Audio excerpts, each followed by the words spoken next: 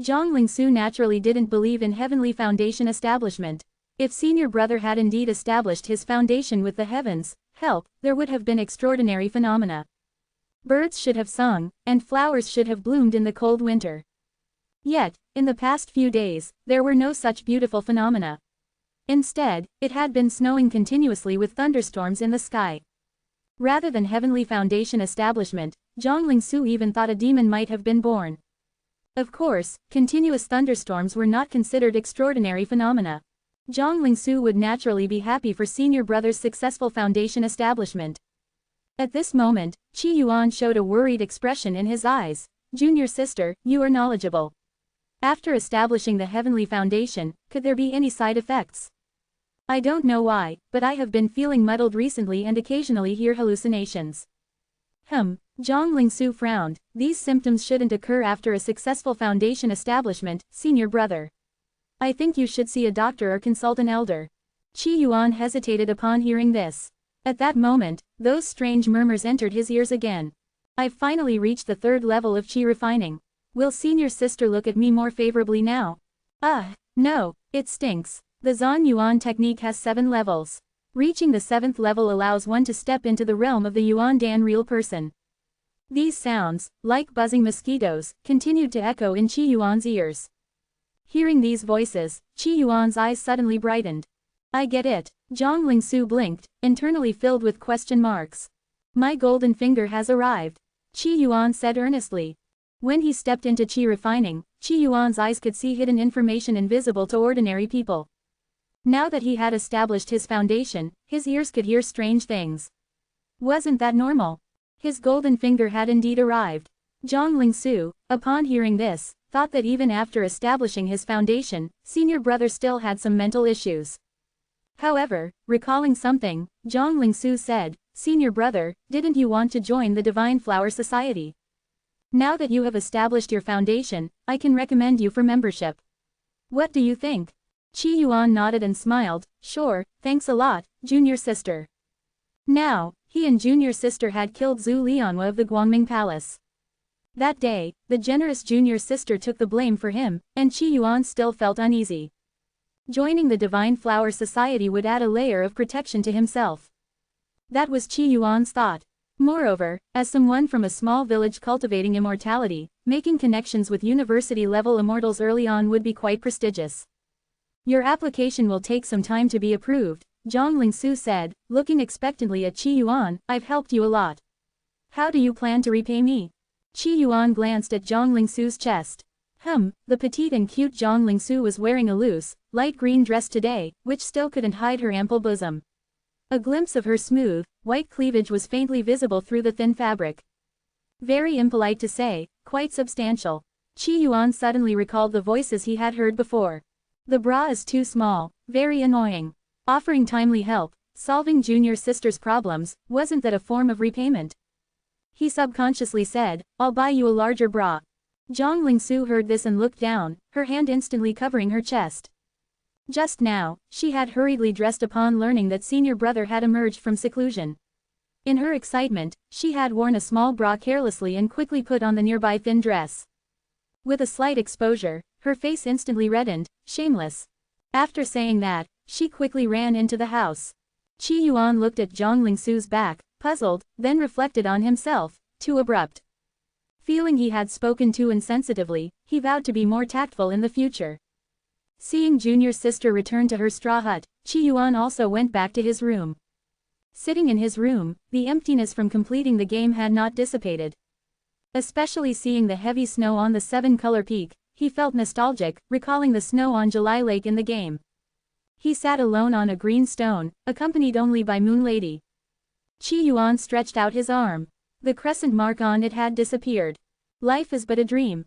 Qi Yuan took out the game jade slip and his consciousness delved into it. However, all he saw was a vast expanse of white.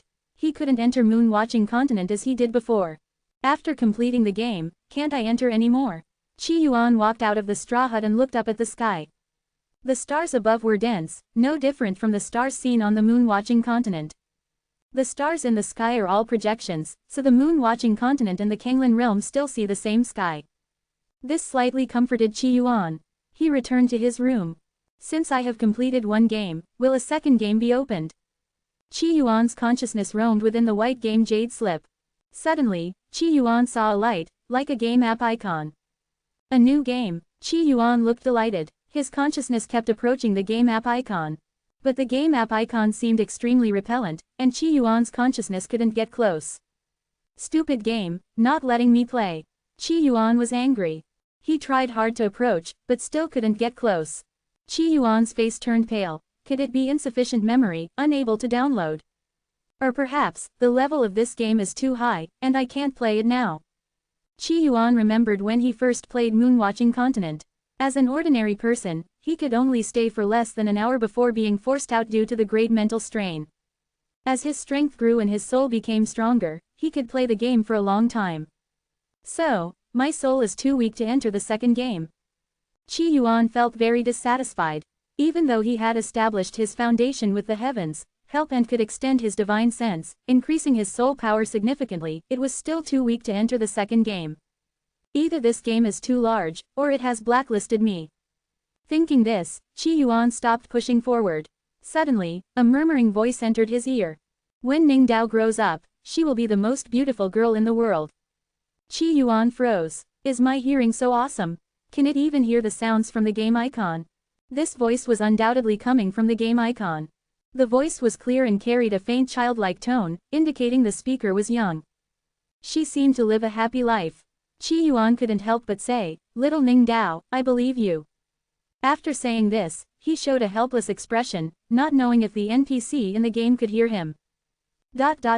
Flowing Wind Realm. Amidst colorful forests and the sound of pine waves, on a green stone covered with moss. Black hair covered half of Ningdao's face, her pupils were dark, and she wore a sweet smile. Her black dress clung to her body in the wind. Perhaps due to malnutrition, her body was somewhat thin, her exposed hand skin was excessively pale, with a sickly beauty, showing the blue veins inside. The girl's appearance was extremely beautiful, though not fully matured, she was a beauty in the making. The only flaw was a scar on her face with a strange character carved on it, adding a sense of brokenness to her beauty. The girl sat on the mossy green stone, looking at her reflection in the water, a sweet smile in her eyes. When Ningdao grows up, she will be the most beautiful girl in the world. As her words fell, she thrust the dagger in her hand into the neck of a man lying beside her. Blood splattered, staining Ningdao's black dress and splashing on her face. Around her, 6 men in black, each holding different weapons, looked at Ningdao with grim expressions. A man with a sword said in a deep voice, "You, little demon girl, are so ruthless at such a young age. How will you be when you grow up?" A man with a leaky mouth and an axe said coldly, "You have the mark of a demon girl on your face, you are hideous. Demon girls, everyone will kill them on sight, ugly and evil like devils. Even the purest and kindest saints wouldn't find you beautiful. Who in this world would dare to think so? Haven't tasted a woman for a long time, chop the head off, and still." Ningdao suddenly sat still. She remembered her mother. She was once a saint and had said that Ningdao would grow up to be the most beautiful girl in the world. But, young Ningdao tightly gripped the dagger, looking at the 6 men slowly approaching her, she squinted her eyes. However, she was too badly injured to break the situation. At this moment, suddenly, it seemed as if thunder roared from the sky. A heavy yet ethereal voice entered everyone's ears. "Little Ningdao, I believe you." The vast voice, like a bell, struck everyone's hearts. In Ningdao's ears, it felt like a breeze brushing her face. Who is it? Which expert is speaking? We are here to kill a demon girl, please do not interfere. Encountering a demon girl, we must kill her. The 6 men, holding their weapons, turned pale. They warily scanned their surroundings, their hearts filled with fear. Because the voice was vast, like that of an immortal master. If the owner of this voice attacked them, they couldn't imagine the consequences. At this moment, Ningdao moved. She was like a black mandrake, her dagger stabbing into the chest of one of the black-clad men. Blood sprayed, staining her black dress. The bright red blood contrasted sharply with her excessively pale hand. "Watch out! Be careful of the demon girl." The black-clad men finally reacted. Ningdao, like a ghost, moved among them, killing swiftly. After a moment, all the black-clad men lay on the ground, lifeless. Ningdao stood in the center of the corpses, her body covered in blood. The blood on her arm dripped onto the ground. She had also suffered significant injuries. She bent down, holding her dagger, and walked towards the corpses. Even though they were already dead, she still cut off their heads. After finishing, Ning Dao walked towards the pool she had been at earlier. The water was clear but devoid of any fish or other life. The water reached her knees as she waded in. She looked up, her voice childlike and cute. "Uncle, are you still there?" Ning Dao stood quietly, waiting. But there was no response. "Uncle, if you are still there, answer me. I'm about to take a bath." She continued to wait, but there was only silence, with the scent of flowers and blood in the air, and not even the sound of insects. "Uncle, Ning Dao is going to take a bath now, don't peek, okay? If you peek, you'll have to marry me when I grow up. If you don't, then..." Her black dress slowly fell away as she slid into the water, leaving only her small head above the surface. She wore an innocent expression, but her vigilance had not completely faded. Eventually, after some time, Ning Dao emerged from the water. She looked at the sky, her dark pupils devoid of any emotion, but her voice was still deliberately cute. "Uncle, I'll remember you." She felt only fear for the unknown voice. Her earlier actions were merely a bid for survival. Her mother had said that if you told a man you were going to marry him, he would probably hesitate for a moment. Achoo! Qi Yuan sneezed as the cold wind blew into the dilapidated straw hut, chilling him to the bone. Qi Yuan, who was reading a cultivation manual, stood up. "I've achieved Heavenly Foundation Establishment, and I'm a Supreme Foundation Establishment cultivator. Yet, I'm still living in a straw hut. This is too lowly. Tomorrow, I'll move to a wooden house." Qi Yuan felt that with his increased strength, his status should also rise. Continuing to live in a straw hut was too frugal. "Sigh, even if I change to a wooden house, it won't change my hard-working fate." Qi Yuan sighed helplessly. In the past, although he worked hard on cultivation and studying manuals during the day, he could still play games at night. It was like the Blue Planet's working people who worked hard from 9 to 9, 6 days a week, but could still play games and watch short videos for leisure and entertainment after work. But now, with no games and no more entertainment, every day was just arduous learning. It couldn't be more miserable. Should I resign from my position as the chief disciple of Seven Color Peak and go to the mortal world to become a wealthy landowner, lording over everyone? Qi Yuan's eyes brightened at this thought. But soon, he dismissed this idea. Without Shen Guang sect as a shield, if the black chicken old demon finds out I destroyed Black Mountain sect and comes after me, I won't be able to escape. If I become a wealthy landowner, I'll surely marry a dozen concubines, and end up with a family full of money-draining children. If they get into trouble, I'd have to clean up their messes. If they offend cultivators, it would be even more troublesome. Wouldn't I become a babysitter then? Mortals have their own difficulties. I should just continue my cultivation. Qi Yuan abandoned this sudden idea. He started to read the cultivation manual seriously. Currently, he had 3 important tasks to do. The first task was to supplement the subsequent cultivation techniques of Qi Yuan's manual. At present, Qi Yuan's manual only allowed cultivation up to the foundation establishment stage. The techniques from foundation establishment to golden core were not yet complete. This required Qi Yuan to slowly supplement. The second task was to enhance his soul. With a strong soul, he could enter the game and escape the monotony of daily cultivation. The third task was to acquire more high-grade techniques. Ordinary techniques were too slow in practice. Even having thousands of techniques was not as beneficial as having one high-grade technique. But, high-grade techniques were not easy to come by. Thinking about Zhu Lian was first 100 days, when will I meet another bright and handsome man like Zhu Lianhua, my white moonlight? Qi Yuan missed Zhu Lianhua's mysterious technique. The night was deep, and outside the straw hut, everything was white. I'm having game withdrawals. Qi Yuan took out the game Jade slip, but still couldn't enter the game icon.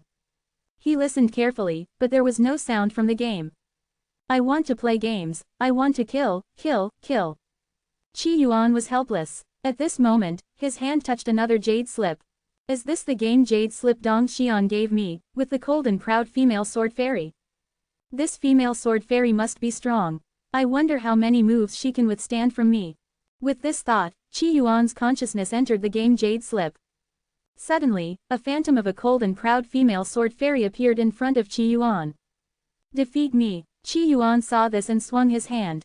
A sword light flashed, and the female sword fairy's sword broke.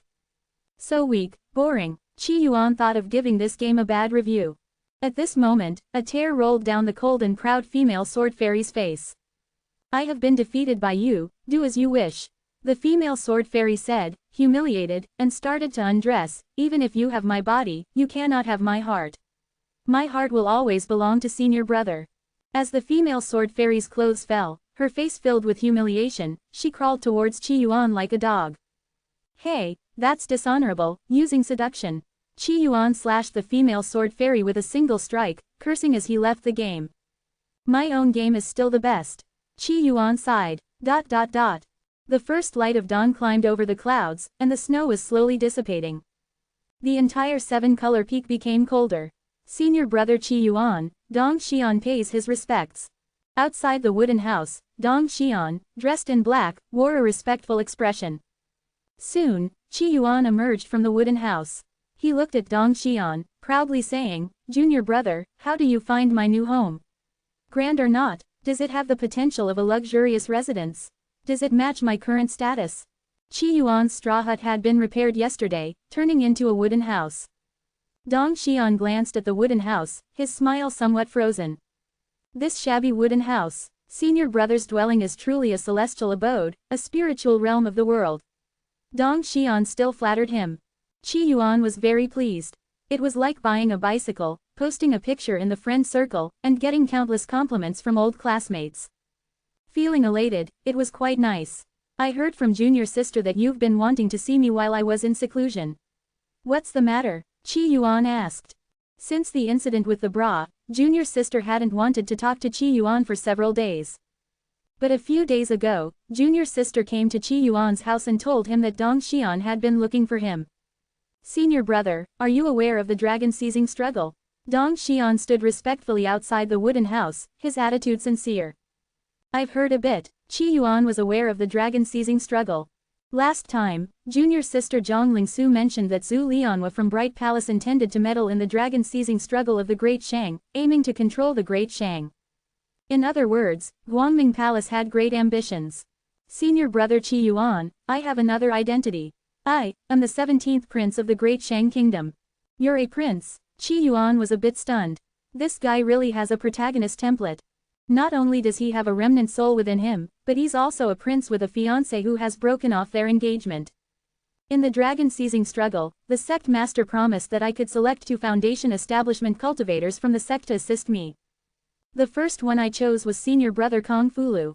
For the second, I want to ask for your help, senior brother Qi Yuan, to participate in the dragon-seizing struggle. If senior brother Qi Yuan helps me, I will definitely give a great reward. Regardless of success, I will give you 3 jade-level techniques and 3 foundation establishment treasures. If we succeed, I will open the royal treasury and let you choose anything you want. Dong Xian said sincerely. This was the most valuable thing he could offer at the moment. It was everything he had.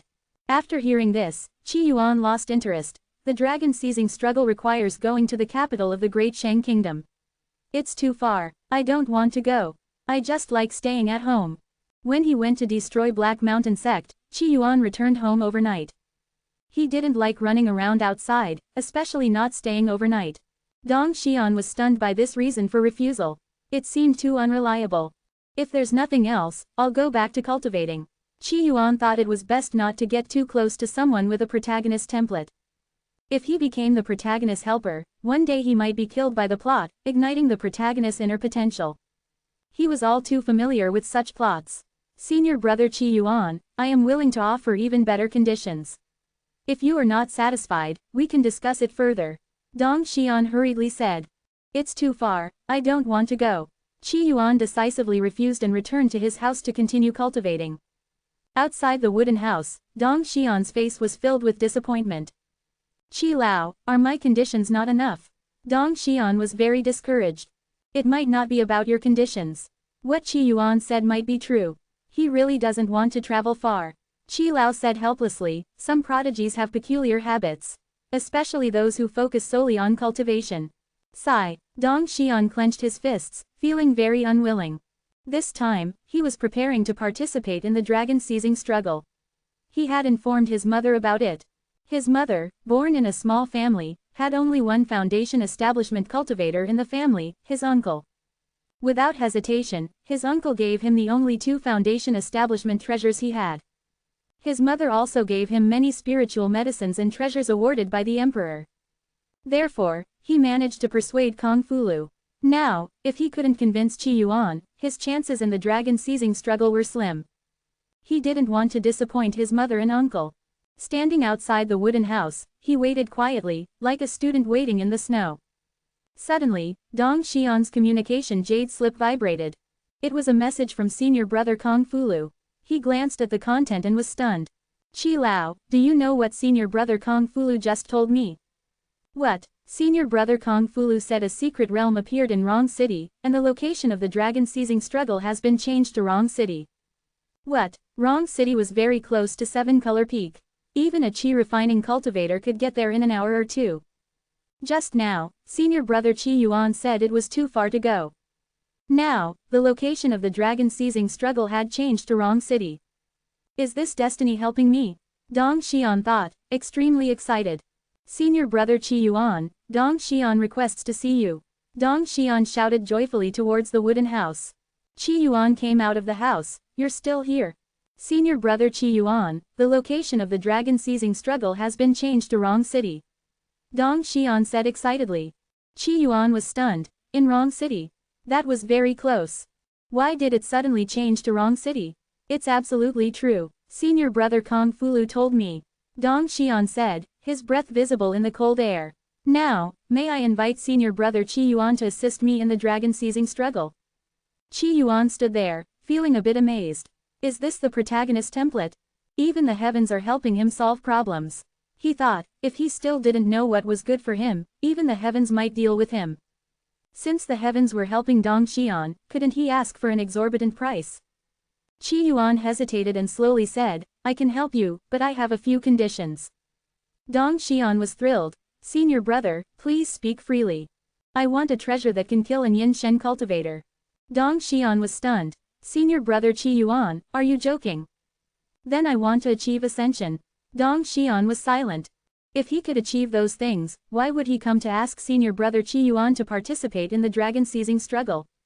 That doesn't work either. Qi Yuan sighed, then give me the sun in the sky. I want to refine a golden core. Quote. That doesn't work either. Qi Yuan was extremely helpless. Finally, he thought of something. All right, then give me a secret method to enhance my soul. This was already the lowest request. Dong Xian heard this and couldn't help but twitch his mouth. This time, senior brother Qi Yuan's condition didn't seem so outrageous. But that was only in comparison to his previous conditions. A secret method to enhance the soul. Such a secret method was extremely rare, even in the Great Shang Kingdom. Enhancing the soul was very important. A nascent soul-level cultivator wanting to advance to the Purple Mansion realm had to pass through 3 tribulations. These 3 tribulations were all attacks on the soul. So, any nascent soul cultivator wanting to break through to the Purple Mansion realm must first strengthen their soul. Otherwise, no matter how strong their techniques and mana, they would not survive the 3 tribulations and would die. Thus, techniques to strengthen the soul were very rare. Even if they existed, they would be in the hands of some nascent soul-level old monsters. Techniques to strengthen the soul were more precious than even Zon-level or Heaven-level techniques. Dong Xian looked very troubled. Not to mention a technique to strengthen the soul, he didn't even have a Zon-level technique. Qi Yuan, Dong Xian was about to say something when Qi Lao transmitted his voice. Promise him, I have a technique to strengthen the soul. Dong Xian was first surprised, then moved. Qi Lao, I. His nose felt sour. He then said to Qi Yuan, Senior brother, I can agree to this condition. Qi Yuan was slightly taken aback. Actually, he didn't expect Dong Xian to have a technique to strengthen the soul. After thinking for a moment, he nodded. If you produce the technique, I'll help you. A technique to strengthen the soul was indeed useful, and Qi Yuan needed it. He needed to strengthen his soul to unlock the second game.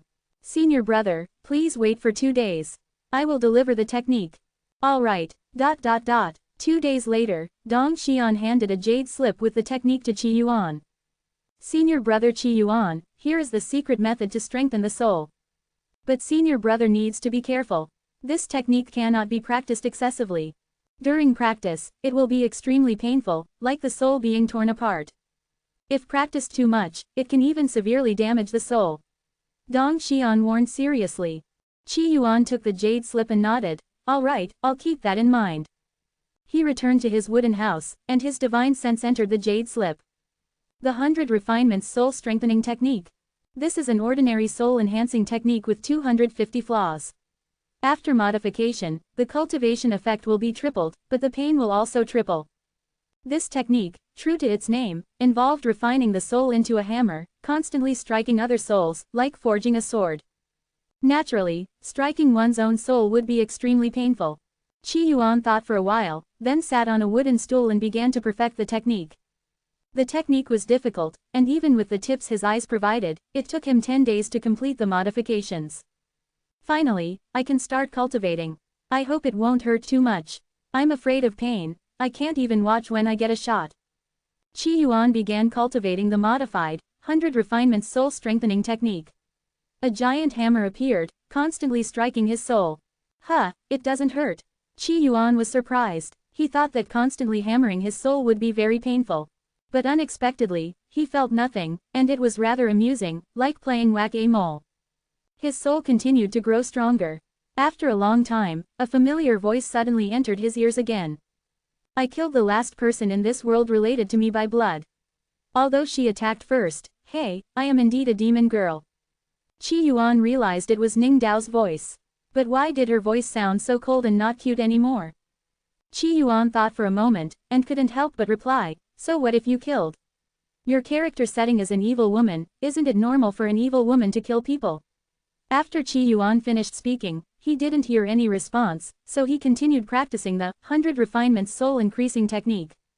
In the flowing wind realm, the girl was now in her teens, with a black veil covering her face. The exposed half of her face revealed her beauty. She wore a black dress and held a scythe of death in her hand. Blood was dripping from the scythe. She looked at the corpses on the ground, feeling utterly desolate. The ground was covered with blood and corpses everywhere. Suddenly, a familiar voice entered her ears. Ning Dao's eyes first showed bewilderment, then surprise. Uncle, you're here. Unfortunately, no one answered her. She stood there, her small figure looking somewhat lonely. Uncle, have you left? Still no response. She didn't leave, standing in place for 2 hours. She seemed to be waiting for something.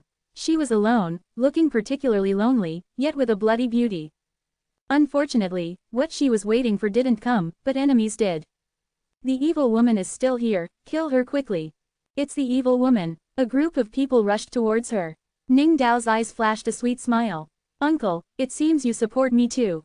I am an evil woman, so I'll kill them all and turn the world upside down. She raised her scythe of death, her tall figure in the sunset looking like a rose of death. The slaughter began again. And then it ended. Uncle, I have to go. If another wave of enemies comes, your charming little wife will die here, hee. She deliberately laughed, hee. Not bad, my soul has grown quite a bit, and I'm a little closer to that game icon. But it was still far away. Qi Yuan felt that at this rate, it would probably take 3 months to enter this game. It's too slow, so boring. Qi Yuan walked out of the room to bask in the sun. The days of melting snow were even colder than usual. Now on the 7-colored peak, the palaces and pavilions at the top were still covered in silver, while the snow below had mostly melted. Master, do you want to come down and bask in the sun with me? Qi Yuan shouted towards the peak. Unfortunately, no one responded. When I reach the Golden Core stage, I'll be able to go to the mountaintop to see Master. Sigh, Golden Core is too difficult. Qi Yuan felt very helpless. Golden Core was indeed difficult. He hadn't made much progress in his foundation building cultivation method yet. He was only at the early stage of foundation building. He needed a cultivation method to reach Golden Core before he could step into that realm. Without reaching Golden Core, the master wouldn't even bother to see him. Naturally, he received no response when he called for his master to bask in the sun. At this time, Zhang Lingsu's slightly weak voice came. Senior brother, let me keep you company in the sun. Zhang Lingsu walked out of the room. Her complexion wasn't very good, pale and bloodless, seeming to have some frost on it, as if she had just walked out of a freezer. Junior sister, what's wrong with you? Qi Yuan looked at Zhang Lingsu and reached out his hand. Zhang Lingsu hesitated for a moment, then placed her delicate hand in Qi Yuan's. Cold, very cold. Qi Yuan felt as if he was touching an ice cube. It's nothing, just an old problem. Zhang Lingsu lay down on the lounge chair next to Qi Yuan. She didn't withdraw her hand, feeling that senior brother's hand was very warm. Qi Yuan's eyes fell on Zhang Lingsu's pale face. This is an ordinary girl, she's feeling cold right now. The prompts from the eyes about intelligent beings were often random, and Qi Yuan couldn't tell much about his junior sister's condition. Junior sister, are you cold? Let me warm you up with my passion. As Qi Yuan spoke, he circulated his 5 elements fire and slowly transferred it to Zhang Lingsu. Zhang Lingsu was a rich girl, and also Qi Yuan's junior sister. Last time she even took such a big blame for Qi Yuan. Naturally, he should be considerate to his own junior sister. Warm energy spread from senior brother's hand. Zhang Lingsu felt warm and was a bit surprised. She didn't expect senior brother could alleviate her pain. She said, this condition of mine needs a water attribute heavenly spirit root cultivator at the Purple Palace realm to cure completely. It doesn't hurt much now, thank you, senior brother. It actually requires a Purple Palace realm cultivator. Qi Yuan was surprised. When I cultivate to the Yangshen realm, I'll definitely catch a Purple Palace realm cultivator to treat your injury. PFF'd. Ow. Zhang Lingsu's face involuntarily smiled, then showed a painful expression. Senior brother, don't talk anymore, you're too funny. My chest hurts when I laugh. Hearing this, Qi Yuan felt very wronged. He was being sincere, but ended up being treated as a comedian. How about I help you massage it from a distance? Thinking of how he had been too abrupt with his junior sister last time, Qi Yuan felt his words were very emotionally intelligent this time. The words, from a distance, both avoided being too forward and showed a gentleman's demeanor. Just shut up. Zhang Lingsu really wanted to sew senior brother's mouth shut with a needle. Hearing this, Qi Yuan didn't say anything. He didn't want to argue with a sick person. At the same time, he was reflecting on what he had said wrong to displease his junior sister. Could it be that although, from a distance, showed decorum, it seemed insincere? Senior brother, thank you, Zhang Lingsu said softly. It's nothing, Qi Yuan said. Don't speak. Quote. I'll tell you some good news. I helped you apply to join the Divine Flower Association, and it has been approved. Quote. Qi Yuan nodded, somewhat delighted. This is the proof of membership for the Divine Flower Association. Zhang Lingsu took out a special jade slip from her bosom with her left hand and said, this jade slip is specially made and worth 10,000 spirit stones. Hearing this, Qi Yuan was immediately surprised. This alone is worth 10,000 spirit stones. That's equivalent to a golden core level magical treasure. This junior sister is really too rich. No wonder ordinary people can't join the Divine Flower Association, they can't even afford this proof of membership. Unfortunately, he couldn't speak now. He really wanted to throw out the little wife sign to express his respect for the rich girl. It's yours now. From now on, you're a member of the Divine Flower Association. Zhang Lingsu gave the jade slip to Qi Yuan. Qi Yuan took the jade slip and heard Zhang Lingsu say, separate a strand of your soul and enter it, and the jade slip will recognize you as its master. The functions of this jade slip are not as simple as just being proof of membership. Except for some special places, members of our Divine Flower Association can communicate through this jade slip no matter where they are. He followed Zhang Lingsu's instructions and separated a strand of his soul to enter it. Instantly, the jade slip recognized him as its master. A flood of information poured into his mind. Qi Yuan's face showed a look of surprise. Isn't this just like QQ plus a forum? He found that this jade slip was like a mobile phone, with many modules. One of the modules was like QQ, similar to ordinary communication jade slips but an enhanced version with more functions. Moreover, there was a place for Divine Flower Association members to communicate, just like a forum. Qi Yuan was somewhat surprised. Indeed, even though cultivators hadn't activated the technology tree, many things were the same. Zhang Lingsu's eyes showed a smug smile. Senior brother, is this your first time seeing such a high-level jade slip? What do you think? Too expensive, it's really too expensive, Qi Yuan lamented. How many houses can 10,000 spirit stones buy? Qi Yuan didn't know, but this jade slip was even more primitive than a mobile phone. Zhang Lingsu's lips curled up. Sister is rich, but it has too few functions.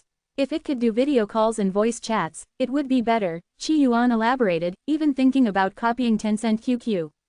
If we could send red packets and grab spirit stones, it would be more interesting. Qi Yuan, like ordinary people, was particularly good at finding faults and making suggestions. Senior brother, you should just shut up. Zhang Lingsu rolled her eyes at Qi Yuan. Figure it out yourself. I'm tired and going back to sleep. Her delicate hand slipped out of Qi Yuan's grasp, and Zhang Lingsu returned to her almost dilapidated thatched hut. Qi Yuan, on the other hand, directed his spiritual consciousness towards the jade slip of the Divine Flower Association. Should I choose a nickname? How about, Faceless Swordsman? No, I was wearing a mask when I killed Chu Tianshang. I founded the Qi Yuan Sutra, I should be a revered Dao ancestor. Let's go with, Origin Heaven Venerable. Qi Yuan changed his nickname and entered the forum. The forum had 3 sections, public, intermediate, and advanced. Qi Yuan tried, but he could only access the public section. He couldn't enter the intermediate and advanced sections. My contribution points are not enough to enter the intermediate section. Other sections of the Divine Flower Association required contribution points for access. Contribution points were earned by contributing to the Divine Flower Association. Currently, Qi Yuan's contribution points were 0, so he couldn't enter the other sections. Could there be any hidden sections? Qi Yuan mumbled to himself and entered the public section. Instantly, information presented itself to Qi Yuan, much like posts on the forums of his previous life. Flying Swordsman's Foundation Establishment Cultivation Insights. Seeking to purchase Grade 1 Foundation Establishment Spiritual Herb, Yuan Long Grass. Experiences from training in the Chongshan Secret Realm. These titles are all very proper, Qi Yuan commented. He clicked on the first post he saw, the one about Foundation Establishment Cultivation Insights. The poster was named Flying Swordsman.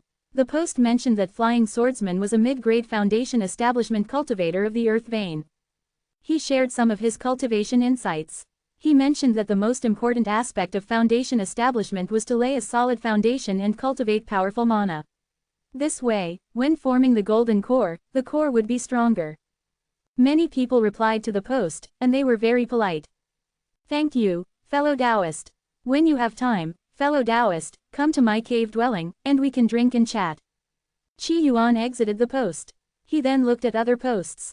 There were many posts in the public section, covering various topics.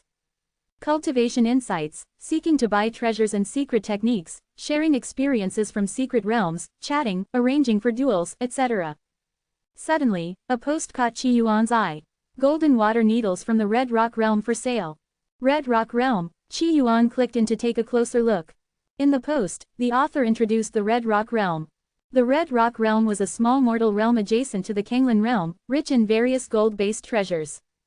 The Grand Dao sect controlled the gateway to the Red Rock Realm and conducted trade, bringing many unique treasures into the Kanglan Realm. Indeed, there isn't just one world. The Kanglan Realm and the Red Rock Realm are adjacent. What about the moon-watching continent? Qi Yuan pondered. He thought for a moment and searched for moon-watching continent. However, there was no information about the moon-watching continent, which left Qi Yuan a bit disappointed. It seems this game isn't popular. Qi Yuan thought about it and decided to make a post. After some thought, he posted. Shocking. I, who have built my foundation with the Tao of Heaven, am so unfortunate. Seeking help from all you experts. Qi Yuan felt that their post titles were too proper, so he went with a shocking title. Everyone, ever since capturing the Tao of Heaven and establishing my foundation, I feel lost. Building a foundation with the Tao of Heaven is too difficult, and cultivation techniques are hard to find. I seek from all you experts, a profound or heavenly level technique, or a technique to enhance the divine soul. I, Origin Heaven Venerable, will definitely repay you handsomely in the future. Let's discuss. By the way, does anyone know about the moon-watching continent? This is where I achieved my Tao, and I long to revisit. Qi Yuan's post was simple. I, building my foundation with the Tao of Heaven, need a technique. After posting, Qi Yuan exited the jade slip of the Divine Flower Association and continued cultivating the 100 Refinements Soul Enhancement Technique to strengthen his divine soul. At this time, Qi Yuan's post had already attracted a lot of attention. In the eastern lands, Green Cloud Immortal State. In a cave dwelling, a young man with handsome features, dressed in golden clothes, looked extraordinary. His consciousness entered the jade slip of the Divine Flower Association. Every day, he would browse the public section to see posts that interested him. Unfortunately, those seniors or fellow cultivators were too dull. To date, he had only made 2 like-minded friends in the Divine Flower Association and established a communication group. He looked at the posts in the public section, and suddenly, a post with a long title caught his eye. So long, shocking, building a foundation with the Tao of Heaven. The man in golden clothes was surprised by the title. Could it be that our Divine Flower Association has another descendant of an old monster? The man in golden clothes was a foundation establishment cultivator of the earth vein. He knew the difficulty of building a foundation with the Tao of Heaven. It required capturing the chi of the heavenly vein. And to capture the chi of the heavenly vein, an old monster at the yin spirit or even yang spirit level needed to make a move. Such old monsters hadn't appeared in Green Cloud State for countless years. Now, seeing someone with a foundation built on the Tao of Heaven, he naturally thought it was the beloved descendant of some old monster. Such explosive content must be clicked. Capturing the Tao of Heaven, building a foundation with the Tao of Heaven. Origin Heaven Venerable, heavenly level technique. The man in golden clothes was stunned. This must be a fake foundation with the Tao of Heaven. Suddenly, he slapped his thigh. This person is talented. Why didn't I think of using, shocking, in my post? He thought about it and applied to add Origin Heaven Venerable as a friend. Then, he made a post of his own. Shocking. After 300 years of seclusion, Patriarch Shangyan has an 18-year-old child. Patriarch Shangyan was the old enemy of the man in golden clothes. He couldn't defeat him, so he could only do this. That night, Qi Yuan entered the jade slip again. He re-entered the forum and was slightly stunned. The previously proper forum now had a few eye-catching posts starting with the words, shocking. There were only a few such posts, but they seemed to be very popular, with many replies. Qi Yuan checked his own post. He wanted to see if he had met any like-minded individuals. The comments below surprised him slightly. Such young age, yet you only brag. Building a foundation with the Tao of Heaven is not that simple.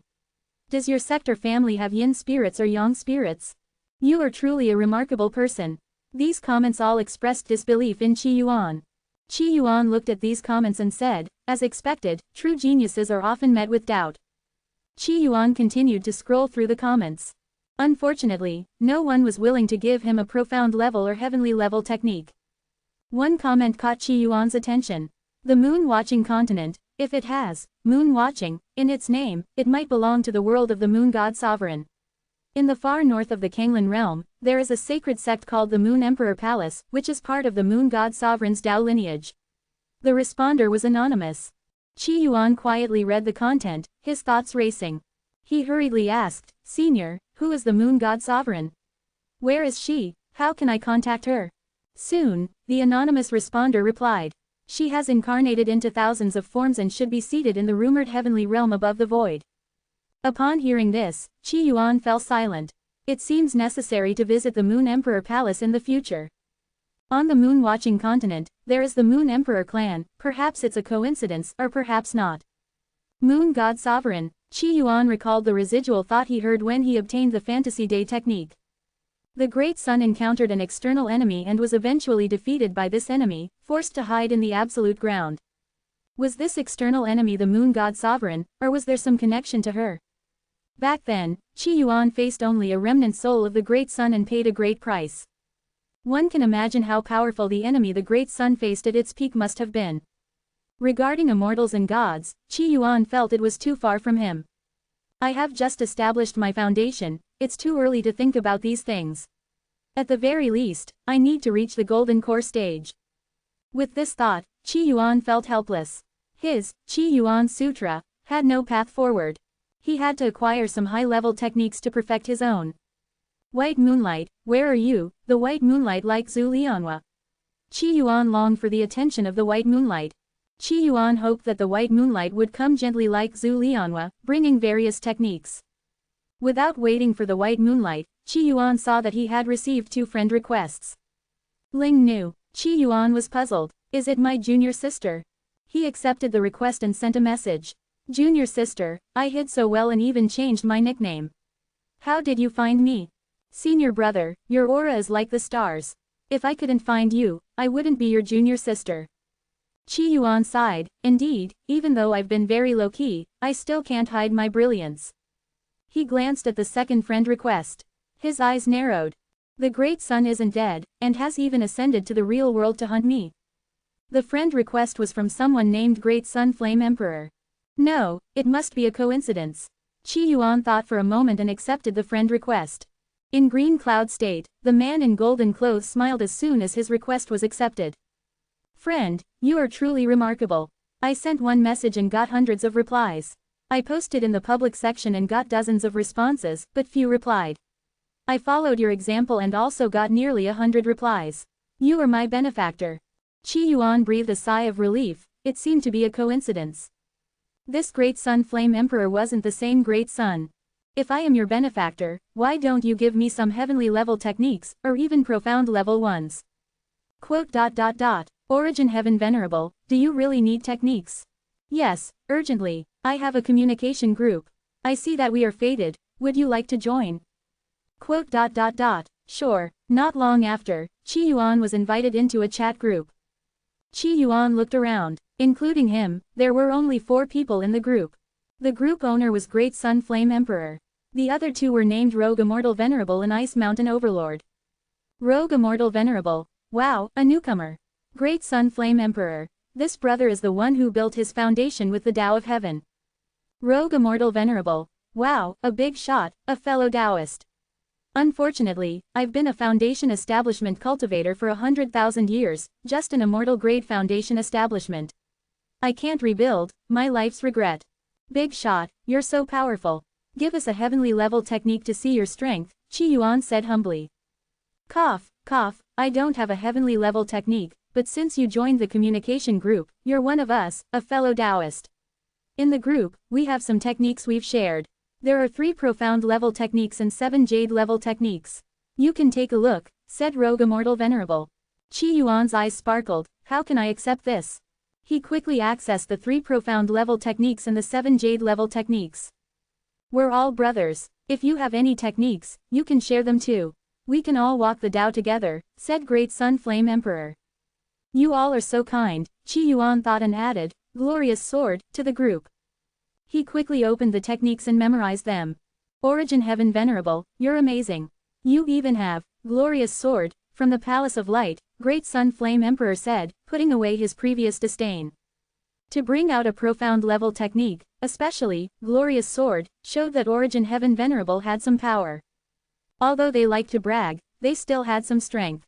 No, I'm just an ordinary foundation establishment cultivator. I'm just an ordinary immortal. Rogue Immortal Venerable felt he had been speaking without skill before, but Origin Heaven Venerable was interesting. I just occasionally kill some demons and evil cultivators. You're amazing, big shot. When I was on the moon watching continent, I faced 3,000 extraterrestrial demons. To prevent them from wreaking havoc, I trapped them in the absolute ground, fought them for a month, and finally killed them all. Fought for eternity. I like the sound of that. Can I use it in the future? Great Sun Flame Emperor asked excitedly. No problem, Qi Yuan replied. After obtaining the techniques, Qi Yuan exited the jade slip. He felt that the 2 people in the group were very kind but also a bit strange. He quickly began to study the profound and jade level techniques to perfect his own technique. I've finally perfected Qi Yuan Sutra to the mid-foundation establishment stage. Unfortunately, cultivation is too slow. At this rate, it would take at least 5 years for him to reach the mid-foundation establishment stage. These techniques far surpass those he obtained from the Black Mountain sect. Qi Yuan sighed, feeling that the Great Shang Kingdom was too small, like a village-level cultivation unit, compared to larger places. Just a few techniques had significantly supplemented the Qi Yuan Sutra, but he felt helpless. His cultivation was too slow. 5 years from initial foundation establishment to mid-foundation establishment sounded fast. But for Qi Yuan, it was too slow. Who knows when the black chicken old monster might suddenly reach the late nascent soul stage and wake up. Facing a nascent soul old monster, Qi Yuan was still afraid.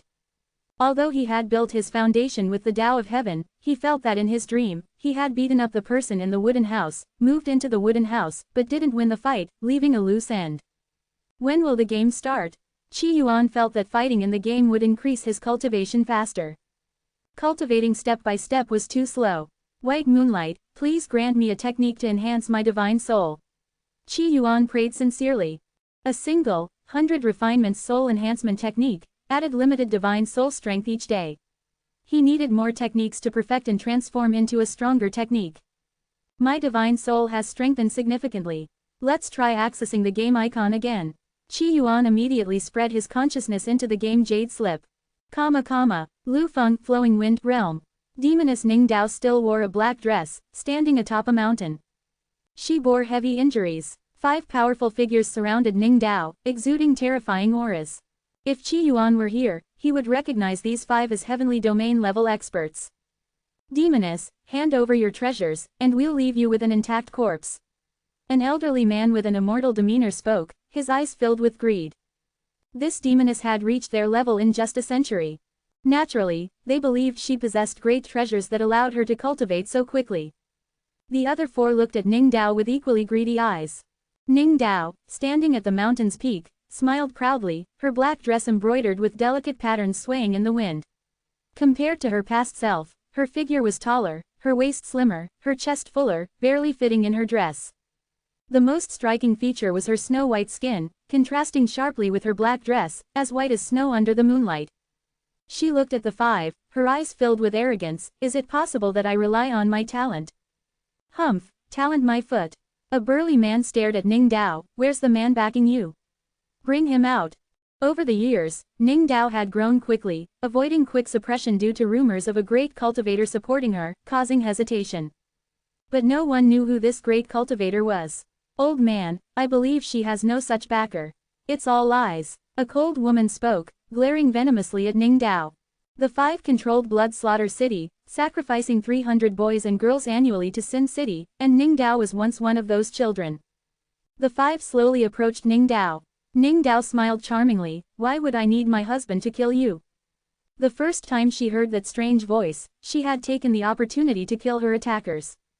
But she feared the voice's owner. Her mother had said that calling a man husband would make him temporarily stop killing. As a child, she had called out to the heavens to save herself. But 100 years had passed, and Ning Dao was no longer that weak girl. She had grown strong, capable of protecting herself. Today, the attack by the 5 Blood Slaughter City rulers was actually her plan to kill them. Today is your death day. Ning Dao, wielding the scythe of the Grim Reaper, stood as the wind blew her hair over her enchanting face. A powerful aura spread at that moment. Suddenly, a thunderous sound came from the sky. Damn game, blocking me, die. Ah, I'm not your husband. Boom, a mysterious voice echoed. It was as if a god from the heavens was scolding the earth, booming like thunder. The 5 experts saw the sky's energy rolling, forming a purple-red lightning. Original divine ability, supreme of 5 realms. The 5's faces showed horror. Was this a supreme attack? Did this demoness really have a powerful backer? Spare us, Supreme Lord. Facing the legendary Supreme Lord, how could they dare to act presumptuously? It was said that when the Supreme Lord got angry, corpses would lay scattered for miles. It was precisely because there was a Supreme Lord stationed in the city of Sin that they were so fearful. However, that terrifying thunderbolt was charging straight towards them. No, the 5 powerful figures tried to escape, but how could they withstand that thunderbolt? The thunderbolt struck them, and they watched helplessly as their bodies turned to ash. The 5 rulers of Blood Slaughter City perished there. Ning Dao's small body was thrown like a kite with a broken string, landing far away. Just the aftershock of that thunderbolt had severely injured her. Blood trickled from the corner of her mouth, but her face showed a sweet smile. Husband, are you warning me? Only a powerful man is worthy of me, Ning Dao. Husband, you still care about me. This original divine power struck me to help me better comprehend it, right? With a sweet smile on her face, she looked like a gentle, obedient wife. If Qi Yuan were here to hear Ning Dao's words, he would definitely say, "Little beauty, you have too much imagination." Of course, what he didn't know was that the once young-sounding girl was actually older than him. Meanwhile, on 7 Colors Peak, Qi Yuan was furious. Stupid game, perverted game, always making an NPC call me husband and seducing me, but not letting me play. After his divine soul had grown significantly, he tried to forcefully enter the game. But he failed. Just as his consciousness neared the game icon, a strong backlash hit him. All he could do was curse loudly. He also heard part of Ning Dao's thoughts, in which she referred to him as husband. He cursed harshly. This won't do. I need to strengthen my divine soul and teach this game a lesson. Qi Yuan started cultivating. Nearly 2 months flew by. Qi Yuan opened his eyes, looking at the slightly increased qi within him, feeling helpless. His power was growing too slowly. During these 2 months, Qi Yuan mainly practiced techniques to enhance his divine soul, with Qi Yuan Sutra as a secondary focus. In these 2 months, he had tried many times to enter the game, all ending in failure. He had heard Ning Dao's voice 7 times, responding 4 times and ignoring the other 3. After all, the last 3 times, she didn't call him husband. He thought she might not have been calling him, so he didn't want to try to curry favor unnecessarily. Senior brother, the struggle for the dragon is about to begin. You need to head out, Zhang Lingsu, acting like a little elf, called out to Qi Yuan. Okay, Qi Yuan looked at his junior sister, dressed slightly thicker for the spring weather, and stepped out of his wooden hut. Rong City was originally a mortal city under the Divine Light Shenguang sect. However, in the past 2 months, the city had undergone great changes. Mortals occasionally saw immortals flying across the sky. Some saw 3 zhang tall stone giants carrying wood and large stones, building palaces outside the city. In less than 2 months, many palaces had sprung up. Outside Rong City, it looked like a paradise for immortals. At this moment, 3 streams of light streaked across the sky. Voices reached Qi Yuan's ears.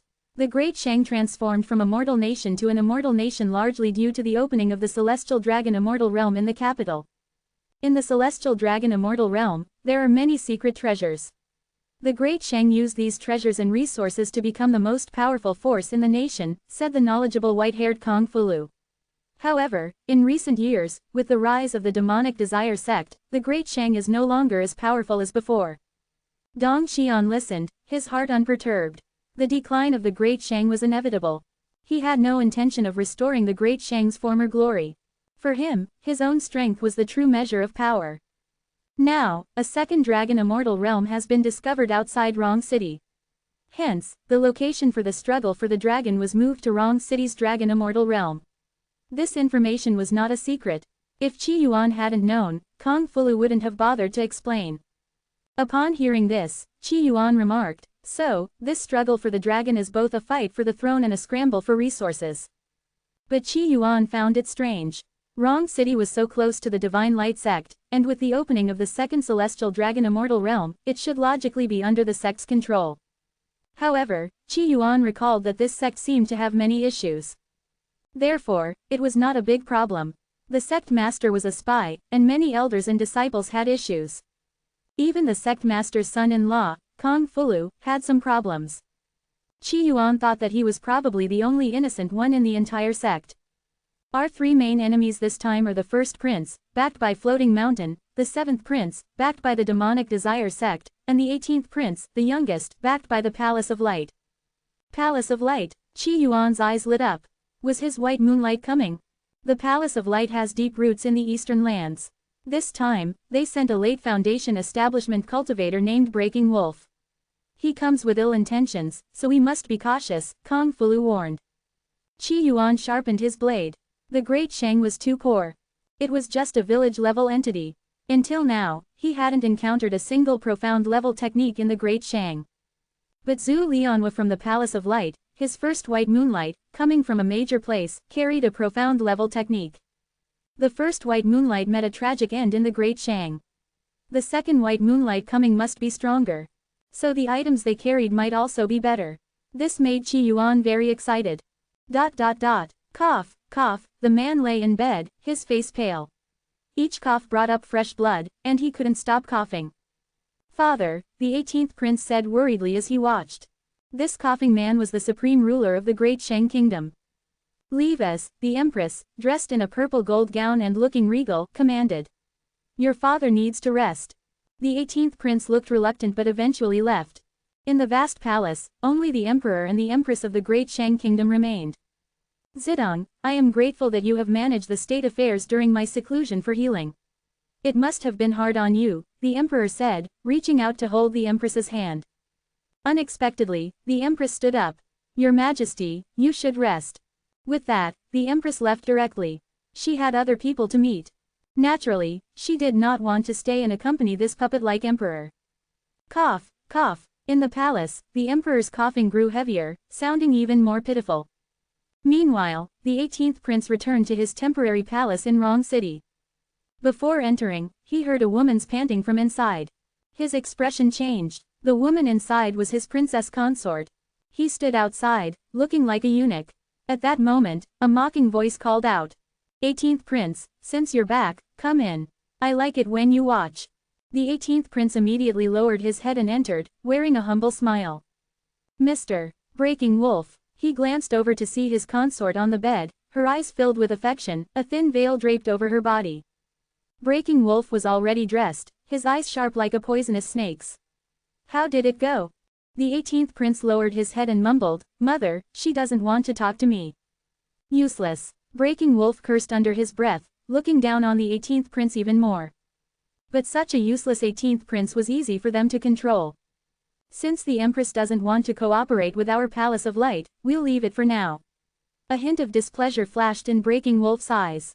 He asked, have the people from the Divine Light sect arrived? They've just arrived at the palace. The 18th Prince bowed his head humbly, then whispered, Mr. Breaking Wolf, my 17th brother, is a good person. In the celestial dragon immortal realm, can you spare him? 17th brother was Dong Xian. Like the 18th Prince, Dong Xian was also not favored. Dong Xian had always taken good care of him, and their relationship was strong. For your sake, I can spare his life. But, the two from the Divine Light sect, I must take care of them. Breaking Wolf's eyes showed a flash of killing intent. Zhu Lianhua had died in the Great Shang Kingdom, killed by the Divine Flower Association. This was a great humiliation for Breaking Wolf. The plan for the 100 Nations was led by his master. Once successful, his master's position in the Palace of Light would greatly improve. However, Zhu Lianhua was killed near the Divine Light sect. Although it was the Divine Flower Association that killed her, the Divine Light sect was definitely involved. Of the two from the Divine Light sect, who was stronger? Breaking Wolf asked, recalling something. Kong Fulu from 5 Light Peak is stronger. He is a late Foundation establishment cultivator and the sect leader's son-in-law, as well as the closing disciple of the 5 Light Peaks leader. The 18th Prince had met Kong Fulu and remembered his lengthy self-introduction. He is also in the top 3 of the Great Shang's top 10 talents. The Great Shang's top 10 talents referred to the 10 most outstanding Foundation establishment cultivators in the kingdom. Great Shang's top 10 talents. Breaking Wolf sneered. He was ranked in the top 700 of the Eastern Lands prodigy list. Naturally, he looked down on the Great Shang's top 10 talents. For him, one sword could kill them. Leave, my friend is coming to enjoy himself, and he doesn't like others watching. Breaking Wolf commanded coldly. The 18th Prince, still wearing a fawning smile, obediently left. Not bad, even more luxurious than my Foundation establishment cottage, Qi Yuan commented while in the palace. He looked at the gold cups and jade plates, wanting to take them back to 7 Colors Peak. Kong Fulu remained calm. Soon, we'll have to meet up. By now, people from various sects had arrived. All the princes were here too. They needed to meet and then open the celestial dragon immortal realm to begin the struggle for the dragon. Qi Yuan nodded, feeling excited. He was looking forward to meeting Breaking Wolf, his white moonlight. With some time left before the meeting, Qi Yuan felt bored. He decided to enter the Divine Flower Association's jade slip with his spiritual sense. He noticed there were many messages in the group of the Divine Flower Association's 4 great god emperors. Good news, everyone. Today I ranked 300th on the Eastern Lands small prodigy list, announced Rogue Immortal Venerable. Congratulations. Big shot, please protect us. Everyone in the group was posting. Qi Yuan also felt admiration for Rogue Immortal Venerable. Qi Yuan, at best, was in the top 10 Foundation establishment cultivators in his village, while his group members were already provincial-level prodigies. Not bad, Rogue Immortal Venerable, you made it onto the Eastern Lands small prodigy list. It was the Ice Mountain Overlord who spoke, having remained silent in the group chat until now. Rogue Immortal Venerable quickly responded, I can't compare to you, Overlord sister. It seemed that Rogue Immortal Venerable was somewhat afraid of the Ice Mountain Overlord. Great Sun Flame Emperor added, Rogue Immortal Venerable, keep pushing forward and get on the main Eastern Lands prodigy list. After lurking in the chat for a while, Qi Yuan finally understood. The Eastern Lands prodigy list records the top 1,000 prodigies under 60 years old in the Eastern Lands. The small prodigy list is a subsidiary list for those who can't make it onto the main prodigy list. Regardless, both are far superior to the Great Shang's top 10 list. Qi Yuan, filled with admiration, thought of the well-informed group members and asked, "Do any of you know Breaking Wolf from the Palace of Light? Know your enemy, and you will win every battle." Breaking Wolf. Never heard of him. Oh, newcomer, we now have 4 emperors in the Divine Flower Association instead of 3, Ice Mountain Overlord said. Rogue Immortal Venerable quickly added, Origin Heaven Venerable, have you encountered Breaking Wolf? He is ranked within the top 700 of the main Eastern Lands Prodigy list. Those on the Prodigy list all have the ability to challenge opponents beyond their rank. The Palace of Light is hostile to the Divine Flower Association. You must not reveal your association with the Divine Flower Association, or Breaking Wolf will certainly not spare you. Qi Yuan was both surprised and delighted. Surprised at the opponent's apparent strength, and delighted that this white moonlight must be carrying many valuable items. At this point, Great Sun Flame Emperor also expressed concern, Origin Heaven Venerable, if you lack the power of a golden core, it would be wise to avoid Breaking Wolf. Great Sun Flame Emperor knew some things about the Palace of Light's actions. Breaking Wolf seemed to be handling affairs in a small place, but he didn't know exactly where. It now appeared that the glorious sword, obtained by Origin Heaven Venerable had come from someone in the Palace of Light. Breaking Wolf had gone there to reclaim the honor. Thank you all for your concern, but why would I, a Foundation Establishment cultivator of the Tao of Heaven, fear him? Are you also a Foundation Establishment of the Tao of Heaven? Ice Mountain Overlord inquired. Of course. That day, I battled 3,000 extraterrestrial demons, capturing the Tao of Heaven and finally establishing my foundation. Qi Yuan replied calmly. Ice Mountain Overlord paused for a moment before quickly saying, Origin Heaven Venerable is truly impressive, another giant in the cultivation world is rising. Feeling the group's admiration, Qi Yuan felt that the group members were the best. Others didn't believe he had built his foundation on the Tao of Heaven, but the group members did. He remembered something and asked, does Breaking Wolf have any powerful techniques? A white moonlight carrying great wealth is a good white moonlight. Breaking Wolf's master is Wind Fury True Lord, a late nascent soul stage powerhouse. Breaking Wolf should have many valuable items, Great Sun Flame Emperor said. You need to be careful. Ice Mountain Overlord then spoke up, Wind Fury. I've seen him, not a great person, he once secretly overthrew a small country to refine a magic treasure. If his master wasn't formidable, I would have scattered his ashes long ago. Rogue Immortal Venerable added, Ice Mountain Overlord is still awe-inspiring. Big sister, give me a hug. Qi Yuan quickly flattered, knowing that Ice Mountain Overlord must be a significant figure. As the saying goes, if a woman is 3,000 years older, she can become an immortal. Qi Yuan hoped to rise with them. After praising Ice Mountain Overlord for a while, Qi Yuan exited the chat, feeling very excited. I can hardly wait to find a secluded place to. Senior brother Qi Yuan, it's time to head out, Dong Xian's voice interrupted. Qi Yuan collected his thoughts. In the palace, a group of people stood with their hands behind their backs. Qi Yuan stood near Dong Xian, scanning the crowd as if looking for someone. More and more people gathered in the hall. A dozen princes, all wearing golden robes embroidered with large pythons. Behind them stood Foundation Establishment cultivators with varied expressions. The first prince, tall and bearded, stood at the forefront. Behind him stood 2 Foundation Establishment sword cultivators from Floating Mountain, exuding a sharp aura. Ordinary cultivators felt as if their eyes were pierced by swords just by looking at these 2. At that moment, a voice reached Qi Yuan's ears. Senior sister has cultivated a profound level technique. The Foundation Establishment cultivators from Floating Mountain and Divine Light Sect can be subdued with one hand. It was a transmission. Sometimes, Qi Yuan could hear strange sounds nearby, some were conversations, others were thoughts, and some were transmissions. Now, he caught a voice. His eyes lit up. Who was this little cutie with a profound level technique? Qi Yuan's gaze swept the hall, finally landing on a seductive female cultivator from the Demonic Desire sect. This female cultivator wore a bright red dress, her figure exaggeratedly curvy, with a slender waist and a full chest, the dress revealing much of her fair skin. The deep cleavage and round curves were boldly displayed without any attempt to cover them. Though impressive, Qi Yuan thought it couldn't compare to his junior sister, Zhongling Su. His junior sister's clothing was loose but hid great potential. Qi Yuan's eyes were like torches, fixed on the female cultivator. A white moonlight. He now had another white moonlight. He had to keep an eye on her. He found that if he focused on a person, stayed close, and had a clear target, he might be able to hear their thoughts. What if this demonic desire sect female cultivator was using a technique and he overheard it? The female cultivator, Lu Fei, seemed to notice Qi Yuan's intense gaze. She turned to him with a flirtatious smile. "Brother Qi Yuan, staring at me like that makes me shy. Why don't you come to my room tonight and have a good look?"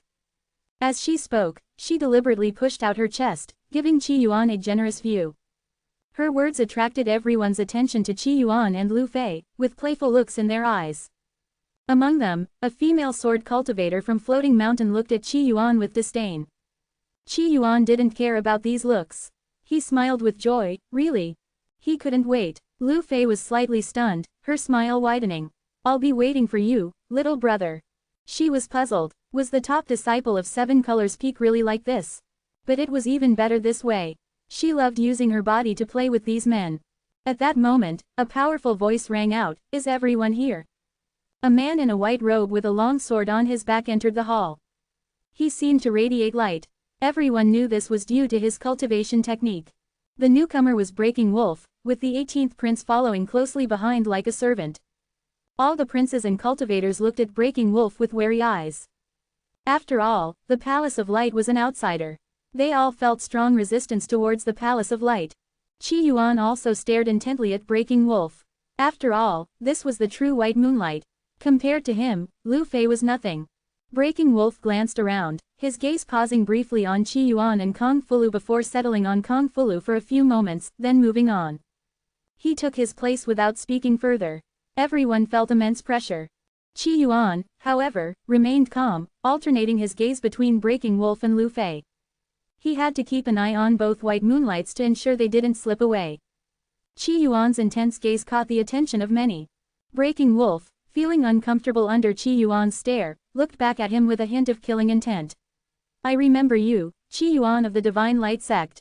The white-haired one was Kong Fulu, the top foundation establishment cultivator of the Divine Light Sect. The other had to be Qi Yuan. Qi Yuan noticed the killing intent in Breaking Wolf's eyes and felt a bit angry. "Just one look and you want to kill me?" The Palace of Light truly lives up to its reputation for arrogance, as his junior sister said, full of hypocrites. Look at the white moonlight from the demonic desire sect. Even when stared at, she invited Qi Yuan to her room. People from the demonic desire sect were much more generous. Seeing Breaking Wolf's words, Kong Fulu stood in front of Qi Yuan. "The Palace of Light is indeed domineering. So, you are Breaking Wolf. I am Kong Fulu, son-in-law of the sect leader, direct disciple of 5 Light Peaks leader, and a late foundation establishment cultivator. If there's anyone to remember, it's me." Kong Fulu exuded a powerful aura. Breaking Wolf squinted. "Interesting." He said no more. As a person on the Eastern Lands Prodigy list, why bother with this country bumpkin? Once in the Celestial Dragon Immortal realm, one sword would end him. Kong Fulu glanced at Qi Yuan. "Junior brother, with me here, Breaking Wolf won't dare act arrogantly." "Thank you, senior brother." With his senior brother's support, Qi Yuan stared even more intently at Breaking Wolf and Lu Fei, his gaze hopping between the two. Kong Fulu felt somewhat helpless seeing this. The female sword cultivator from Floating Mountain occasionally glanced at Qi Yuan, her expression a mix of hesitation and disdain. Everyone stood in the hall. Suddenly, a sharp voice rang out. "The Emperor has arrived." Everyone looked up. Supported by a beautiful woman in a palace gown, the Emperor of the Great Shang Kingdom slowly walked in. He coughed as he walked, his face pale and weak, looking like he might collapse at any moment. Qi Yuan glanced at the Emperor. This is an ordinary emperor, gravely injured and severely ill, with only a month left to live under normal circumstances. An elderly emperor, weak and dying, without any imperial majesty. "Greetings, your majesty." "Greetings, empress." Everyone bowed, maintaining basic decorum. The great Shang emperor looked at the crowd, gasping after just standing for a while, and had to be helped to the dragon throne by the empress. The empress, sitting beside him, exuded far more presence than the emperor. In 2 days, the Celestial Dragon Immortal realm will open, and the struggle for the dragon will begin. There are many treasures in the Celestial Dragon Immortal realm. The rules for the struggle are simple. Whoever obtains the most valuable treasures will be the future emperor of the Great Shang. The empress, sparing with words, didn't give a long speech. With just a few words, the prince's breaths quickened. Some clenched their fists, some looked grim, while others seemed indifferent, having no hope for the struggle. Even Dong Xian was somewhat excited. He also wanted to become the emperor of the Great Shang. The emperor's health is poor. Everyone, disperse, the empress quickly said. The emperor hadn't spoken a word before they left. The crowd had mixed thoughts, while Qi Yuan kept staring at Lu Fei, hoping to catch her thoughts. Noticing his gaze, Lu Fei smiled seductively. Come play with me tonight, little brother. I'll leave my door ajar for you. With that, Lu Fei, full of charm, followed the seventh prince out. The crowd also began to disperse. The female sword cultivator from Floating Mountain watched Lu Fei's back, glanced at her own flat chest, and angrily thought, shameless. As night fell, Qi Yuan wanted to leave and play with Lu Fei, the white moonlight. But he couldn't leave just yet. Senior brother Kong Fulu mentioned a visitor tonight. Sure enough, not long after, a pair of young cultivators entered the hall, exuding sharp sword energy. Greetings, Senior Brother Kong, Junior Brother Qi. The newcomers were the two Foundation Establishment cultivators from Floating Mountain. The male cultivator was named Lei Wen, and the female was named Miao Li. When Miao Li entered the hall, she looked at Qi Yuan with some displeasure. Kong Fulu warmly welcomed them. Please, sit. Lei Wen and Miao Li took their seats. Lei Wen spoke. For this struggle for the dragon, our master said that the kingdom's affairs should not be influenced by outsiders. We should unite with the Divine Light sect to drive out the Palace of Light first, then discuss other matters. Lei Wen got straight to the point. Kong Fulu nodded. That makes sense. Our master also instructed us that the Great Shang should not fall under the control of the Palace of Light. If the Great Shang fell under the Palace of Light's control, the three major sects would suffer. I've already contacted other Foundation Establishment cultivators from various sects. 5 are willing to cooperate with us. There are still a few who are closer to the Divine Light sect. Please reach out to them, Lei Wen said, stating his purpose clearly to Kong Fulu and Qi Yuan. In the Great Shang, the 3 major sects were supreme. Other sects were backed by the 3 major sects, all having some ties with them. Don't worry, it's a small matter, Kong Fulu said warmly. Breaking Wolf from the Palace of Light is highly formidable. We will need you and our junior sister to help subdue him, Lei Wen said, not mentioning Qi Yuan. After all, Qi Yuan was a new Foundation Establishment cultivator with low combat power. Agreed, Kong Fulu nodded. As fellow Taoists of the Great Shang, we must stand together against our common enemy. Everyone reached an agreement. The 2 sword cultivators from Floating Mountain prepared to leave. At that moment, the previously silent Miao Li said softly, Lu Fei is ruthless and practices techniques that absorb yang to supplement yin. Some people should not be deceived by her beauty. With that, Miao Li left with Lei Wen. Qi Yuan was puzzled by Miao Li's words, unsure of her intent. He thought for a moment and said to Kong Fulu, Senior brother, senior sister Miao is warning you not to fall for Lu Fei's charms. Kong Fulu. At night, under a half-moon sky, Qi Yuan left the palace, using a stealth technique to move around. The palace was brightly lit, with cultivators walking about. Qi Yuan's stealth went unnoticed. The demonic desire sect's quarters should be ahead, right? Qi Yuan hesitated. His goal tonight was to eavesdrop on Lu Fei, hoping to overhear some profound-level techniques. After all, that big sister was kind-hearted and inviting him to her room. Qi Yuan was too shy to go, so he decided to eavesdrop instead. After about a few dozen breaths, Qi Yuan stopped and held his breath. This is Lu Fei's room, right? White moonlight, here I come. Qi Yuan stood outside the room, hidden in the darkness. He listened intently. Unfortunately, all he could hear were some water sounds. Qi Yuan listened for a long time but got nothing. However, he did not give up, he was very patient. After all, it was a profound-level technique. If he could find a few more, his, Qi Yuan Sutra, could be further perfected. The more techniques he mastered, the more it would benefit him. For example, with his eyes, he could see different information based on the level of the technique and identify various flaws. For instance, without a profound-level technique, he could see 7 flaws in a jade-level technique and improve upon them. After acquiring a profound-level technique, he could see 10 flaws in that same jade-level technique. Qi Yuan even felt that if a heavenly-level technique were placed in front of him now, he wouldn't be able to see its flaws. The more techniques he knew, the more information he could see. As night deepened, Qi Yuan kept his ears pricked, straining to listen. He stood in the darkness, unnoticed by the people passing by. After an indeterminate amount of time, Qi Yuan's eyes brightened. Has it started? He finally heard Lu Fei's thoughts during her cultivation. Muddle without limit, Qi moves to the Dantian, Emperor moves in. Qi Yuan widened his eyes, listening intently, afraid to miss anything. After a while, Qi Yuan's eyes showed satisfaction.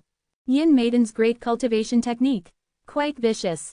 Qi Yuan obtained the profound level technique, Yin Maiden's great cultivation technique. This technique lived up to the demonic desire sect's reputation. To master this technique, one needed to co-cultivate with 7 deeply affectionate men and kill them at their most passionate moment. Even the infamous villain Bai Lang didn't suffer like this. Lu Fei is ruthless. Not only do you have to fawn over her, but you also risk your life doing it. Such a vicious person isn't worthy of being my white moonlight. Breaking Wolf is better, handsome, rich, and with many techniques. After stealing the technique, Qi Yuan's feelings for Lu Fei vanished instantly, leaving him feeling somewhat ungrateful. Just as he was about to leave, a figure cloaked in black appeared in his sight. A thief, an adulterer. The black-cloaked figure entered Lu Fei's room. Qi Yuan crouched outside, his mind racing. For some reason, the black-cloaked figure made Qi Yuan feel a chill down his spine. Could it be a nascent soul stage monster? Qi Yuan thought it best to leave quickly. Given his current strength, he wasn't sure if he could defeat a nascent soul monster. If discovered by such a monster, it would be dangerous. Better to flee quickly. He listened for a while outside the room but found there seemed to be a sound-blocking spell. He decided to sneak away quietly. 2 days passed quickly. In these 2 days, many events occurred. The first was that this celestial dragon immortal realm differed from the first one. The first celestial dragon immortal realm only allowed cultivators under 30 to enter. This celestial dragon immortal realm, however, was discovered to allow cultivators under 100 to enter. This caused a stir. Many princes without the support of the 3 major sects united to change the previous rules, allowing golden core cultivators to participate. This caused quite a commotion in the palace. Later, a golden core cultivator from the Divine Light sect killed another golden core cultivator, finally calming the storm. The proposal was ultimately vetoed by the 3 major sects. The struggle for the dragon would proceed under the original rules. Many princes were dissatisfied, but they were powerless against the 3 major sects. At this moment, countless Foundation establishment cultivators gathered at the entrance of the Celestial Dragon Immortal Realm. The princes gathered there, some joyful, some worried. Suddenly, a divine light flickered above the Celestial Dragon Immortal Realm. All the cultivators present felt a powerful and oppressive aura. An elderly man with white hair appeared in the sky. "Greetings, Master." Kong Fulu quickly bowed. "Greetings, Martial Uncle." Although Qi Yuan was known as the Old Man Slayer, he deeply respected the elderly. "Greetings, True Lord Taeguang." All the cultivators present bowed, looking at the elder in the sky with reverence. This elder was none other than True Lord Taeguang, the head of 5 Light Peak of the Divine Light sect, a nascent soul-level powerhouse. In the entire Great Shang Kingdom, he was one of the absolute top experts. There have been complications with the Celestial Dragon Immortal Realm, allowing cultivators under 100 to enter. To prevent any from sneaking in, I will oversee the entrance, True Lord Taeguang announced.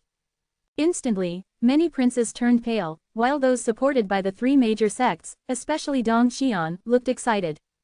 With his shallow foundation, if people could sneak in, his chance at the throne would be even slimmer.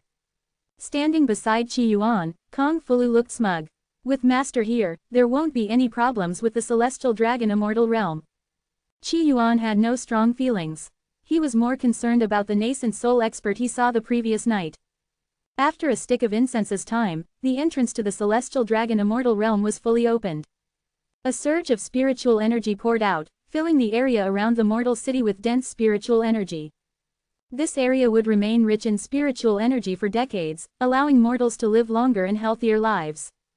Some rogue cultivators would also choose to settle here.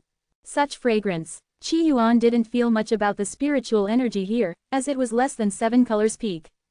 The Celestial Dragon Immortal Realm opened, and a rich floral fragrance spread. Qi Yuan smelled the intense floral scent.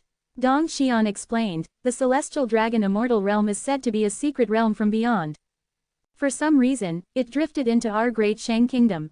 In this secret realm, there are birds, flowers, and all kinds of rare herbs. 1,000 years ago, our ancestors discovered the first secret realm and found a crystal coffin inside. In the coffin lay a unique being. Our ancestors suspected this being was the master of the secret realm. Unfortunately, they couldn't open the coffin despite immense effort. It seemed to trigger the coffin's formation, and it was transported away. I wonder if we can find that crystal coffin in this celestial dragon immortal realm. It should be the most precious thing here. Whoever finds it might immediately become the emperor of the Great Shang. Dong Xian knew some of this from royal records and some from Master Qi, who told him that the celestial dragon immortal realm came from beyond. After all, the discovery of the celestial dragon immortal realm attracted the attention of other powerful forces, and experts came to determine it originated from beyond. In the Kanglin realm, it wasn't uncommon for secret realms from beyond to drift over. I'll do my best to help you seize the valuable treasures, Qi Yuan said, though his mind was more on his white moonlight, breaking wolf, than the royal treasury. Thank you, senior brother. Dong Xian was deeply moved, knowing Qi Yuan's strength was not weak and that his cleaver was a treasure that might allow him to fight against golden core cultivators. Barring any surprises, he had a good chance of winning the struggle for the dragon. But Master Qi secretly warned, don't get too excited. That cultivator named Breaking Wolf is very strong, probably capable of defeating golden core cultivators and making it onto the Eastern Lands prodigy list. What? Dong Xian felt uneasy. At this moment, the princes began to enter the celestial dragon immortal realm one after another. Brother Qi Yuan, why have you been so cold to your sister lately? A teasing voice came. Lu Fei walked past Qi Yuan. Who are you? I don't know you, Qi Yuan said calmly. Since she was no longer his white moonlight, it was best to treat her as a stranger. Qi Yuan disdained those who would still get involved with their exes. Lu Fei's smile faltered, but she continued teasingly, Brother Qi Yuan, you sure love to joke. Didn't you like looking at your sister? In the secret realm, I'll let you look all you want. She deliberately pushed her chest up, making it appear even more voluptuous. Qi Yuan glanced and lost interest. Even the sword fairy in Dong Xian's game Jade Slip was more appealing. I don't know you. Stop bothering me, Qi Yuan said, especially thinking of how terrifying the Yin Maiden's great cultivation technique was. He didn't want any deep involvement with Lu Fei. Lu Fei's smile disappeared completely. I'll remember you. The last person who said that to Qi Yuan was Breaking Wolf. Qi Yuan sighed, I don't want you to remember me. He only wanted Breaking Wolf, his white moonlight, to remember him. Lu Fei left angrily, and Qi Yuan saw Breaking Wolf entering the celestial dragon immortal realm, feeling relieved. He feared Breaking Wolf wouldn't enter. Senior brother, come with me, Dong Xian said, smiling. Let's go, Kong Fulu also said loudly. The three, Qi Yuan, Dong Xian, and Kong Fulu, entered the celestial dragon immortal realm together. They found themselves in a forest filled with birds and flowers. Tall trees towered above, and streams flowed gently. Each prince was teleported to a different location within the secret realm, so Qi Yuan was only with Dong Xian and Kong Fulu. Qi Yuan opened his jade slip from the Divine Flower Association. He looked disappointed. He couldn't communicate with anyone in the association. Kong Fulu's expression turned serious. He looked at Dong Xian and said, there's something I need to tell you. Dong Xian quickly responded, please, speak, senior brother. Your father, the emperor, passed away last night. The three major sects have kept this secret to avoid any disturbances in the struggle for the dragon. Dong Xian was stunned. His father was dead. Although he had no feelings for his father and had seen him less often than Withered Wood True Lord, that was still his father in name. Hearing this suddenly, he felt a bit lost. Thank you for telling me, senior brother. This won't affect me. Dong Xian quickly regained his composure. Qi Yuan was momentarily distracted. He had seen the old emperor and noted that he had about a month to live. Now, in less than 2 days, he was dead. There must have been some change. Could it be that the sect master and empress sought excitement, and the old emperor discovered it, leading to the sect master killing the emperor? Qi Yuan speculated maliciously. Then he dismissed the thought, having no evidence to support such a notion. No one mentioned it again. Kong Fulu, with white hair, took a deep breath, feeling the dense spiritual energy. The spiritual energy here is stronger than 5 Light Peak. No wonder the Great Shang rose so quickly 1,000 years ago after obtaining the celestial dragon immortal realm. Qi Yuan agreed. Cultivating in the celestial dragon immortal realm felt faster than on 7 Colors Peak. He could reach mid-foundation establishment in 2 to 3 years. But for Qi Yuan, that was still too slow. He preferred fighting in the game. Where the spiritual energy is strong, the chance of finding rare treasures is higher. We need to go deeper into the secret realm, Kong Fulu said. Both Qi Yuan and Dong Xian agreed. The deeper they went, the more likely they were to find valuable treasures. Qi Yuan also felt he had a greater chance of encountering his white moonlight. Meanwhile, in the deepest part of the celestial dragon immortal realm, spiritual energy surged like mist. In a pool, the spiritual energy seemed to become tangible, flowing continuously. In the center of the pool was a crystal coffin. This crystal coffin had an ancient, awe-inspiring aura. Inside the crystal coffin lay a petite wedding dress. Any cultivator who came here would feel that this wedding dress was not an ordinary garment but a sentient being. There are so many good things here. Qi Yuan wandered through the celestial dragon immortal realm. He stopped and picked a mushroom. This mushroom, called a spirit spray mushroom, could absorb thin spiritual energy and release rich spiritual energy, worth several spirit stones. Qi Yuan transformed into a mushroom-picking girl, quickly gathering a dozen of them. Dong Xian felt envious, his eyes flashing with greed. If the celestial dragon immortal realm belonged to him, he could quickly reach the nascent soul stage and even have hope of entering the purple mansion stage. But he quickly dismissed the thought. This second celestial dragon immortal realm couldn't be controlled by the royal family alone but by the three major sects. Let's go deeper, there must be better things, Kong Fulu said. The group continued to fly deeper into the secret realm. Suddenly, Dong Xian stopped. A corpse. In the distance, there was a corpse. The three stopped. They found 3 corpses. Fifth brother. Dong Xian recognized his fifth brother in a python robe. Regret dragon hand. Dong Xian lifted his fifth brother's robe and saw a golden palm print on his stomach, looking despondent. The regret dragon hand was a secret of the great Shang royal family that every prince had to learn. Seeing the mark of the regret dragon hand on his fifth brother, it was clear he was killed by his siblings. Having just entered the celestial dragon immortal realm and encountering such a thing, Dong Xian's mood was evident. Kong Fulu squinted at the other 2 corpses. He recognized them. Kong Fulu looked at the other 2 bodies on the ground and said in a deep voice, "They are from the Qingyang sect. They visited us this morning." Qi Yuan also remembered the pair, they were siblings. This morning, they had come to visit and brought some spirit broth. It tasted good, but it was a bit salty. We must be careful in this struggle for the dragon. Kong Fulu's face was dark. Daring to harm allies of the Divine Light sect is asking for death. This person's regret dragon hand is fully mastered. All 3 were killed instantly. Which prince is hiding such strength? Dong Xian was puzzled. The princes of the Great Shang Kingdom were quite average in talent. Otherwise, they wouldn't need to bring in Foundation Establishment cultivators for help. The fact that a prince killed 2 Foundation Establishment cultivators with 1 strike indicated the killer's extraordinary strength. No need to think about who the killer is. We will encounter them eventually and then kill them, Qi Yuan said. In the cultivation world, Qi Yuan didn't want to use his brain much. Why use your brain when you can use your hands? Let's continue deeper into the celestial dragon immortal realm, said the white-haired Kong Fulu. 2 more days passed, and Qi Yuan, Kong Fulu, and Dong Xian had ventured further into the secret realm. This time, they found 6 more bodies in the depths of the realm. These bodies, like the ones Dong Xian had seen before, all died from the regret dragon hand. Kong Fulu's face turned extremely grim.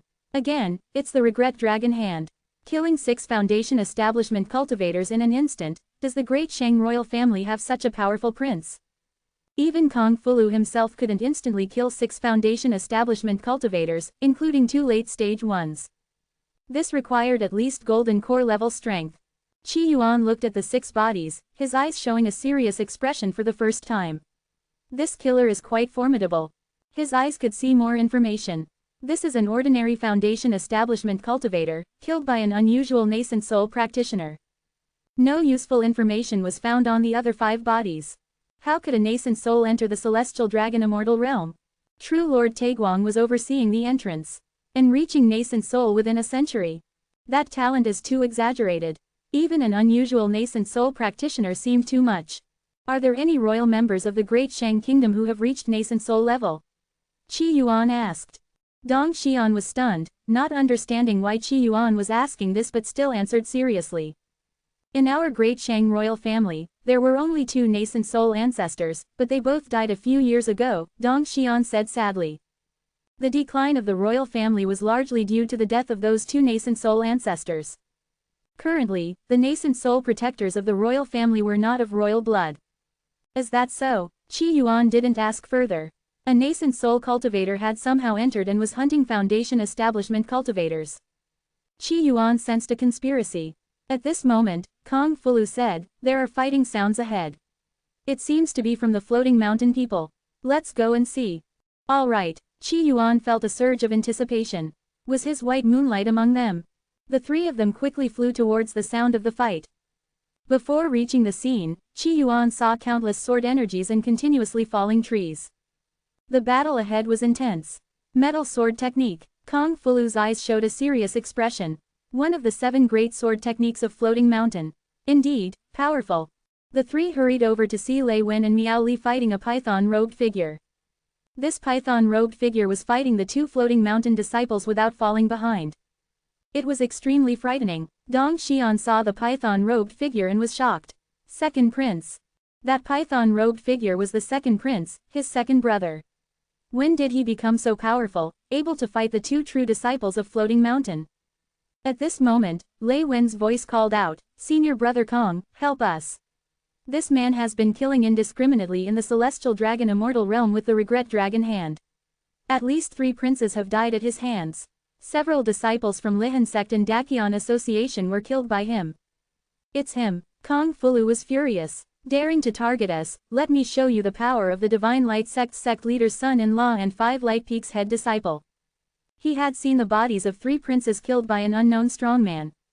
It turned out to be this second prince killing indiscriminately. Moreover, this second prince specifically targeted sects related to the Divine Light sect and Floating Mountain. Kong Fulu raised his horsetail whisk and quickly joined the battle. 5 Light Saint Method. Kong Fulu used his most satisfying technique, the 5 Light Saint Method. Qi Yuan didn't join the fight because Lei Wen hadn't called for him. And he felt that with Kong Fulu joining, the second prince would not be a match. As a Foundation establishment cultivator of the Tao of Heaven, he couldn't casually make a move. He had to maintain his style. Sure enough, with Kong Fulu using the 5 Light Saint method in conjunction with the metal sword technique, the trees ahead were flying and multicolored light kept flashing. It looked like a messy anime video with random special effects. Qi Yuan watched from the side, feeling bored. Dong Xian watched in terror, sweat occasionally dripping from his forehead. Sigh, battles with music are more thrilling. This is boring, Qi Yuan couldn't help but sigh. Watching anime or short videos, the content might be average, but with music, the atmosphere completely changed, even giving people an adrenaline rush. Dong Xian stood beside Qi Yuan, utterly confused. At this moment, Qi Yuan took out a jade slip from his storage bag. "Luckily, I have some music saved. Since the battle ahead lacked music, he would add it himself." Sure enough, with the music playing, Qi Yuan found the fight more enjoyable. As a Foundation establishment cultivator of the Tao of Heaven, I should add background music to my battles. It suits my style, Qi Yuan thought seriously. Background music could build an invincible mindset for him. When facing nearly 3,000 extraterrestrial demons in the past, if he had background music, he might not have felt as much pain from his injuries. The battle was nearing its end. Miao Li glanced angrily at Qi Yuan, who was playing some tunes. Others were fighting, and he was playing music. Good music. Kong Fulu felt invigorated, appreciating his junior brother's understanding. His figure flashed, and the 5 Light Saint method struck the second prince's chest. Die. The powerful qi of the 5 Light Saint method drilled into the second prince's chest. The second prince bled from all orifices, his aura rapidly declining.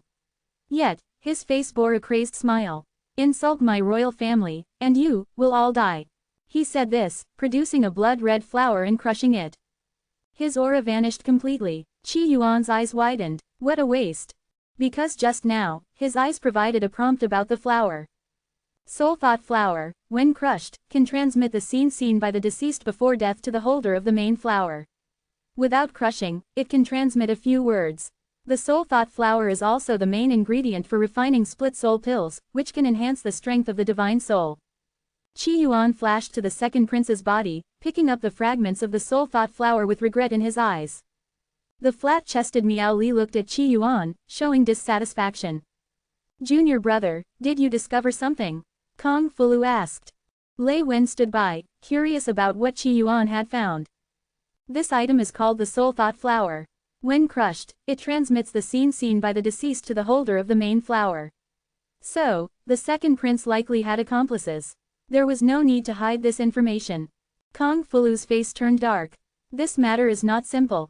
Miao Li couldn't help but say, even if there are accomplices, could their strength surpass the second prince?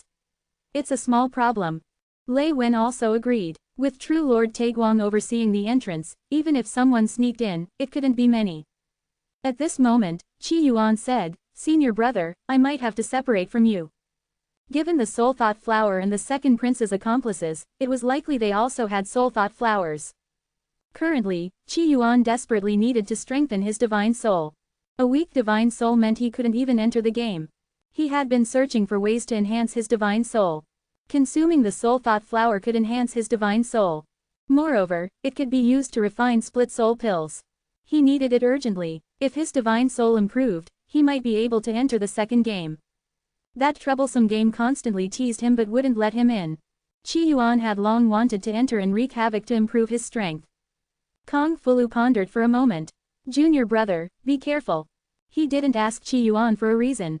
In the Divine Light sect, Seven Colors Peak had a somewhat equal relationship with the other peaks. Other head disciples had to respect Kong Fulu, but Qi Yuan didn't. Nearby, Miao Li said, going alone might be dangerous. Qi Yuan had mentioned the possibility of accomplices, which, though not a problem for the Great Shang's top 10, could be dangerous for someone like Qi Yuan, who had just reached Foundation establishment. Especially if he encountered Breaking Wolf. Don't worry, I have my plans. After saying this, Qi Yuan bid farewell and walked alone into the depths of the Celestial Dragon Immortal realm.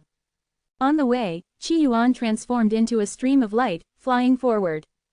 He muttered to himself, Ice Mountain Overlord said that Foundation establishment cultivators of the Tao of Heaven have great fortune, their words shaping reality, and can even cause gods to fall with a single word. Why is my Foundation establishment so weak?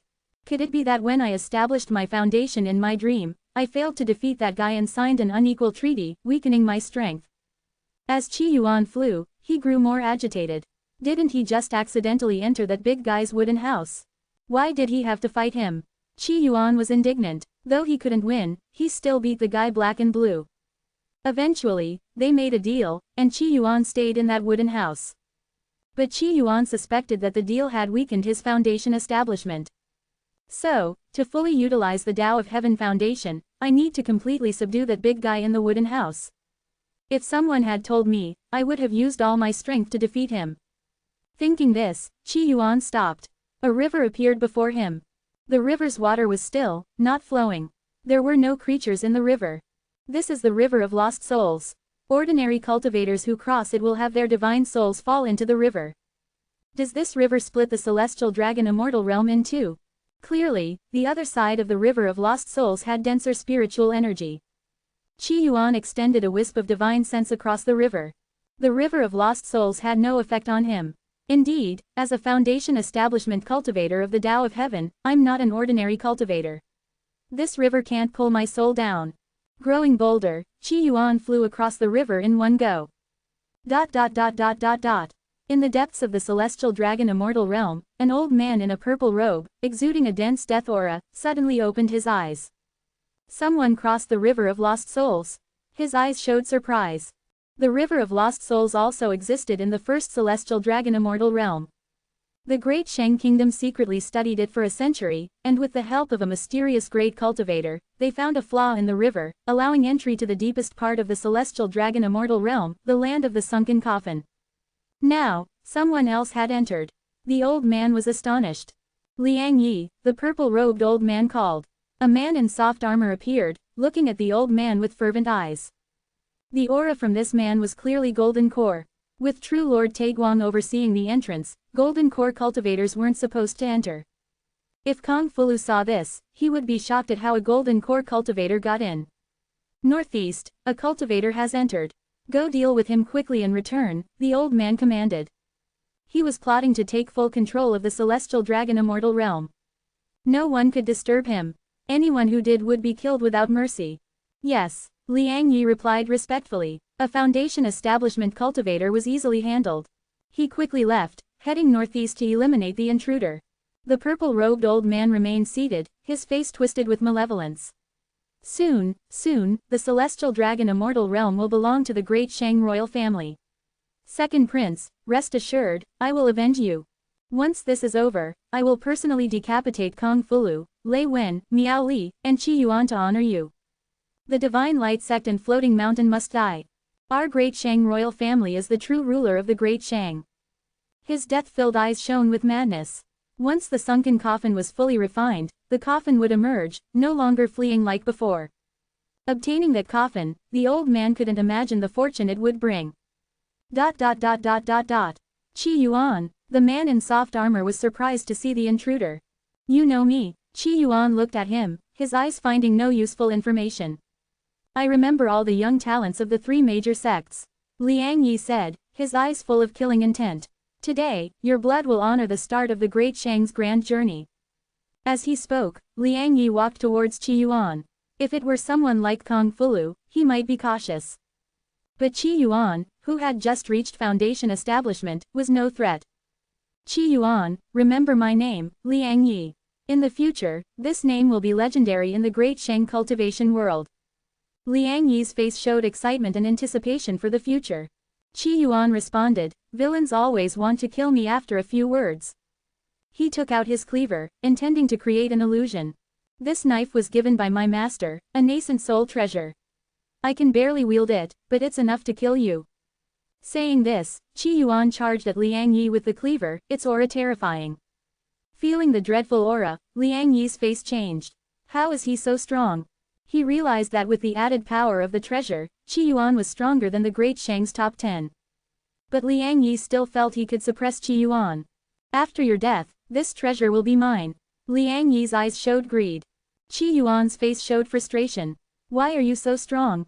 I have to use a secret technique, or else. Gritting his teeth, Qi Yuan muttered something. His movements suddenly sped up, the white light of the cleaver flashing through the grass, sharp enough to split a golden core. No, Liang Yi's face filled with fear, but he had no chance to resist. With one slash, Liang Yi's body was split in two. Qi Yuan, the victor, looked pale. PFF'd. He spat out blood, his face as white as paper, and walked unsteadily. Using my master's treasure took most of my qi to kill him. I need to quickly recover my qi here, or I won't be able to wield this treasure if another enemy comes. He took Liang Yi's storage bag and placed the soul thought flower in it. Once alone, Qi Yuan's pale facade disappeared. My acting just now should win me the White Magnolia Award. I'm such a genius. Qi Yuan could have killed Liang Yi instantly. But he didn't. Liang Yi clearly had a soul thought flower, which would transmit a few words. So, Qi Yuan pretended to struggle, using his master's treasure to win. He also feigned serious injury. Now, he seemed to be recovering mana, making the mastermind behind Liang Yi eager to send more killers. Defeat the small ones, then the big ones, and finally the boss. This way, he would get more soul thought flowers. If he showed too much strength, the enemy might flee. Pleased with his plan, Qi Yuan felt proud of his intellect.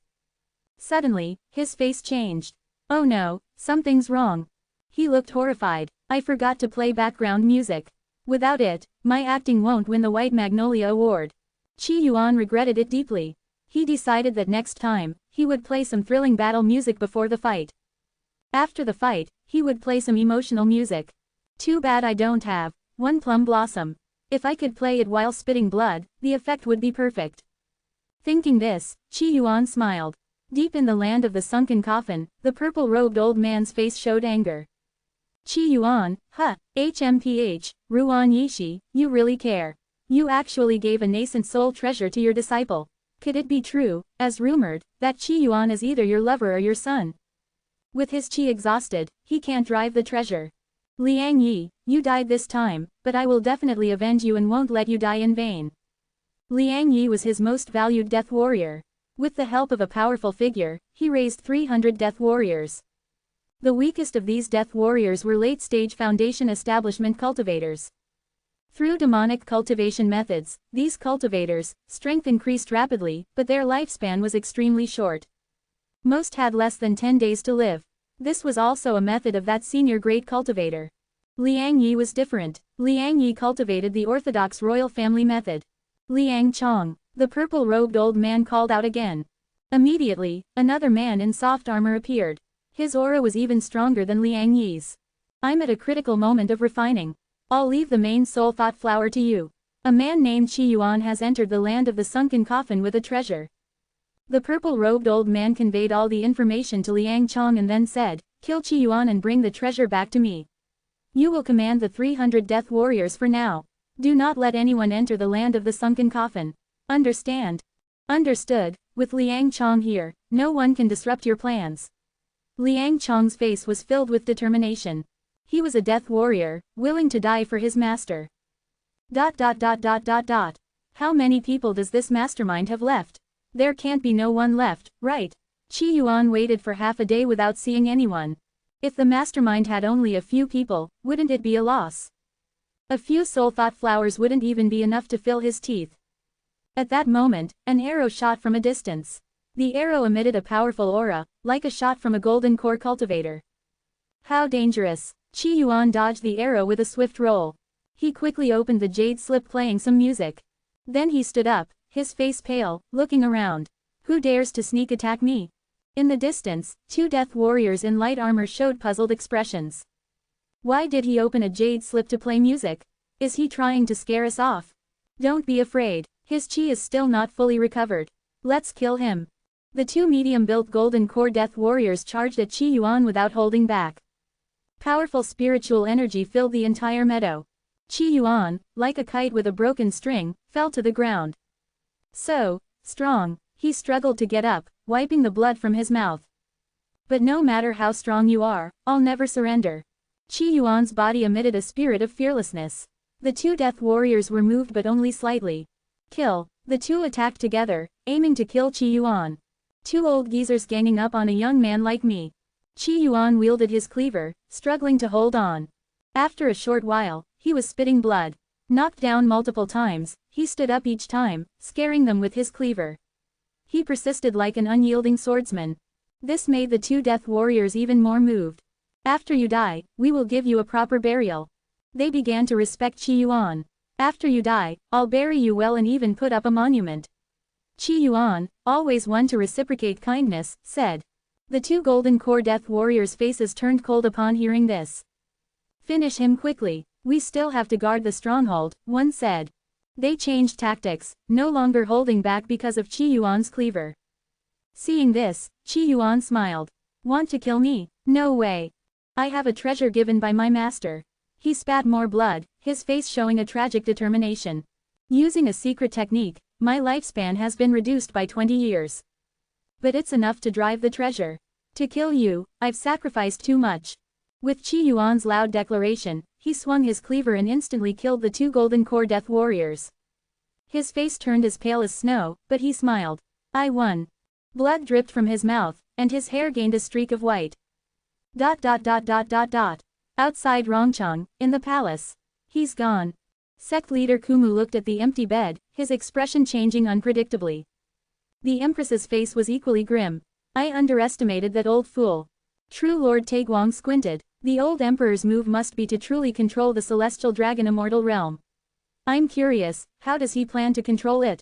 With the Red Sword sect. Suddenly, a voice sharp as a sword resounded. An old man in a dark blue robe appeared in the hall, carrying a sword case with 17 flying swords. This old man was the sect master of the floating mountain, True Lord Mad Sword. Red Sword sect. Hearing this name, the expressions of those present changed.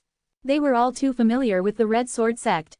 Hundreds of years ago, when the demonic desire sect sought to unify the Great Shang, the Red Sword sect was behind them. But due to the 7 Colors Peak Master, the Red Sword sect failed. The old emperor colluded with the Red Sword sect. Sect leader Kumu felt a pang of regret.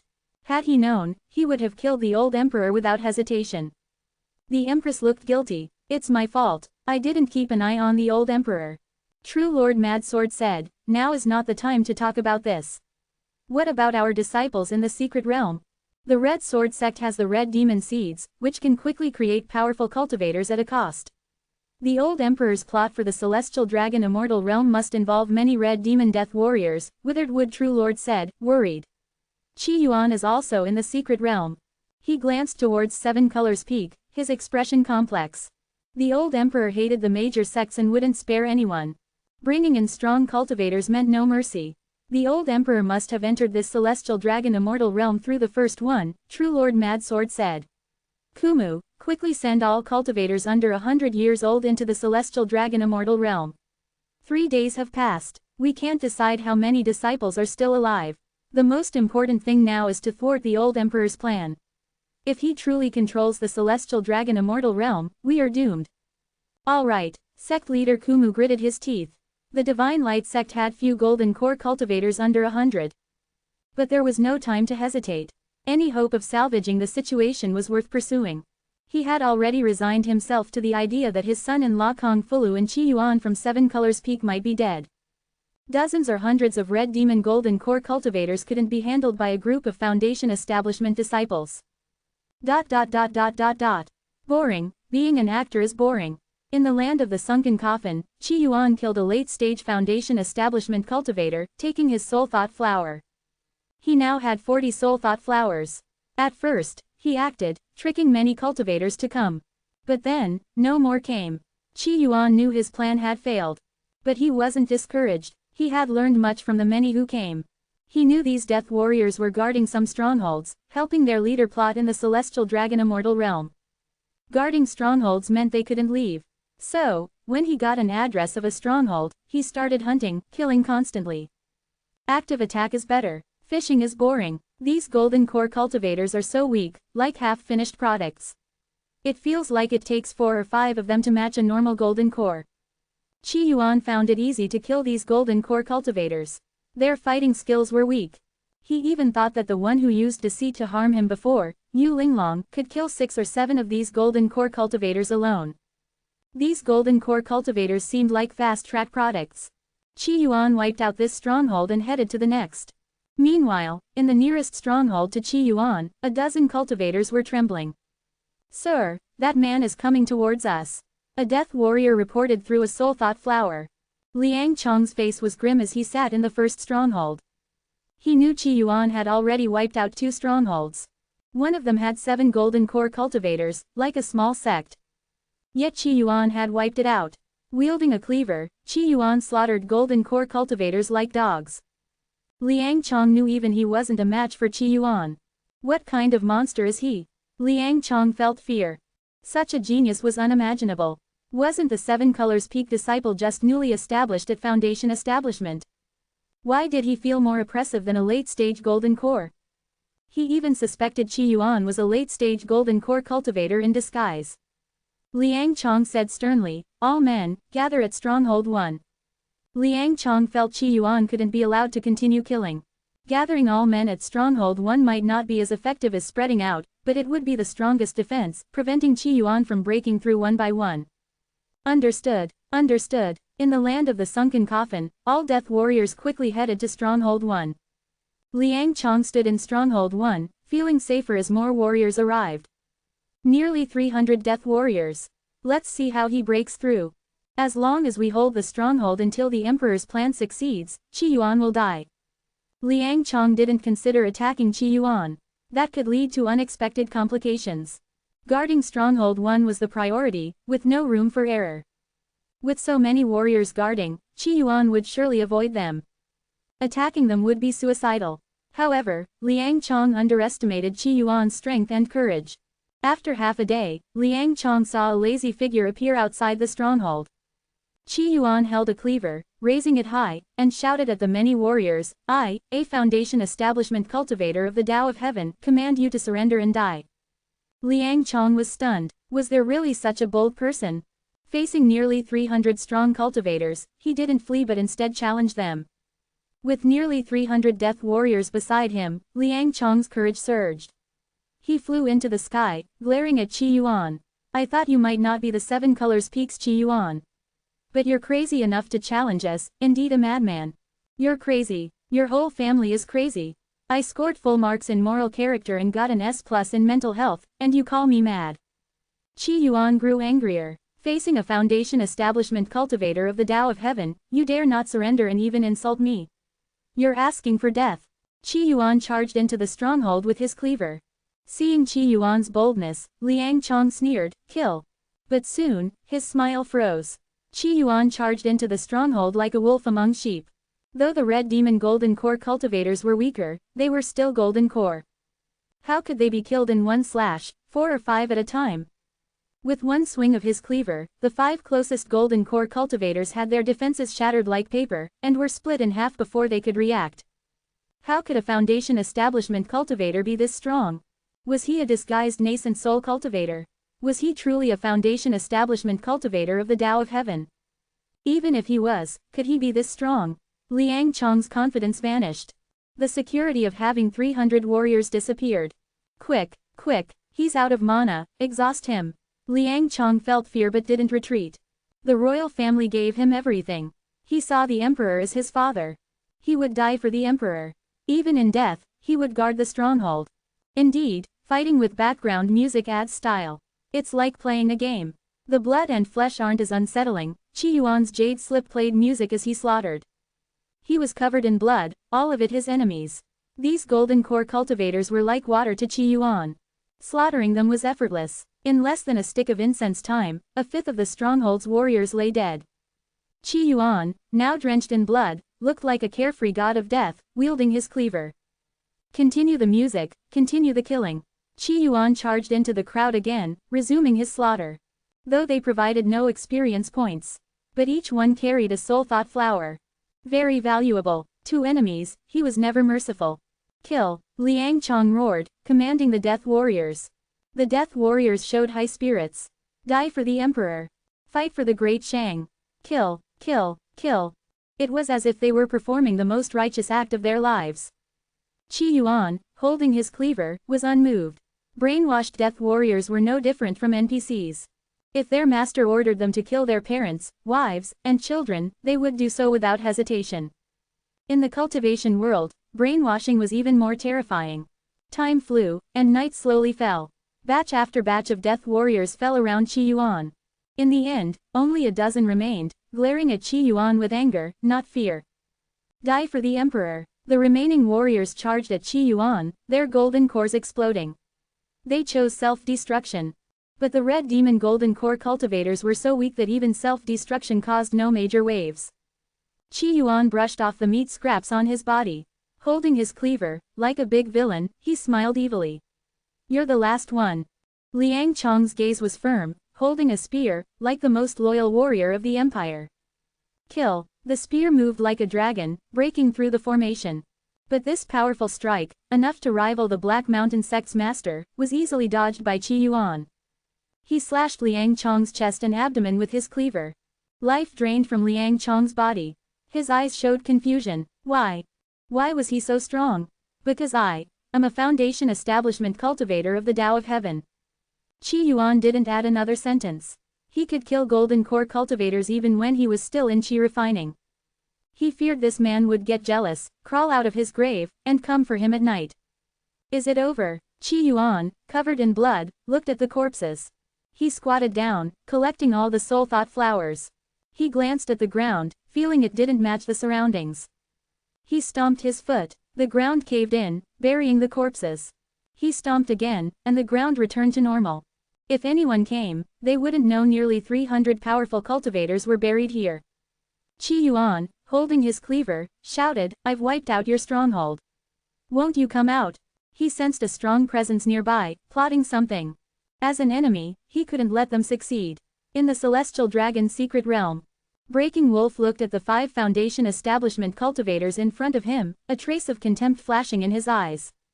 Is this the best you can do, even when united? He had just encountered several people from the Divine Light sect, the Floating Mountain, and other sects, and easily repelled them.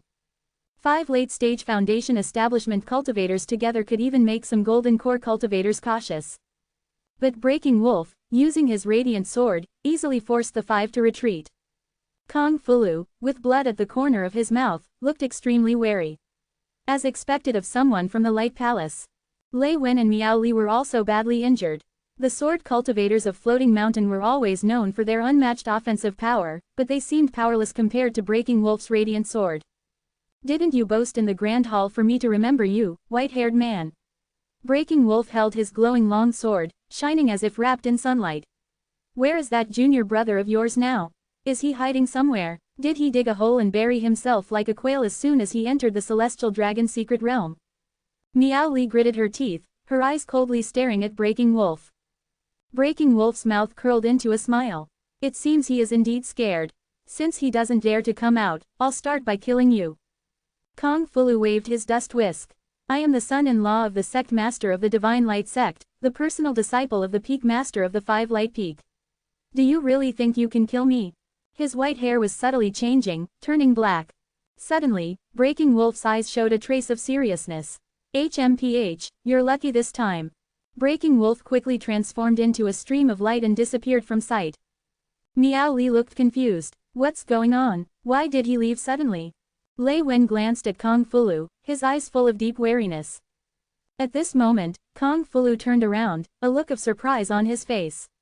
Uncle Master Li Xiao, Uncle Master Pang Long, why are you here? In the distance, several large groups of white light were flying towards them rapidly. In just a few breaths, dozens of cultivators from the Divine Light sect landed there. Leading them was a middle-aged man with a greenish face, Li Xiao. Seeing Kung Fulu, Li Xiao felt relieved. You are still alive, thank goodness. Uncle Master, how did you enter the Celestial Dragon's secret realm? Did something happen outside? Kung Fulu quickly asked. The sudden arrival of the Uncle Masters meant something significant must have happened. Li Xiao truthfully told the crowd about the events outside. Everyone's faces turned extremely grim upon hearing the news. The old emperor faked his death and secretly colluded with the Red Sword sect. Kung Fulu realized something, understanding everything. So it wasn't the second prince who killed the fifth prince and others. It was actually the old emperor. Kung Fulu quickly led Li Xiao and the others to see the bodies killed by the remorseful dragon hand. Li Xiao's face turned as dark as water upon seeing them. The usually low-key Pang Long spoke, I can sense the aura of a nascent soul. What? The old emperor has become a nascent soul? Kung Fulu's face changed unpredictably. A nascent soul, lurking in the celestial dragon's secret realm, was terrifying to imagine. It's good you are still alive. Let's leave the celestial dragon's secret realm quickly, Li Xiao decisively said. At this moment, Pang Long spoke again, where is Qi Yuan? Among the crowd, there was no sign of Qi Yuan. Junior brother Qi Yuan should have gone to find the old emperor's allies. It's my fault. I underestimated the risks of the celestial dragon's secret realm. When Qi Yuan mentioned the soul thought flower, Kung Fulu realized its value. Qi Yuan had left without stating his reason, but Kung Fulu guessed he went to find the second prince's allies to seize the soul thought flowers. As a senior brother, Kung Fulu did not want to take away something his junior brother wanted, so he didn't say anything at the time. What? He went to find the old emperor's allies? Li Xiao was anxious. Uncle Master Li Xiao, please lead the others out of the celestial dragon's secret realm. As the sect master's son-in-law and the personal disciple of the peak master of the Five Light Peak, I must bring my junior brother back. Kung Fulu said righteously. Li Xiao stood silently, pondering. Pang Long, you take them back. I'll go with Kung Fulu to find Qi Yuan. In the land of the sunken coffin, the purple-robed old man emitted a terrifying aura. Suddenly, he coughed up a mouthful of blood. He glanced deeply behind him, his eyes bloodshot. A crystal coffin was entwined with liquid-like spiritual energy, surrounded by countless vines. Just now, a mysterious force was pulling, as if trying to extract the crystal coffin.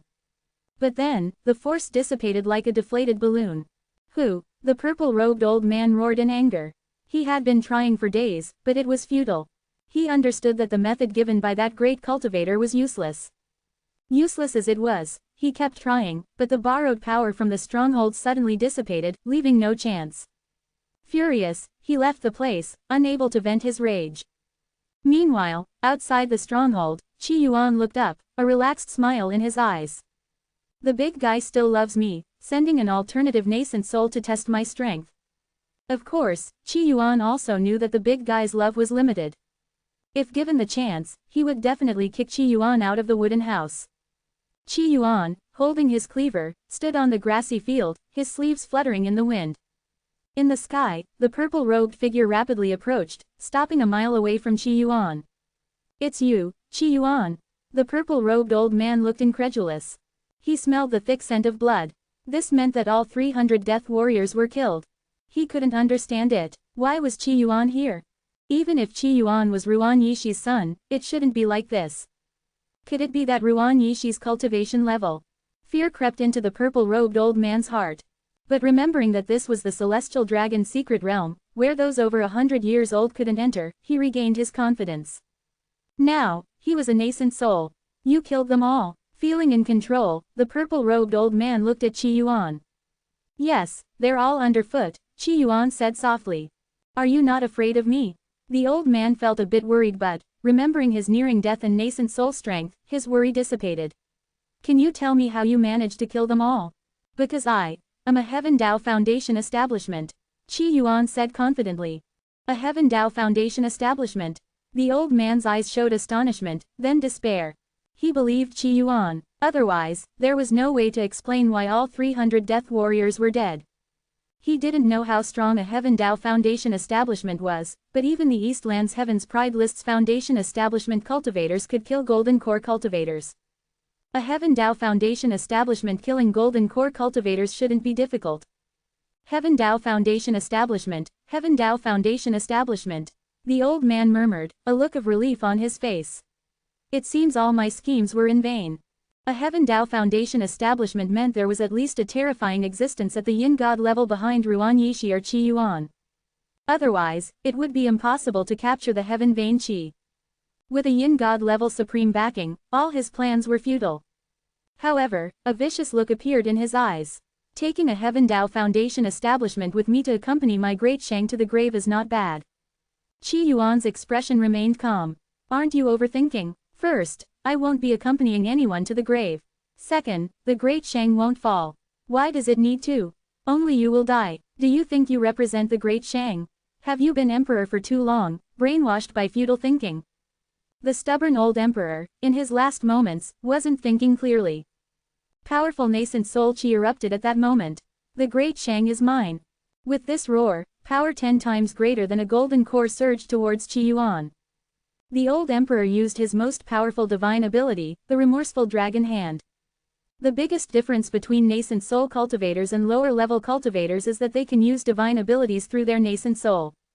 A divine ability is an advanced spell. A nascent soul cultivator's divine ability can instantly wipe out an entire small county of ordinary people. A giant dragon claw condensed above Qi Yuan's head, emitting a power far surpassing that of a golden core. The claw was sharp and lethal, capable of crushing a golden core cultivator, making their golden core explode. Qi Yuan felt an intense sense of threat. Indeed, my Heaven Dao Foundation establishment isn't the strongest, as I didn't defeat that big guy. Even a nascent soul can threaten me. Without thinking, Qi Yuan faced it head-on. Though his Heaven Dao Foundation establishment power seemed limited, what was revealed was still remarkable. The remorseful dragon hand and Qi Yuan's cleaver clashed fiercely. Surprisingly, the surrounding environment remained mostly intact. At the nascent soul level, Qi was fully controlled, with no waste in an attack, causing minimal collateral damage. All the Qi was directed at the opponent. The cleaver and the remorseful dragon hand clashed evenly. The old man's face showed horror. What kind of monster are you? Even a powerful Heaven Dao Foundation establishment shouldn't withstand a nascent soul. Though his nascent soul was weak, it was still a genuine nascent soul. 2 family nascent souls spent their lifespans passing down the law to him, and a great cultivator sent a decree to help. Yet, his seemingly full-force divine ability was blocked. Indeed, a nascent soul old monster. Qi Yuan shouted. One strike of the remorseful dragon hand burst my blood vessels.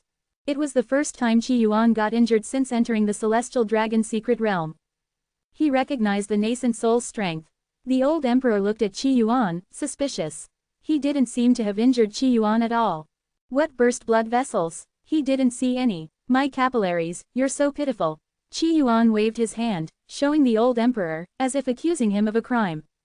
Without the accusation, his capillaries would heal soon. You scoundrel, dare to insult me. The old emperor was furious. He recalled his repressed life. As the supreme ruler, he had no real power. The great Shang was entirely controlled by the 3 major sects. He endured humiliation, suffered endless insults. Now, he was being humiliated by a Foundation establishment cultivator. He snapped. Unable to bear it, he roared and charged at Qi Yuan. Qi Yuan wasn't surprised. After a lifetime of repression, going mad before death wasn't unexpected. I've gauged my strength, so, your mission is complete. You can leave now. Having tested the nascent soul old monster's strength, Qi Yuan was unafraid. He could kill him easily. With that, Qi Yuan turned on the music from his jade slip. The Emperor's End deserved a soundtrack. Holding his cleaver, Qi Yuan charged at the old Emperor. Watch me, Radiant Sword. Choosing the most balanced Radiant Sword among many secret techniques, Qi Yuan sent the old Emperor on his way.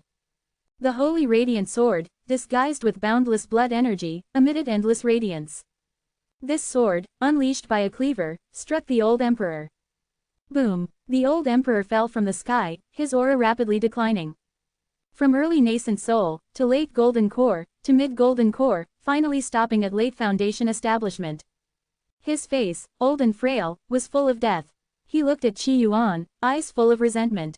If I had your background, why would I end up like this? Why is this world so unfair? You, a mere child, live in luxury, protected by masters, your life smooth. Even a playboy can become a Heaven Dao Foundation establishment. Why? He endured countless humiliations, unyielding, yet met such an end. He was unwilling. Qi Yuan looked at the old Emperor, speaking calmly. I don't know your past, so I won't judge you. I'll just send you to the afterlife. The old Emperor coughed, muddy blood spilling from his mouth. You also seek the Celestial Dragon's secret realm, right? Hee, I failed. In 1 more hour, that crystal coffin will be transported away. I can't get it, and neither will you. With that, the old Emperor tilted his head, dying there, his face full of unwillingness. The mighty Emperor of a vast dynasty, silently died there. Qi Yuan stood beside the old Emperor, holding his cleaver, deep in thought. What a pity, he didn't carry anything valuable, not even techniques to enhance the soul. Qi Yuan was disappointed. Killing the old Emperor, he gained nothing substantial. His only gain was understanding his strength level. As the black chicken old demon at late nascent soul. Still troublesome, Qi Yuan sighed. The black chicken old demon remained a looming threat. It was all that big guy's fault for not letting him fully achieve the Heaven Dao Foundation establishment. Otherwise, as the Ice Queen said, a true Heaven Dao Foundation establishment could speak things into reality. Killing the black chicken old demon would be as easy as killing a chicken. After about 100 breaths, a stream of light fell from the sky. Breaking Wolf, in a white robe, appeared near Qi Yuan, his face full of delight. From afar, I sensed the aura of the Radiant Sword. So, you are from the Divine Flower sect. The previously despondent Qi Yuan brightened up seeing Breaking Wolf. White moonlight, you're finally here. Breaking Wolf glanced at the corpse beside Qi Yuan, a mocking smile on his lips. Using the Radiant Sword to kill a late Foundation establishment cultivator. Your strength is just so. Today, I'll show you what the true Radiant Sword is. Not knowing the corpse was a nascent soul, Breaking Wolf continued. To die by the Radiant Sword is an honor. As someone in the top 700 of the Eastland's Heaven's Pride list, his version of the Radiant Sword was superior to Qi Yuan's. Qi Yuan's eyes lit up. So this is the advanced version of the Radiant Sword. It will be mine. Indeed, as Lu Fei said, your head has some issues. Do you think I'm as foolish as Zhu Lianhua? On his way, Breaking Wolf encountered 2 from the Devil Desire sect, killing them both. Through Lu Fei, he learned how to enter the land of the sunken coffin and more about the situation. The mad Qi Yuan was in the land of the sunken coffin. Not knowing Lu Fei was diverting disaster before her death, Breaking Wolf didn't care. Arrogance and prejudice as Heaven's Pride made him disdain the so-called geniuses of the Great Shang. The Radiant Sword unleashed. Breaking Wolf's body emitted a holy aura. My sword can kill Golden Core. With that, he struck. He wanted these locals to see what true Heaven's Pride was. A giant light sword descended from the sky, heading straight for Qi Yuan. Seeing this, Qi Yuan shook his head. Using the Radiant Sword to kill Golden Core, such a waste. To kill you, I need no knife or sword, just a flick. Qi Yuan extended his thumb and middle finger. Snap. His middle finger flicked, colliding with the terrifying light sword. Crack. The powerful light sword shattered instantly. The force of the flick landed on Breaking Wolf's forehead. Pop. Breaking Wolf's heart and soul shattered with the light sword. His face showed disbelief as he heard the young man's murmur. At your feet are hundreds of golden core cultivators. The one I just killed with the radiant sword was a nascent soul. You are my white moonlight. I can't bear to use a knife or sword on you, only a gentle flick. Was I gentle enough today? Oh no, too much force. The flick killed my white moonlight. Qi Yuan smiled, walking towards Breaking Wolf. Breaking Wolf's face showed disbelief. He wanted to speak but couldn't. In his heart, he whispered, "Madman." His breath ceased. Qi Yuan bent down, collecting his spoils. Nice, lots of spirit stones. Killing those death warriors and the old emperor yielded nothing but soul thought flowers. Finally, White Moonlight brought valuable items. White Moonlight is so kind, bringing so many gifts. How can I accept this? Qi Yuan rummaged through Breaking Wolf's storage bag. He found 7 Jade grade techniques, 2 Mystic grade techniques, and an advanced version of the Radiant Sword. Jackpot! Qi Yuan felt this trip to the Celestial Dragon's secret realm was worth it. These techniques, once fully absorbed, would enhance his insight when viewing other techniques. His, Qi Yuan Sutra, could progress further. Plus the Soul Thought Flowers, it's a double blessing. The Soul Thought Flowers could enhance the soul, boosting Qi Yuan's combat power and increasing his chances of entering the second game. Alright, the Celestial Dragon's secret realm is fully cleared. Time to leave. No, I should check out the crystal coffin the old emperor was scheming about. What if it's filled with soul thought flowers? Triple blessing. Qi Yuan transformed into a streak of light, heading deeper into the secret realm. Suddenly, he froze. In the distance, spiritual energy flowed like a stream, continuously cascading over a crystal coffin. Vines from an unknown source swayed, seemingly slowly dragging the crystal coffin away. Inside the crystal coffin lay a figure Qi Yuan was all too familiar with. His Xiao Jia. Upon seeing who was in the crystal coffin, Qi Yuan gripped his cleaver, channeling all his qi to its peak. With one slash, the heavens trembled. This slash was far more powerful than the radiant sword. It struck the vines attempting to lift the crystal coffin. A trickle of blood oozed from the corner of Qi Yuan's mouth, but the vines remained unscathed, their pace of pulling the crystal coffin even accelerating. Various emotions in Qi Yuan's eyes vanished, replaced by extreme calm. For a moment, seeing his little bride, he was overjoyed, his mind momentarily chaotic. Now, calming down, he murmured softly, "With you, together as one." Indeed, he activated his skill. As long as he and Xiao Jia were in the same space, no matter the distance, she would appear by his side. Under Qi Yuan's gaze, the unbreakable vines suddenly snapped. The crystal coffin opened, and a figure in a bright red wedding dress, seemingly with its own spirit, stepped on solidified spiritual energy. All the vines frantically grew, tightly wrapping around and dragging his little bride, trying to take her away. Yet, she steadily walked toward Qi Yuan. Her footsteps made no sound but were powerful as if stepping on Qi Yuan's heart. The vines snapped one by one. The wedding dress seemed to waver. "Stupid little bride," Qi Yuan softly called. He gripped his cleaver, slashing at the vines with all his might. The vines were unresponsive, but Qi Yuan kept hacking. The little bride stumbled and faltered, hindered by the vines. He knew the seemingly simple 100 steps were incredibly arduous for her.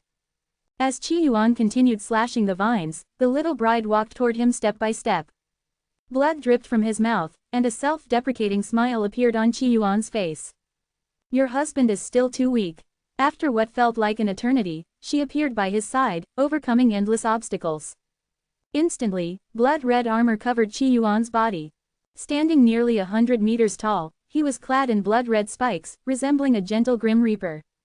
The fusion state ended quickly, the little bride transforming into a thin wedding dress that fell, and Qi Yuan held her familiar cold waist. He looked at his unconscious little bride, a smile involuntarily forming on his lips. Holding her tightly, he seemed to embody the meaning of the token's inscription. He whispered softly, "I thought I might not see you again, or that by the time I did, years would have passed, and everything would have changed. The Civil Affairs Bureau is closed, the divorce cooling-off period is over, and I still haven't seen you, so this marriage can't be divorced. People say happiness that comes easily is not cherished, but I feel that while unattainable desires can be longed for, having you within reach is more real. For me, it's only been a few months without seeing you, but for you, how long has it been since you last saw me?" When he woke up on Moon-watching continent, it was empty beside him. He didn't see his little bride, and the "together as one" skill didn't activate. He thought he might have to wait until he reached the Yin God realm, able to travel through the void and explore various realms, before seeing his little bride again. Unexpectedly, he saw her now. It was easy to see her, without any thrilling moments, just simple, and Qi Yuan was especially happy. This simple joy was like the first ray of sunlight in the morning, easy to grasp. He held his little bride, watching her sleep, silently. Open black lens bracket. The sleeping bride princess, she is the wife you married in grand ceremony. She might wake up anytime, or perhaps she's waiting for your call to wake up. Close black lens bracket. The information his eyes provided was more detailed this time. She will wake up. Qi Yuan held his little bride, lost in thought. Suddenly, he muttered to himself, I'm doomed. After being single for so long, even a wedding dress looks pretty to me. He dressed his little bride in one of his outfits. After all, someone had seen the creature in the crystal coffin within the celestial dragon's secret realm. He didn't want to expose his little bride. Dressing a wedding dress is quite amusing. He glanced at the crystal coffin, then carried his sleeping little bride away. The land of the sunken coffin. Kong Fulu and Elder Li Xiao stood by the river of lost souls, both looking helpless. The river of lost souls, without the proper method, even a nascent soul can fall into it. Elder Li Xiao was extremely anxious. He stayed to find Qi Yuan and take him away, and also to see if he could thwart the old emperor's plot. Otherwise, if the old emperor succeeded, the Divine Light sect would be in grave danger. He had grown up in the sect, viewing it as home, just like the sect master. The two stood by the river of lost souls, anxious but helpless. Qi Yuan should be blocked by this river as well. If he's safe, that's a relief. But where is he? They stood by the river, pondering ways to cross. Meanwhile, they used spells to send several paper cranes to search for Qi Yuan. After a long time, a streak of light appeared in the sky. Elder Li Xiao squinted. Someone's coming. An enemy. It's Qi Yuan. Kong Fulu's white hair had two new black strands. Elder Li Xiao was shocked. He came out from inside. He had no idea how Qi Yuan got inside. In a breath, they saw Qi Yuan crossing the river of lost souls, landing beside them. Elder Li Xiao squinted. Qi Yuan really crossed the river of lost souls. He urgently asked, Qi Yuan, you came out from inside. Did you encounter any danger? Did you meet the old emperor of the great Shang kingdom? Kong Fulu's gaze fell on the special being in Qi Yuan's arms. The special being was dressed in ill-fitting clothes, looking odd. He showed a thoughtful expression. Qi Yuan, looking at Elder Li Xiao, quickly understood why he was here. He smiled. It's very safe inside. I didn't encounter any danger, and I even found my wife. Hearing the last two words, Elder Li Xiao and Kong Fulu were stunned. The first disciple of Seven-Colored Peak was really offbeat, calling everyone his wife. In Blue Star's language, it would be, shrimp head boy. Good to hear. Elder Li Xiao breathed a sigh of relief, thinking Qi Yuan must have been lucky not to meet the old emperor in the land of the sunken coffin. Otherwise, with the old emperor and those red demon golden core cultivators, Qi Yuan, a newly established foundation establishment, would surely have died. Qi Yuan, you don't know what a major event happened outside. The old emperor of the great Shang kingdom faked his death, secretly coming from the first celestial dragon's secret realm to here. Elder Li Xiao explained the situation outside to Qi Yuan, full of worry. If he controls the celestial dragon's secret realm, our Divine Light sect will face a great catastrophe. Qi Yuan, you and Kong Fulu leave first. I'll stay here and see if I can thwart the old emperor's plot. But first, tell me how to cross the river of lost souls. Elder Li Xiao was prepared to sacrifice himself. Qi Yuan, hearing this, softly said, Elder Li Xiao, there's no need to go in. The old emperor is already dead. Elder Li Xiao was puzzled. Kong Fulu was also confused, not understanding what Qi Yuan meant. Qi Yuan opened his palm. Over 100 blood-stained soul thought flowers floated in his hand, including a main soul thought flower. Qi Yuan's casual voice sounded. I needed the soul thought flowers, they wanted to kill me, so I killed them all. I need to go. My wife is sleeping uncomfortably, she needs a bed. Goodbye, elder, senior brother. With that, Qi Yuan turned into a streak of light and disappeared. Elder Li Xiao and Kong Fulu stood there, looking at each other, speechless. After a long time, Elder Li Xiao spoke. Did I hear wrong? No, Kong Fulu said with difficulty. Blood-stained soul thought flowers. Elder Li Xiao could imagine the terrifying battle that took place. According to the sect master and the frenzy sword True Lord's judgment, there were at least 100 red demon golden cores and the old emperor comparable to a nascent soul in the land of the sunken coffin. How did Qi Yuan do it? At 7-colored peak, Qi Yuan landed in front of his wooden house, holding his little bride. Not far away, Zhang Lingsu saw Qi Yuan and the little bride in his arms, puzzled. Senior brother, weren't you participating in the dragon seizing contest? Why are you back? The dragon seizing contest is over. Most likely, Dongxian will become emperor. From Breaking Wolf, he found many precious treasures obtained in the celestial dragon secret realm. He gave all these treasures to Dongxian. Without surprise, Dongxian would become the emperor of the great Shang kingdom.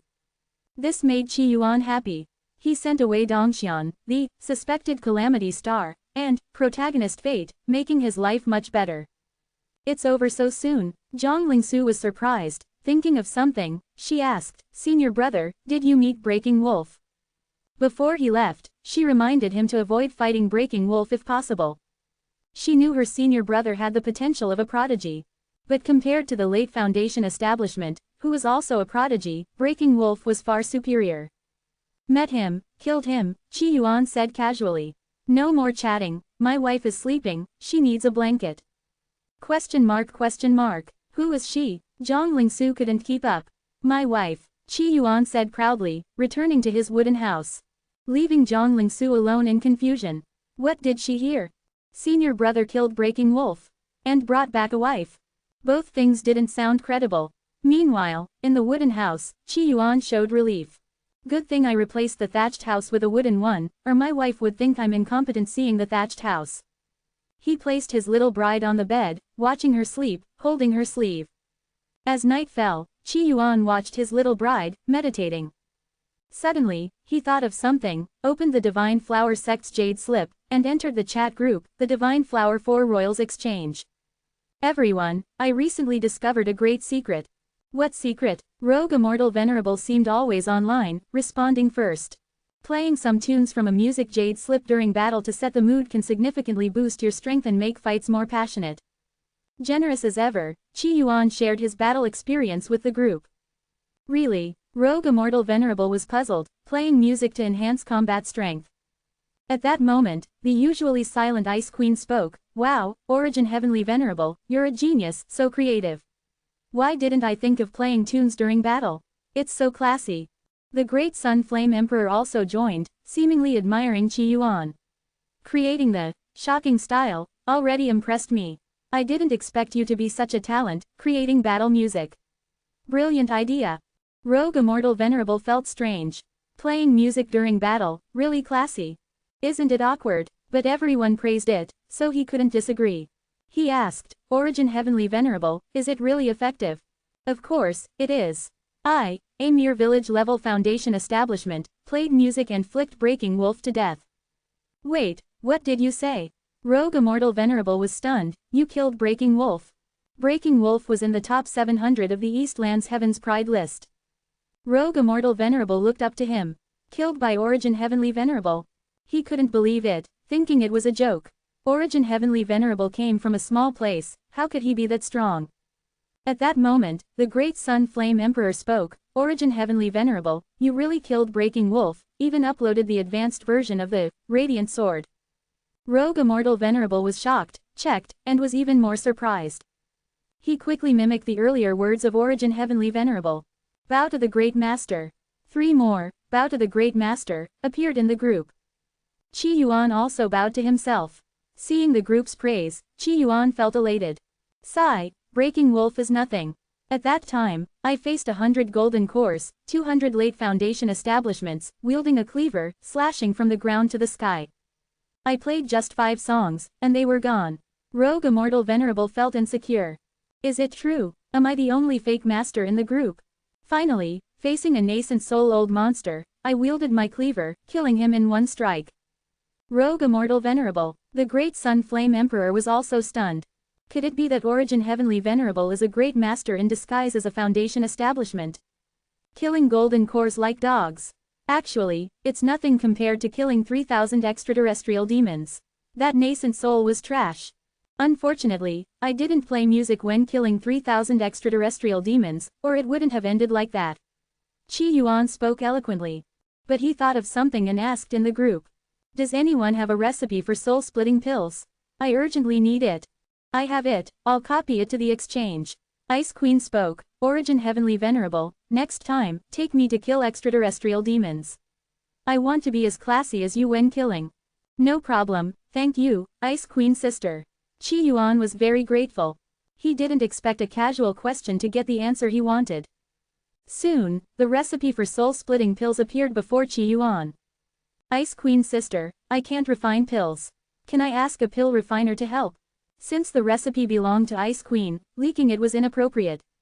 Soul-splitting pills aren't precious, the main herb is. This recipe is common in larger forces, feel free to show others.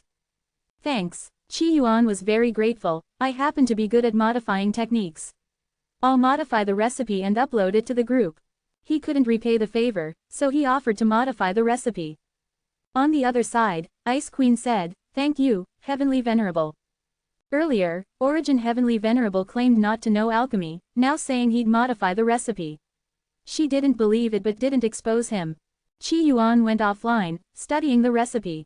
Soon, a new recipe was ready. Qi Yuan, exhausted, his mind drained. He uploaded the recipe, looked at the night sky, took a bath, and prepared to sleep, holding his little bride. Too tired, he'd find someone to refine the pills tomorrow. At that moment, a voice entered his ear. Husband, your cute little wife is now a supreme being. When will we meet? Flowwind Realm. Once Ningdao had become a dominant force, with several supremes under her command. Her courage grew. She wanted to see who had whispered in her ear all those years ago, calling her husband. But after searching for years, she couldn't find him. Don't want to meet, Qi Yuan quickly replied. His first blind date left too much psychological trauma. No more blind dates. Flowwind Realm. A woman in a black dress, her long legs stretched out, reclined on a throne. Hearing Qi Yuan's voice, her usually calm eyes showed a hint of a smile. Husband, are you afraid of me, not daring to meet me? She waited quietly, but as always, there was no response. The woman in the black dress looked at the sky, her eyes showing complex emotions. Meanwhile, in Kanglin Realm, in his wooden house, Qi Yuan held his little bride tightly. Moonlight streamed through the cracks, casting a gentle glow on the two. In the palace hall, True Lord Kumu sat at the main seat, smoke from the incense of red dust wafting past his face, obscuring his expression. Frenzied Sword True Lord, the sect master of the suspended mountain sect, squinted his eyes. Dead, and the soul thought flowers were taken by Qi Yuan. Below, Elder Li Xiao nodded. Kong Fulu did the same, adding, roughly 300 soul thought flowers were taken by Qi Yuan, suggesting that he killed them all. Upon returning from the Celestial Dragon's secret realm, Li Xiao and Kong Fulu hurried to meet the sect master to report the events that transpired in the secret realm. 300 red demon seed death warriors, at least 100 of them being golden cores. Frenzied Sword True Lord didn't finish his sentence. This news was too shocking. Even a late-stage golden core couldn't achieve such a feat. Yet Qi Yuan was only at the foundation establishment stage. Could it be that the Red Sword sect didn't implant red demon seeds in those death warriors? The Empress of the Great Shang Kingdom, dressed in a light purple phoenix robe, had a puzzled expression on her fair, jade-like face. If that were the case, it would make sense. But without the red demon seeds, how could the old emperor's grand plan succeed? Frenzied Sword True Lord voiced his doubts. True Lord Witheredwood sat silently at the main seat, deep in thought. Finally, he pondered aloud, have we found the method to enter the land of the sunken coffin yet? If we do, everything will be clear. Elder Li Xiao shook his head. Only the Red Sword sect and the deceased old emperor might know. Mentioning the Red Sword sect weighed heavily on everyone's hearts. It was a formidable force, with terrifying experts at the Purple Mansion level. Purple Mansion cultivators and nascent soul cultivators were worlds apart. Purple Mansion cultivators could begin to decipher the essence of spiritual energy and wield fundamental power. Fundamental power was immensely terrifying, nascent soul cultivators couldn't evade it and could only withstand it. If a Purple Mansion expert came to the Divine Light sect, even if all nascent soul cultivators of the sect joined forces, they would likely be defeated by the Purple Mansion expert. While 5 or 6 late-stage golden core cultivators could contend with an early-stage nascent soul cultivator, 5 or 6 nascent soul cultivators unfamiliar with fundamental power would stand no chance against a Purple Mansion expert. The Red Sword sect is some distance from the Great Shang Kingdom's cultivation world, and they have their own enemies. A Purple Mansion expert may not dare to leave their sect, so there's no need to worry. True Lord Kumu's words eased the crowd's anxiety. At this moment, Kong Fulu said, Breaking Wolf from the Radiant Palace is also likely dead in the Celestial Dragon's secret realm, though it's unclear who killed him. He paused before continuing. True Lord Kumu looked at his son-in-law and said, Speak your mind. Kong Fulu continued, Lu Fei and Lu Xing from the Demonic Desire sect were both killed by Breaking Wolf. The old emperor and his death warriors were killed by junior brother Qi Yuan. A few months ago, Zhu Lianhua from the Radiant Palace sent a challenge to Seven-Colored Peak but was refused. The next day, Zhu Lianhua's body was found around the Divine Light sect. Now, Breaking Wolf's death in the Celestial Dragon's secret realm is also likely linked to junior brother Qi Yuan. Kong Fulu spoke calmly, but his heart was not at peace. After all, he had witnessed Breaking Wolf's strength, comparable to an early-stage golden core cultivator. Foundation establishment stage. Interesting. Frenzied Sword True Lord's eyes gleamed. Could it be that the Seven-Colored Peak Master is actually a Purple Mansion expert in hiding? Although common belief in the Great Shang Kingdom was that Ruan Yishi was a late-stage nascent soul cultivator, experts like Frenzied Sword True Lord and True Lord Witheredwood suspected she might be an injured Purple Mansion cultivator. If she was a Purple Mansion cultivator, she could have granted Qi Yuan some fundamental power. That would explain everything. No more discussion on this matter, True Lord Kumu concluded. The others in the hall accepted his verdict. With the matter resolved, they began to take their leave. In the vast hall, only True Lord Witheredwood and the dignified and beautiful Empress of the Great Shang Kingdom remained. True Lord Kumu stood up, walked to the Empress, and embraced her. Feeling her warm, full body, he said, Muyu, you've worked hard. The Empress, with her charming phoenix eyes, responded, If it weren't for you back then, I would have long been dead. What's there to complain about? At that moment, True Lord Kumu pondered, Do you think Qi Yuan killed Breaking Wolf and those death warriors with treasures given by Ruan Yishi, or by his own power? The Empress's dignified eyes showed pain, seemingly lost in memory. Have you not given up? A fierce aura emanated from True Lord Kumu's eyes. How can I forget? My clansmen were all killed by them. I must cultivate an exceptional genius, at least within the top 100 of the Eastern Land Heaven's Pride list, to retrieve what our ancestors left us. Fulu is very diligent, but his talent is limited. Even reaching the Minor Heaven's Pride list is difficult, let alone the top 100. The Empress didn't try to dissuade him further. This matter must be approached cautiously and not decided lightly. That's why I need to send someone into the Celestial Dragon's secret realm to investigate what happened in the land of the sunken coffin. If Qi Yuan indeed did it, he deserves my investment. Sect leader's face was full of anticipation. In a small place like the Great Shang Kingdom, the chance of encountering an exceptional genius was extremely low. The clear sound of the token hitting the ground was like spring water striking a stone. Qi Yuan woke up with a start. Little bride. He looked over and saw that his previously unconscious little bride seemed to have some awareness. She didn't move much, just gripping Qi Yuan's sleeve tightly, timidly. Gentleness flashed in Qi Yuan's eyes. You're awake. His eyes revealed that his little bride could wake up at any moment. He hadn't expected it to happen so soon. Was there some change? Or was it that being with him helped her slowly recover? Or was there another reason he didn't know about? Open black lens bracket little bride, bride princess, also your wife. Currently, she is in a semi-awakened state and may fully awaken in 6 days, close black lens bracket. Upon learning this, Qi Yuan felt excited. No matter the reason, his little bride waking up was a good thing, wasn't it? Qi Yuan held his little bride tightly. But just now, his little bride, who threw the token, seemed to have exhausted all her energy and fell asleep again.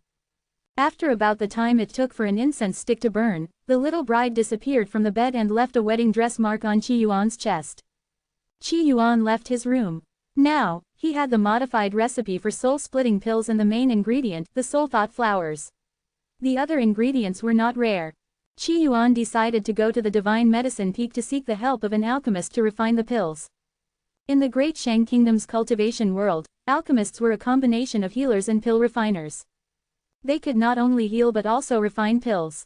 Because of this, Divine Medicine Peak was the richest of the Divine Light sect's peaks. It also had the most miscellaneous disciples. As Qi Yuan entered Divine Medicine Peak, a pretty foundation establishment female disciple approached. Senior brother Qi Yuan, what brings you to Divine Medicine Peak? Are you injured? I am skilled in various medical arts and can treat you privately for free. On Divine Medicine Peak, even miscellaneous disciples were ranked. Pretty female disciples like her were given light duties, responsible for reception and occasionally earning some extra money.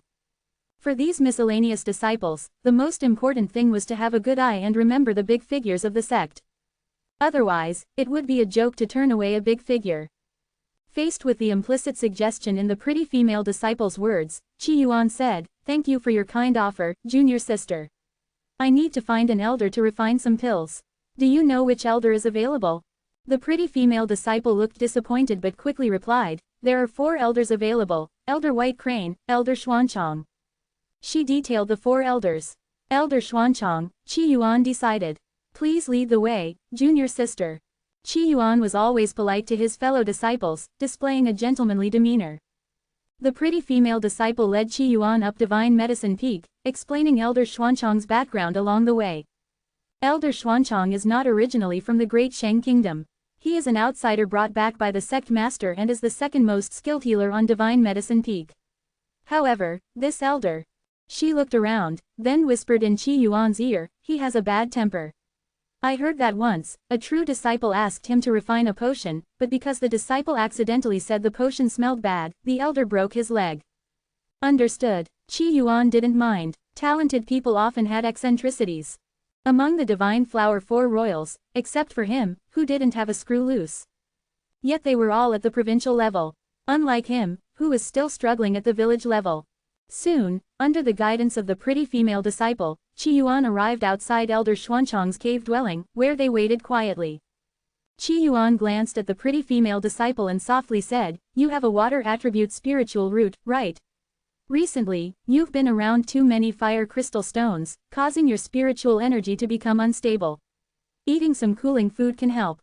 Qi Yuan was genuinely kind to his fellow disciples. After being a free guide for so long, giving a bit of advice was nothing. The pretty female disciple was initially confused but then delighted. "Thank you, senior brother Qi Yuan." She had indeed been feeling something wrong with her cultivation recently but didn't know why. At this moment, a sharp voice came from within the cave dwelling. "How did you see that?" The speaker was Elder Xuanchang from within the cave. The cave door opened, and the pretty female disciple left on her own accord. Qi Yuan entered the cave and immediately felt a strong wood attribute aura. Elder Xuanchang, his face covered in black soot, stood before a broken alchemy furnace.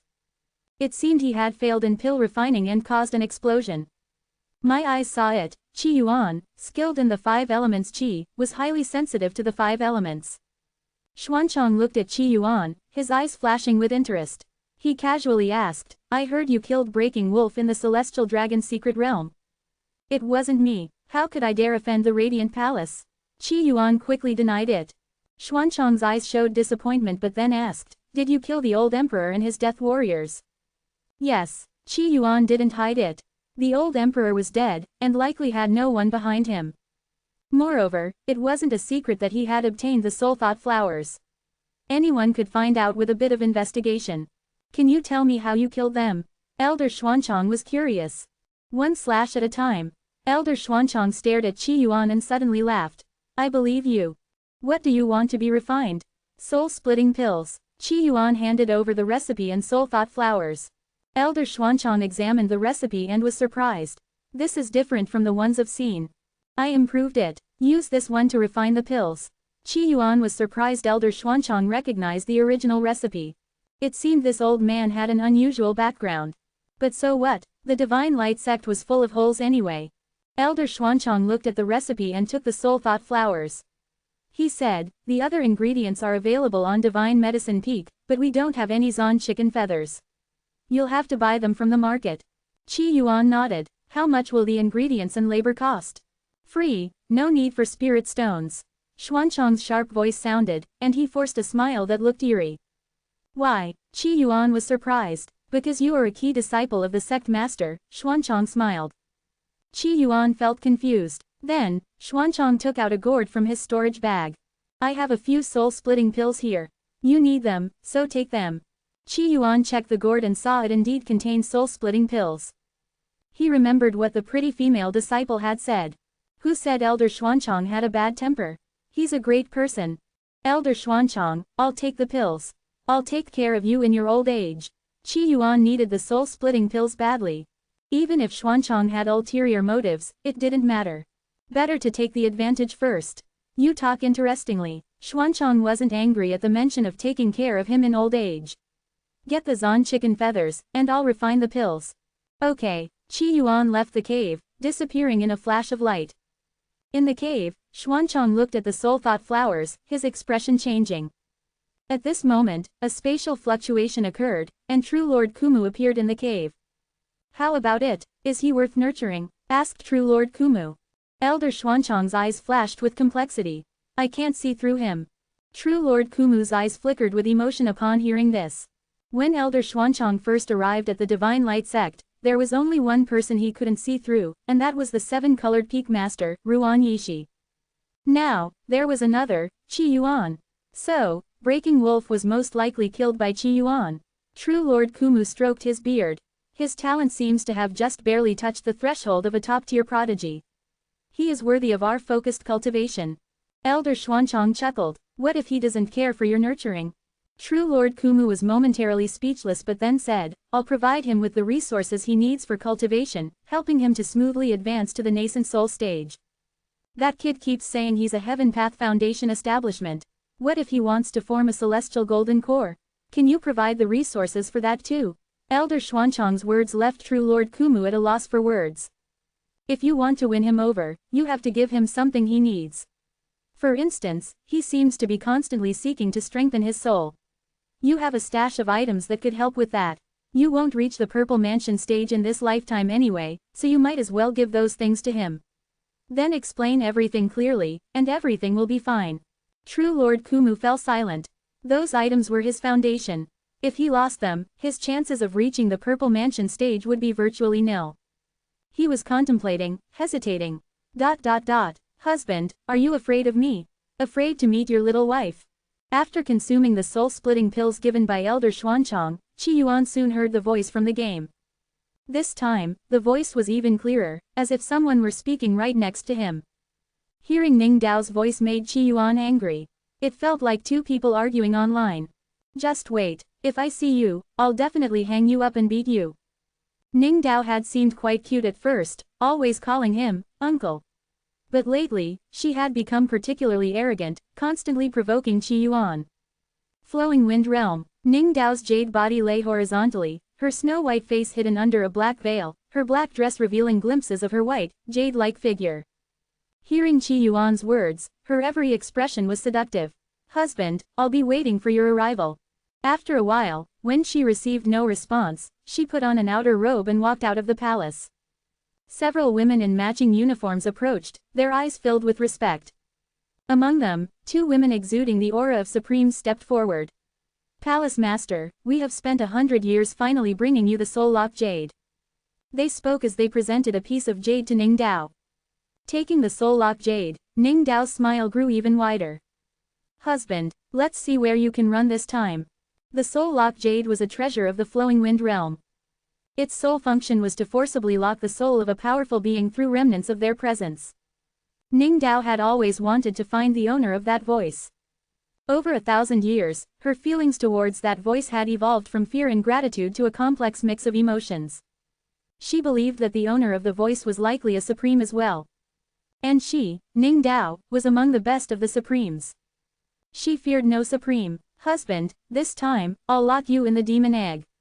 I'll temporarily seal your memories. When the shell breaks, I'll walk up to you and tell you. I'm your mother. That voice had initially evoked fatherly feelings in the young Ning Dao. Now, she wanted to reverse roles. She would imprison him by her side, nagging him every day. How dare he speak to her and then ignore her? After obtaining the Soul Lock Jade, Ning Dao began her plan. It wasn't easy to lock a supreme soul. After an unknown amount of time, the Flowing Wind Realm, with its pitch-black peaks like swords piercing the sky, seemed even more ominous. Atop the peaks, there were palaces and silhouettes moving about. The world was shrouded in darkness. Suddenly, two lights pierced the darkness. Above the peaks, two lantern-like eyes appeared in the sky. Through these lantern-like eyes, one could vaguely see the menacing face of a massive creature. Hidden in the darkness, its full form was unknown. The massive eyes scanned the world. A vast voice echoed from the sky. "Where is the palace master of Tianqin Palace?" In Tianqin Palace, Ning Dao, still in her black dress, unchanged as always, appeared in the void. "Greetings, demon crocodile." Ning Dao stood in the void, her dress fluttering in the wind, making her appear even more slender in the empty space. "The Northern and Southern Pact is officially signed. Leave your name." Ning Dao's eyes flickered with emotion upon hearing this. She hadn't expected that the Northern and Southern Pact would finally be signed. Since her birth, she had heard about the Northern and Southern Pact. Now, it was finally being signed. This world would see a decisive victory. The victor would become the ruler of the world. The defeated would be exterminated. She extended her delicate hand and left her name on the Northern and Southern Pact. The massive demon crocodile's eyes closed at this moment. The world plunged into darkness once again. Ning Dao stood in the void, suddenly recalling that voice. She sighed. "Husband, which faction do you belong to?" In the flowing wind realm, all forces were roughly divided into two factions. The first faction, known as the demon controllers, were called demons. The second faction, known as the demon exterminators, were called demon slayers. The two factions were like water and fire, irreconcilable. Whenever they met, it was a life and death struggle. The Northern and Southern Pact, 108,000 cities, I wonder how long they can hold out. Ning Dao, dressed in her black dress, hailed from the demon faction's territory, representing the North in the Northern and Southern Pact. "Husband, if you are a demon slayer, I will have to tie you up properly. Otherwise, if you start exorcising demons and enforcing justice, how could I bear the pain?" The world's trend was that the demons were stronger. The demon slayers were likely to vanish entirely from the annals of history. This world would become one where demons and demon spawn coexisted. It would be a world of madness. 7 days later. Qi Yuan was lounging in the yard with Little Bride, basking in the sun. Since Little Bride liked lying flat, Qi Yuan thoughtfully transformed the lounge chair into a flat board. They lay under the sun, feeling incredibly comfortable.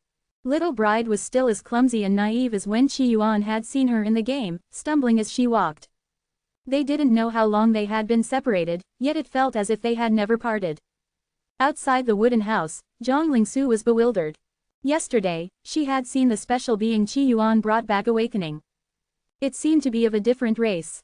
Different races were common in the Kanglan realm, so it wasn't surprising. What surprised Zhang Lingsu was that different races were usually proud and rarely interacted with humans. But the being Qi Yuan brought back, named Xiao Jia, really did look like a little wife he had tricked into following him. Wherever Qi Yuan went, the being named Xiao Jia followed him like a little tag along. "Senior brother, tell me, how did you manage to trick Little Bride into being with you?" Zhang Lingsu couldn't help but ask. "Don't you think I'm very handsome?" Qi Yuan said. He had conquered Little Bride with his looks. Zhang Lingsu was speechless.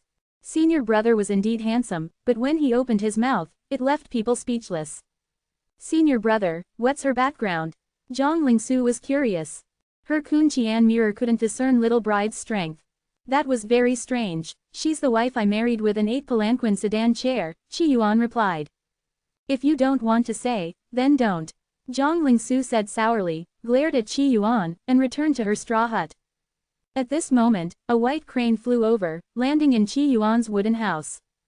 Seeing the large white crane, Little Bride seemed very happy and got up to take a look. "Elder Xuanchang's efficiency is impressive. The soul-splitting pills are ready so soon." He took the gourd from the white crane. The gourd was filled with soul-splitting pills, 100 in total. And the quality of these 100 soul-splitting pills was much better than the ones Elder Xuanchang had given him before. "With so many soul-splitting pills, my soul strength should reach the mid-foundation establishment stage, right?" This mid-foundation establishment stage was, of course, compared to himself, not to ordinary cultivators. He took out a soul-splitting pill, the fragrance wafting in the air. Little Bride took a deep breath. "Want some candy?" Qi Yuan generously offered the soul-splitting pills. Little Bride turned her head away, not looking at Qi Yuan. "Oh, I forgot you don't have a mouth and can't eat." Qi Yuan thought, then began pouring the soul-splitting pills into his own mouth. Qi Yuan, In the Divine Light Sect's market, a middle-aged man with a blank expression sipped tea quietly. Thoughts flickered in his eyes. The man's name was Luo Jing, a core formation cultivator from the Bright Palace. He had secretly come to the Divine Light Sect with Breaking Wolf to plan. Initially, he had been quite successful. The beautiful consort of the 18th prince had become his plaything. But when Breaking Wolf entered the Celestial Dragon's secret realm, he disappeared, likely already dead. He now dared not return to the Bright Palace or flee. Otherwise, the mark Breaking Wolf's master had left on him would teach him a lesson. This time, among those who entered the Celestial Dragon's secret realm, Qi Yuan is the weakest. I must capture him and find out what happened inside, or I won't be able to explain. These days, Luo Jing had been hiding in the Divine Light Sect's market, quietly waiting for the right moment. Finally, when he saw that figure appear, Luo Jing's eyes filled with murderous intent. Blame yourself for being the weakest. If it were Kong Fulu, it would take some effort. But Qi Yuan, he wouldn't. In the marketplace, Qi Yuan wandered purposefully. With a new wife at home, it couldn't remain empty and devoid of furnishings. For several days, Qi Yuan had been coming to the marketplace to shop. When he stopped by the clothing shop, Qi Yuan paused. Should I buy a bra for my junior sister? He recalled last time when he had spoken with high emotional intelligence, yet it hadn't pleased his junior sister. He realized it was because he was a giant in words but a dwarf in actions. Every action of his would warm his junior sister's heart for an entire day. But then he hesitated. I'm not that close with my junior sister. He decided to drop the idea. Remembering something, he left the marketplace. In the marketplace, Luo Jing's eyes flashed with a fierce glint. He immediately followed. Trailing behind Qi Yuan, he sought a suitable place to strike. When he saw Qi Yuan land in a secluded forest, he felt a surge of joy. This was the perfect place to make his move. As long as he captured Qi Yuan and interrogated him about the events in the Celestial Dragon's secret realm, he could report back to Breaking Wolf's master. He quickly followed and landed. But in the next moment, he froze. Where is he? He discovered that Qi Yuan had disappeared from the secluded forest. Alarmed, he sensed an ambush. Instantly, he was on high alert. But then he felt a chill on his neck as if a blade had brushed against it. His eyes widened as he saw a hand reaching into his dantian, grabbing his golden core. And his head was lifted by another hand. Yes, as soon as Luo Jing landed, his head and body were separated by a single stroke. Qi Yuan held Luo Jing's head in one hand and his golden core in the other. Are you from the Radiant Palace? Qi Yuan brought the head closer and glanced at it. Before killing this man, Qi Yuan had already seen his identity and knew he harbored ill intentions towards him. At this moment, Luo Jing's heart was in turmoil. Who are you? A foundation establishment stage cultivator easily subdued a mid-core formation stage cultivator. This was too much. Even the top 100 geniuses on the Eastern Soil Heaven's proud list couldn't do this. Even if they could, it wouldn't be so effortless. This was a complete one-hit kill. Was he facing not a foundation establishment cultivator but a nascent soul monster? I am the Qi Yuan you so desperately want to capture, the weakest one, Qi Yuan said, looking at Luo Jing. He was glad he had hidden his strength. Otherwise, if a late nascent soul stage cultivator from the Radiant Palace came after him, he might not be able to handle it. In the Celestial Dragon's secret realm, he had already tested his incomplete Heaven Path Foundation establishment. He could kill early nascent soul stage cultivators and might be able to go toe-to-toe with mid-nascent soul stage cultivators. But against late nascent soul stage cultivators, he would need to reach mid-foundation establishment to contend. Cultivating the Qi Yuan Sutra to reach mid-foundation establishment would take years. So now, Qi Yuan was eager to enter the game and quickly level up. He had many hidden enemies now. The Black Chicken Old Demon, who was always in closed-door cultivation, Breaking Wolf's master, True Lord Wind Fury, and whoever was behind the Old Emperor.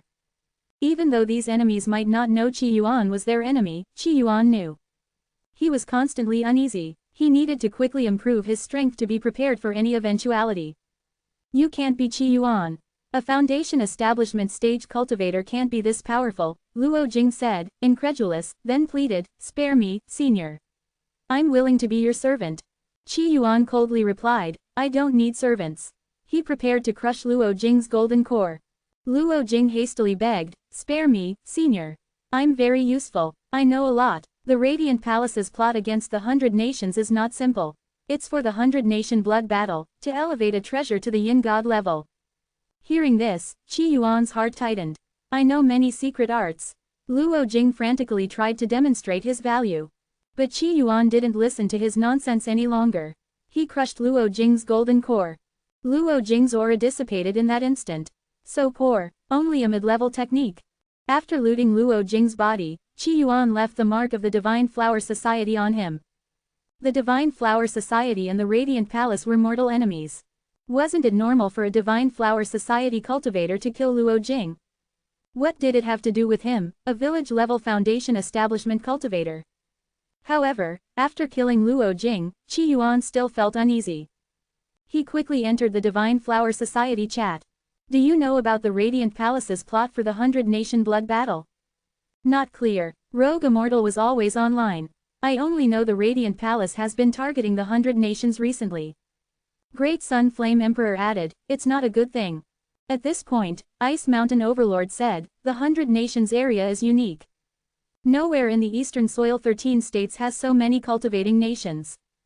In the Radiant Palace, there's a broken treasure called the Royal Extreme Fright Dragon Crown.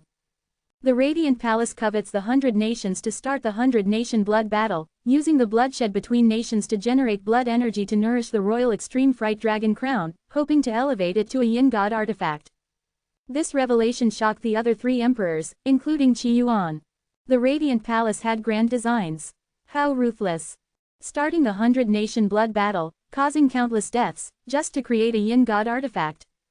At first, Qi Yuan thought the Radiant Palace's plot was just for the Great Shang. Now it seemed it was for the 100 nations. All to create a yin god artifact. This showed the Radiant Palace's great determination. This failed attempt in the Great Shang wouldn't make them give up. The Radiant Palace claims to be righteous yet commits such heinous acts. Rogue Immortal's words were full of indignation. The 100 nations area doesn't belong to the Eastern Soil. The Radiant Palace's actions will at most be criticized by some. Great Sun Flame Emperor also sighed. Unfortunately, the Divine Flower Society's influence in the Emerald Cloud State is too small. Otherwise, we would surely stop the Radiant Palace. Ice Mountain Overlord said. The Divine Flower Society was very powerful, even surpassing the Radiant Palace. But its influence was also very scattered, and its headquarters wasn't in the Eastern Soil. In the Emerald Cloud State, the Divine Flower Society's power couldn't compare to the Radiant Palace. Moreover, some Radiant Palace members were secretly part of the Divine Flower Society. The 100 nations area doesn't have even one Purple Mansion cultivator. They can't possibly stop the Radiant Palace. And the upper echelons of the 100 nations will likely turn a blind eye. After all, it's the lower-level cultivators and soldiers who die. They might even receive some rewards from the Radiant Palace, hoping more lower-level cultivators die. Ice Mountain Overlord said. The lower-level cultivators die, the upper echelons benefit.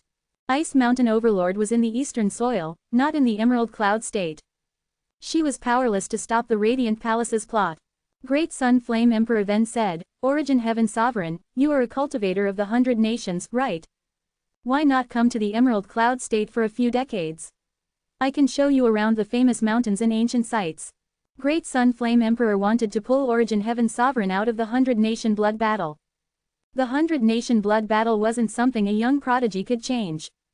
Thank you, Great Sun Flame Emperor, but I'll stay here, Qi Yuan declined, then asked Ice Mountain Overlord, if I become a Heaven Path Foundation establishment and form a celestial golden core, can I stop the Radiant Palace? Heaven Path Foundation establishment could kill core formation, fight nascent soul. With a celestial golden core, he could probably fight a Purple Mansion cultivator. Could he stop the Radiant Palace? No, not even close. Purple Mansion cultivators have seen through the essence of spiritual power. No matter how strong a golden core cultivator is, they can't match a Purple Mansion cultivator. Moreover, the Radiant Palace has more than one Purple Mansion cultivator. Even more terrifying is the Royal Extreme Fright Dragon Crown. It was once a Yin God artifact. That Yin God was killed, and the artifact was shattered. To stop the Radiant Palace, one would have to face the Royal Extreme Fright Dragon Crown. Several Purple Mansion cultivators could even summon a wisp of the Yin God's projection. A wisp of a Yin God's projection can obliterate a nation. Such power can't be resisted by mortals. Unless a Yin God intervenes, the 100-nation blood battle can't be stopped. But the Radiant Palace has tacit approval from some significant figures for this 100-nation blood battle. So, even a Yin god might not interfere in the 100-nation blood battle unless directly involved. This involves a secret even I don't know. Ice Mountain Overlord words were filled with helplessness. Not being a Yin god, even a Purple Mansion cultivator could be considered immortal. The Radiant Palace's actions might go against the heavenly order, but they had the tacit approval of some significant figures. The 100 nations could only be sacrifices. Qi Yuan felt a heavy heart hearing this. Even in the ultimate land, he had slain 3,000 extraterrestrial demons. Even defeating the Great Sun's true form. But he couldn't obliterate a country in one stroke. The power of a Yin god was far beyond his reach. How long until the 100-nation blood battle starts? Qi Yuan asked. In about 2 or 3 years, the Radiant Palace will have the 100 nations in their grasp. Then, the 100 nations will be divided into 2 factions to fight. The blood battle will last about 300 years. The Royal Extreme Fright Dragon Crown will absorb enough blood energy and fortune to restore itself as a true Yin god artifact. 2 or 3 years, Qi Yuan felt immense pressure. In the 100-nation blood battle, many high-level Radiant Palace cultivators would come. Qi Yuan had killed Zhu Lianhua, Breaking Wolf, and now Luo Jing. This had thoroughly offended the Radiant Palace. They were now enemies. Facing the Radiant Palace's threat, Qi Yuan needed to quickly improve his strength. Otherwise, if the Radiant Palace decided to unleash a wisp of Yin gods or to erase the Great Shang, no matter how talented Qi Yuan was, he couldn't cope. 2 or 3 years, ordinary cultivation can't reach core formation. With the game's help, I might form a golden core. But even with a celestial golden core, I can't defeat the Radiant Palace. Qi Yuan felt immense pressure. He could already challenge higher levels, which was terrifying. Foundation establishment could kill nascent soul. Even the top 100 of the Eastern Soil Heaven's proud list couldn't do this. But even if he reached core formation, he could only fight Purple Mansion. Nascent soul might contend with Yin god. What kind of golden core do I need to contend with a Yin god?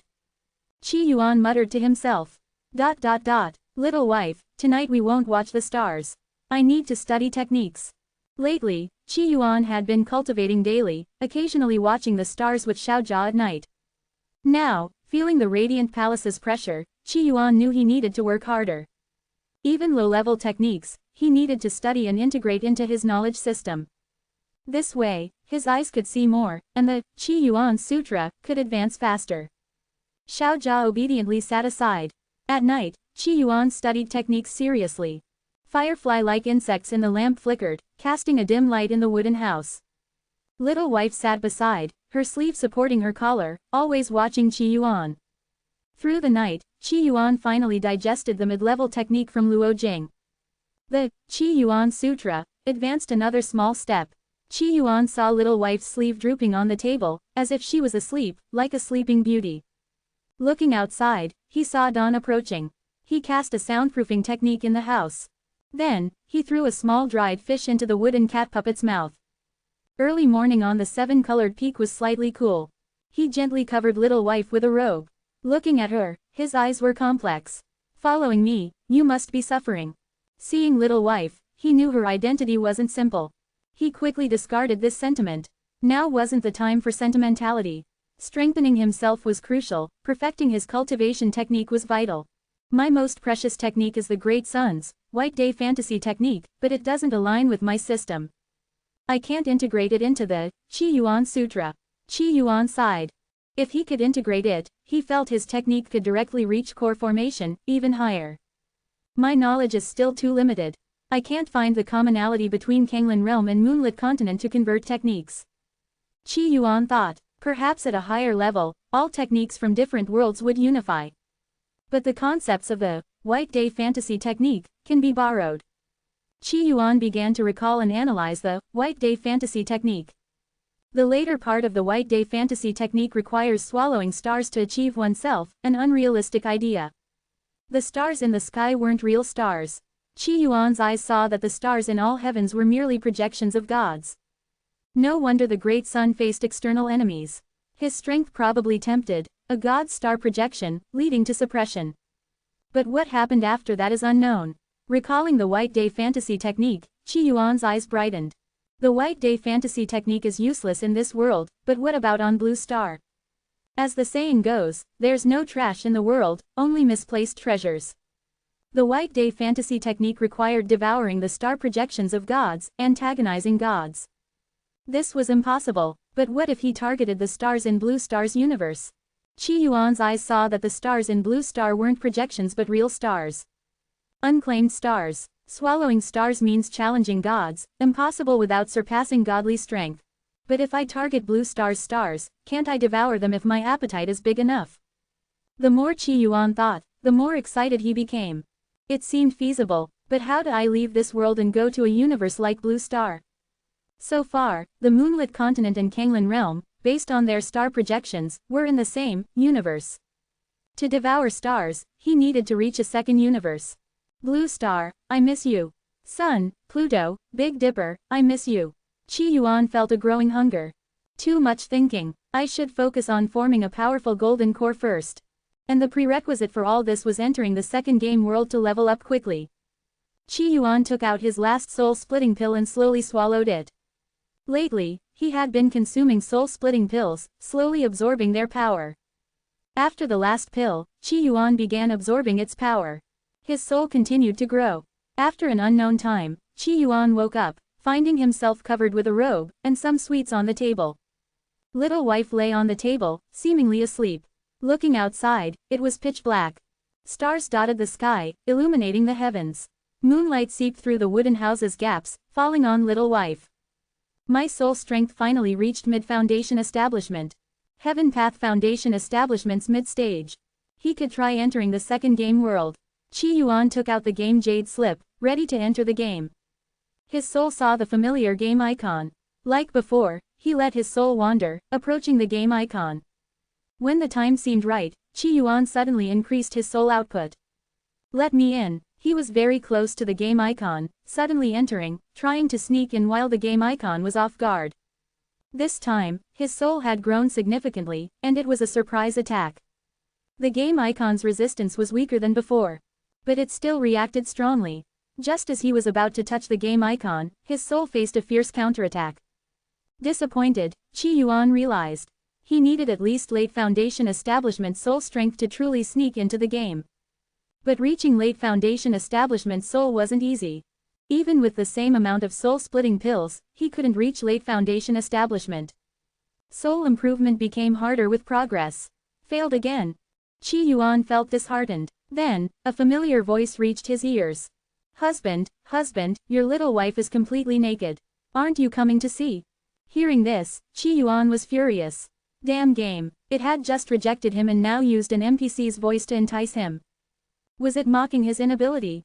I'm coming. Qi Yuan roared, his soul resisting the game's barrier. At this moment, in the Heavenly Heart Palace, Ning Dao, half undressed, exposing a smooth shoulder, smiled. Husband, let's see where you run this time. Following Ning Dao's voice, Qi Yuan immediately felt that the resistance from the game icon seemed to weaken slightly. Moreover, he felt as if a pair of hands gently pulled him. Seeing this, Qi Yuan's eyes lit up. Here I come. Unexpectedly, things had taken such a turn. No matter what, he had to get into the game first. In the Flowing Wind Realm, inside the Heavenly Heart Palace, Ning Dao pulled up her slipping shoulder strap, her previously half-open black dress now neatly worn. Her words were provocative, but she didn't truly intend to give herself to the owner of that voice. When she was young and weak, she might have had such thoughts. But now that she was a supreme being, she naturally couldn't act that way. She wanted to maintain control. The soul-locking jade floating in the air had turned crimson. It was as if its power had reached the limit, like an overloaded electrical component. The soul-locking jade seemed to be pulling something. Ning Dao poured all her strength into the soul-locking jade. Suddenly, a purple lightning bolt struck from the sky. Boom! The entire sky darkened. Crack! The soul-locking jade, one of the three great treasures of the world, suddenly shattered. This made Ning Dao's eyes flash with surprise. Her gaze fell on the demon egg beside her. The demon egg lay quietly, bound by 18 iron chains. Ning Dao, dressed in a black skirt with black stockings on her legs, walked towards the demon egg, her eyes filled with charm. Husband, you finally came to see me. Inside the demon egg, Qi Yuan was a bit confused. Where is this place? He looked at the girl in front of him. The girl's face was half covered with a black veil, hiding half of her face. The exposed half still made Qi Yuan feel the creator's favor towards her. Her hair was like clouds, her eyes like frost. Despite her charming smile, Qi Yuan could sense her resistance. Ning Dao, in a black dress with a black silk ribbon around her waist embroidered with various birds, looked stunning. Her exposed skin was as white as jade, almost sickly pale. Under the black dress, her straight, well-proportioned legs were wrapped in black stockings. Her feet, clad in black silk, hovered about 10 centimeters off the ground. Qi Yuan was momentarily dazed. He glanced at Ning Dao's exquisite feet. Why are there stockings in this world, and black ones at that? But thinking about it, if there are skirts in different worlds, why can't there be black stockings? Ning Dao looked at the now blood-red demon egg in front of her, a hint of dread in her eyes. Husband, this is the Heavenly Heart Palace, your new home. Hearing this, Qi Yuan was stunned. He now somewhat understood his situation. There was good news and bad news. The good news was that he had entered the game. The bad news was that he didn't enter normally, so he didn't have a player's identity, becoming a peculiar NPC. He pondered whether he should exit the game and then improve his soul strength to late foundation establishment to enter the game as a normal player. But Qi Yuan wasn't in a hurry. Now that he had smuggled into the game, he could first understand the game's background. At this moment, he heard Ning Dao say, "Husband, do you prefer me in this? I saw you sneak a glance at my leg just now." Ning Dao spoke while lifting her skirt slightly. Of course, it was still very modest, not even reaching her knees. Qi Yuan didn't deny it. Black stockings, white stockings, skin-colored stockings. Which LSP lewd sock puppet doesn't like to rip them? He looked at the strange object he was now inhabiting, observing the 18 thick chains on it. Qi Yuan asked, "Can you let me go?" "Husband, how dare I? What if you escape?" Ning Dao's face showed a pitiful expression, like a true love-struck fool. "Don't worry, I won't run," Qi Yuan said. "Husband, I don't believe you." Ning Dao slowly approached Qi Yuan. "Last time, you said you'd hang me up and beat me." Qi Yuan remained silent. Ning Dao floated above him, lifting her delicate foot as if to step on Qi Yuan's body. "So, I boldly hung you up. Do you want me to step on you?" Her black silk-wrapped foot was close at hand, her toes like neatly arranged art pieces, white and delicate. If this were on Blue Star, Qi Yuan might smell something foul. But here, he could even detect a faint fragrance. However, recalling something, Ning Dao retracted her foot. "I can't humiliate you like this. Besides, it might be too easy for you." Qi Yuan felt helpless. "Now I am the fish, and she is the knife. What do you want?" Qi Yuan had to ask. "Husband, shouldn't I be the one asking what you want?" Ning Dao's charming eyes turned sharp. "When I was young, you appeared in my world. What exactly do you want?" A powerful aura surged. The air in the underground palace grew thick. The 18 chains binding Qi Yuan clanged. Qi Yuan felt the terrifying pressure. Stronger than nascent soul, hiding in the demon egg, he said nothing. Ning Dao's half-covered face showed a nostalgic look. "At first, I thought it was a gift from the heavens. But later, I realized, there's no such thing as a gift without reason. Either you have ulterior motives, or we have a special connection. You only existed by my ear, like a breeze, then gone. Maybe once every 100 years, I'd hear your voice. I thought I was sick, hearing things. But no." Ning Dao stared at Qi Yuan. "I wasn't sick, you are real. You really exist." Ning Dao's gaze was complex, filled with fear, caution, longing, and carefulness. Hearing this, Qi Yuan's mind raced. He first heard Ning Dao's voice 3 months ago. But according to Ning Dao, it had been hundreds, even thousands of years in her world. Is there such a time difference? I have a superpower that occasionally lets me hear others' voices. When I hear you, I sometimes respond. Qi Yuan half lied. Anyway, explaining to an NPC probably wouldn't work. Really? Ning Dao chuckled. You've hidden for nearly 3,000 years, never seeing me, but occasionally appearing by my ear. Such patience, I can't ask much. But it doesn't matter. Now you're by my side. So, everything will be under my control. I'll seal your memories, then. Ning Dao licked her lips, looking more seductive. When you break out of the egg, you'll call me mother. Hearing this, Qi Yuan was silent. After a while, he said. You NPCs sure play dirty. Ning Dao didn't understand Qi Yuan's words but didn't mind. Many things Qi Yuan said before, she didn't understand. From now on, you'll be my golden canary. Little canary. She walked towards Qi Yuan. Qi Yuan looked at Ning Dao. Goodbye. He immediately logged off. In the underground palace, Ning Dao was stunned. Where is he? Panic flashed in her eyes, then she calmed down. Asleep. In the northern Blood Sea. A vast ocean, breeding endless demons. Suddenly, the Blood Sea roared, a massive demon crocodile raised a colossal wave, revealing its huge head. Dozens of supreme beings stationed at the northern Blood Sea quickly rose. Greetings, Demon Crocodile Supreme. The Demon Crocodile Supreme opened its mouth, the seawater gurgling into its huge body. The Lord has decreed, heaven warns, a demon has entered the world. Slay the demon, immediately. One Supreme looked puzzled. What are the characteristics of this demon? Blood demon, the demon crocodile said, then dived back into the Blood Sea. After hundreds of breaths, the Blood Sea calmed. The supreme beings stationed in the north looked puzzled. What does blood demon mean? Could it be related to the demons?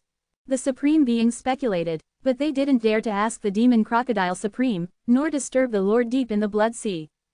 The Lord was unfathomable. They feared his power, not his virtue. In the following days, Qi Yuan occasionally entered the game. Unfortunately, he was trapped in the demon egg. He couldn't play the game. This frustrated him. Entering the game and getting captured by an NPC, it was embarrassing. But he gathered important information. The game's world and the Kanglan realm had different time flows. One day in Kanglan realm was nearly 10 years in the game world. From Ning Dao, he learned the game's world background. The game world was called the Flowing Wind Realm. One crucial piece of information. In the Flowing Wind Realm, when cultivators died naturally, they would turn into demons. This was very similar to the extraterrestrial demons Qi Yuan encountered in the Ultimate Land. He even thought those demons might have originated from the Flowing Wind Realm. If true, could he possibly travel through the channel that the extraterrestrial demons used to reach the moonlit continent? Currently, the Flowing Wind Realm was divided into north and south. Southern cultivators were called demon slayers. Southern law dictated that cultivators must die before their time to prevent the birth of demons. When demons appeared, southern cultivators would hunt them down. In the north, there were no such restrictions. Cultivators could die naturally, and demons would arise. Due to these differing laws, the north and south developed vast differences. In the south, ordinary people lived well, but many cultivators fled north yearly. In the north, there was almost no space for ordinary people. They had to serve cultivators to survive. The north and south were hostile, a life and death struggle. Nearly 100 years ago, the northern-southern decision was signed. The south and north would engage in a life or death battle. In the central land, 108,000 cities were built. These cities were supported by southern sects and countries, dispatching cultivators to guard them.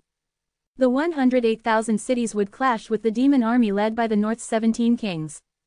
If the cities fell, the south would lose its land. The south would fall to the north. If the demon army failed, the north would return to the south, jointly facing the demon catastrophe. The northern-southern decision had been in place for over 20 years. The south's situation was dire. In a world where ordinary people are mere consumables, the north is destined to overpower the south. Qi Yuan sighed. Because that was human nature. Just like the extraterrestrial demon said, I shed blood for my family, why can't I enjoy my old age? Recently, Ning Dao tried to seal Qi Yuan's memories. But it had no effect. Qi Yuan was like a prisoner. Not a player, but he didn't hate Ning Dao. Without her, he couldn't have entered the game early to understand its background. He didn't want to be like in the moon-watching continent, where he nearly cleared all dungeons before understanding the game's setting. Plus, she was just an NPC. Senior brother Qi Yuan, the sect master summons you. At this moment, a white crane landed outside the wooden house, calling Qi Yuan. Sect master. Qi Yuan looked thoughtful. Since returning from the heavenly dragon Immortal realm, Qi Yuan often felt an invisible gaze on him. It seemed related to the sect master. Coming, Qi Yuan looked at little wife behind him. Little wife, let's go. Little wife turned into a stream of light, merging with Qi Yuan's chest. Following the white crane, Qi Yuan met Elder Kumu by a lakeside in the Sacred Light sect. Elder Kumu looked at Qi Yuan and said slowly, I have a great opportunity for you, but you must pass my test first. Previously, Qi Yuan might have declined, finding it troublesome. But now, the threat of the 100-nation blood battle in the Radiant Palace was like a sword over his head. He needed opportunities to quickly strengthen himself. He had to form a golden core to deal with the radiant palace. If a celestial golden core wasn't enough, he had to strive for a celestial nascent soul. Sect Master, please go ahead, Qi Yuan agreed. Come with me. Elder Kumu lifted Qi Yuan, a spiritual wind enveloped him, and they flew off. As they flew, Elder Kumu handed Qi Yuan a mask. Put it on, don't reveal your identity. Qi Yuan complied, donning the mask.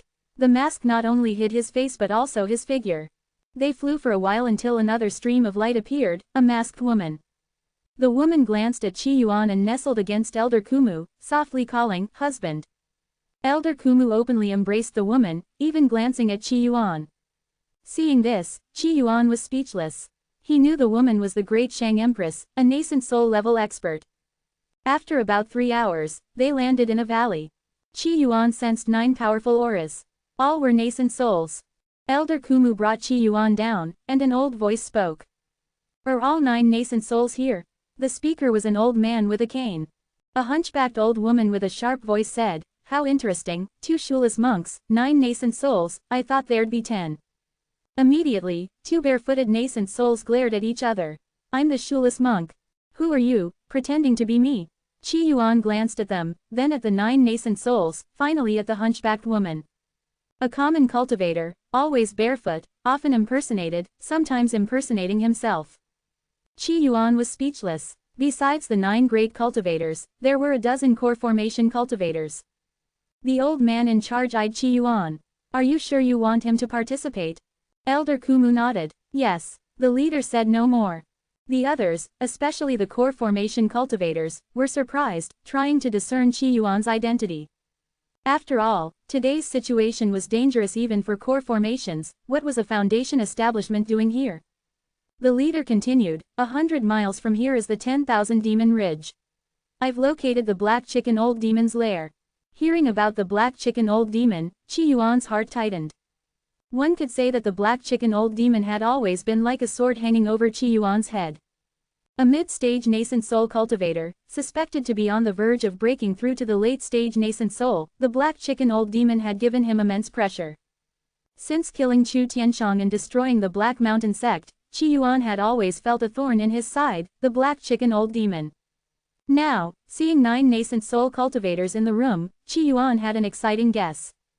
He then heard the old man with the cane say, "The Black Chicken Old Demon is a demonic cultivator, wreaking havoc in our great Shang cultivation world, wantonly slaughtering our fellow cultivators.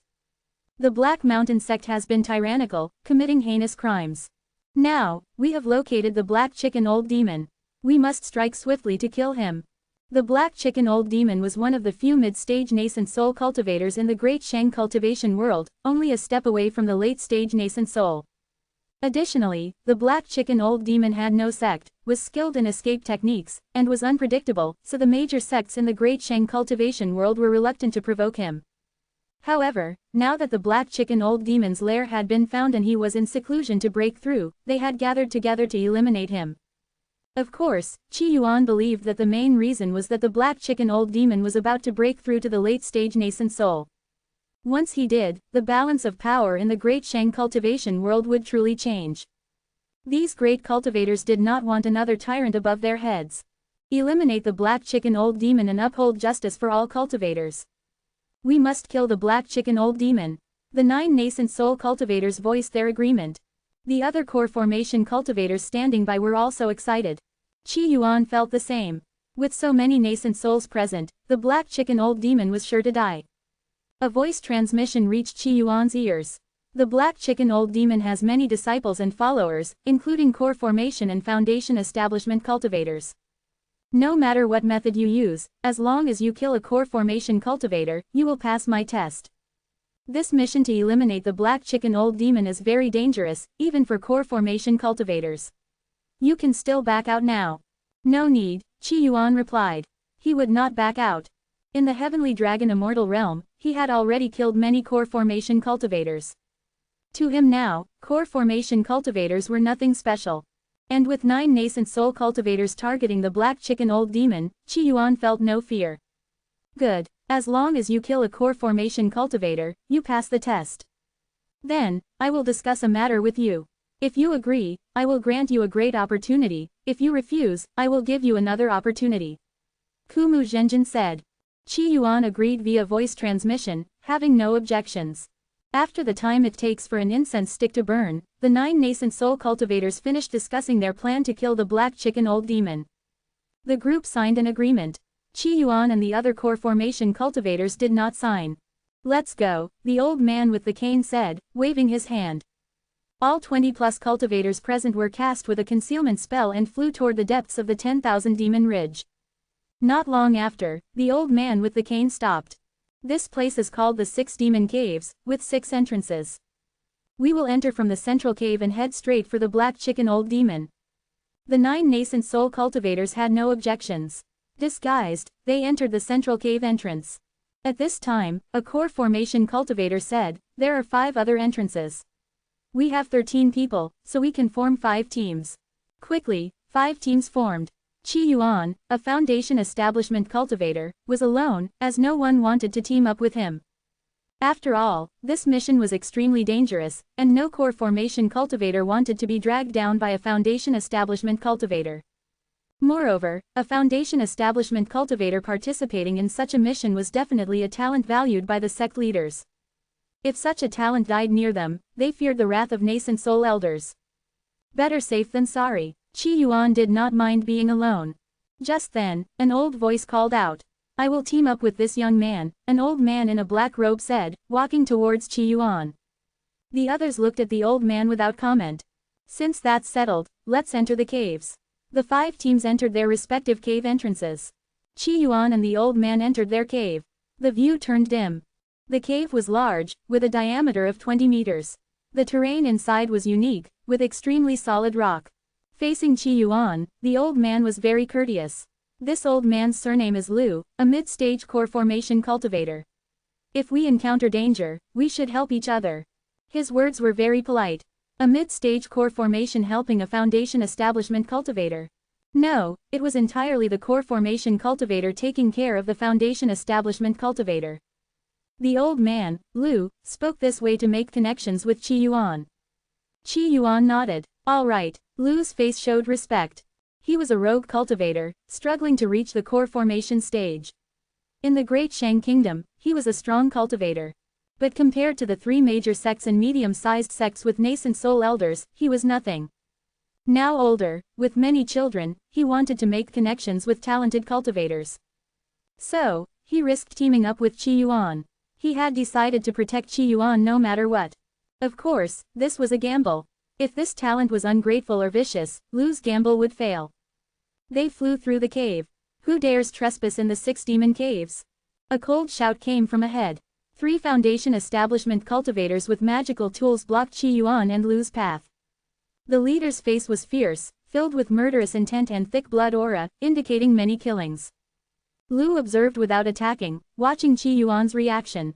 Foundation establishment cultivators were nothing to this young talent. He couldn't steal the spotlight from this talent. Qi Yuan stepped forward, shouting, "Your grandpa."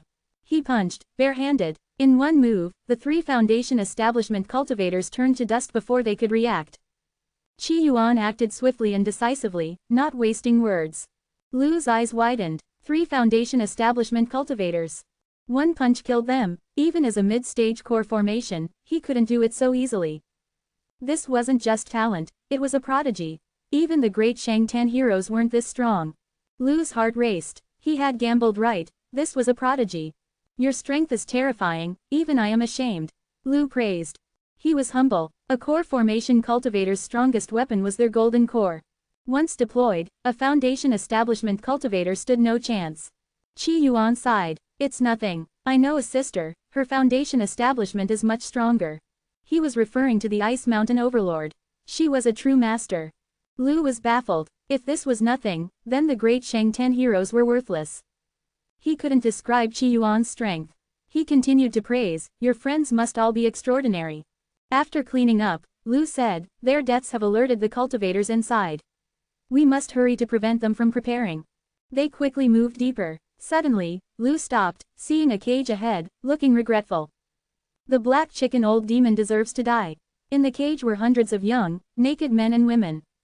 Their eyes were dull, suffering unknown horrors. Even seeing Qi Yuan and Lu, they showed no reaction, having lost hope.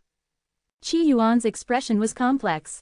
Just then, Lu slapped his forehead, eyes flashing with fear. This cave is guarded by Zuyuan Zhenren. He imprisons men and women here. It must be him. Zuyuan Zhenren, a late-stage core formation, the black chicken old demon's favorite disciple, with deep Taoist skills and incredible combat power. Lu felt impending doom. Zuyuan Zhenren guarded this cave, they had to escape.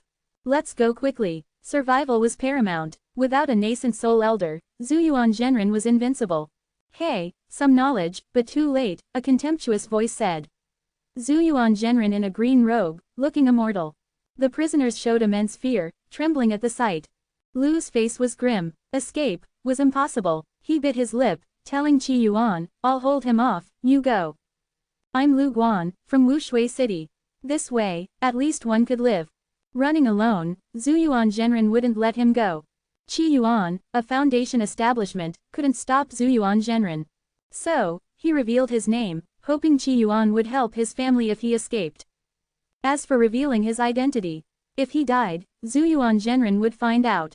Lu Guan bit his lip, charging Zuyuan Zhenren to die heroically. Zuyuan Zhenren smiled contemptuously, releasing his golden core. The situation changed, it needed a quick battle. Qi Yuan panicked seeing this. Old Lu, that's not fair, stealing my kill. Sect leader Kumu said he must kill a core formation cultivator. Only Zuyuan Zhenren in this cave, Qi Yuan wouldn't let Lu have him. He drew his cleaver. Kill. He moved faster than Lu could react, reaching Zuyuan Zhenren first. Lu's eyes widened. How could a foundation establishment be this fast? Seeing Zuyuan Zhenren's golden core, he shouted, don't touch the golden core. The biggest difference between core formation and foundation establishment was the golden core. Golden core formed with golden core spiritual items, condensing solidified spiritual power. Foundation establishment had liquid spiritual power in the Dantian. Golden core solidified on the golden core spiritual item. Indestructible, among other features. Humph, a mere foundation establishment dares enter the 6 demon caves, courting death. The golden core emitted intense light. Each ray was potent spiritual power. One ray could burn a foundation establishment. But Qi Yuan's cleaver ignored the light, slashing the golden core. Your golden core is poor quality, can't withstand my cleaver. Qi Yuan smiled. The indestructible golden core cracked. With a snap, it shattered. Immense spiritual energy fell like rain. Zuyuan Zhenren's eyes widened in horror, clutching his chest. How? His hard-earned golden core, shattered by a cleaver. By a foundation establishment. Poof. He spat blood, a cleaver flash, and he was dead. Qi Yuan wiped the blood from the cleaver. Lu Guan, watching, was stunned. What did he see? A cleaver shattering a golden core. This is a foundation establishment. The great Shang 10 heroes were nothing. This was a supreme prodigy. He swallowed, shocked yet excited. He gambled right. He approached Qi Yuan, even more flattering. Suddenly, a great roar echoed. You won't take my nascent soul. With the roar, a tremendous explosion shook Lu Guan's soul. His face turned pale, and he collapsed. Qi Yuan, holding his cleaver, glared around. Who farted so loud? He heard a loud fart. No response. Seeing Lu Guan unconscious, he muttered, knocked out by a fart. Deep in the 6 demon caves. 9 nascent souls, tattered, in poor condition. The Cain elder had a large chest wound, bleeding. The black chicken old demon lives up to his name, severely wounding 3 of us before dying.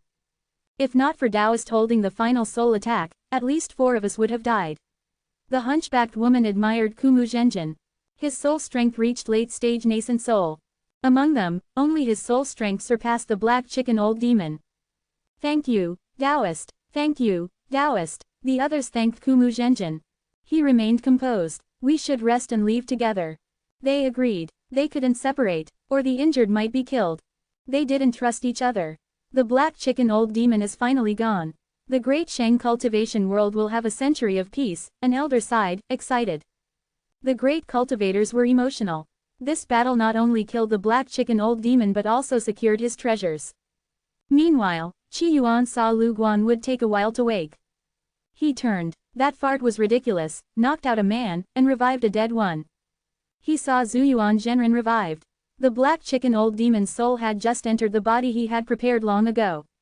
His eyes showed a trace of astonishment. Where's the golden core? It's gone. He glanced around and saw a Foundation Establishment cultivator seemingly looking at him. Hearing the Foundation Establishment cultivator's words, the black chicken old demon's eyes flashed with suspicion. My final soul attack didn't affect you, a mere Foundation Establishment cultivator. It seems you possess a soul-protecting treasure of high grade. With that thought, his eyes lit up with joy. Heaven favors me. A great disaster avoided must bring fortune. Surrounded by 9 nascent soul cultivators, he had faked his death to escape, already gravely injured. But he hadn't expected to encounter a Foundation Establishment cultivator immune to his soul attack.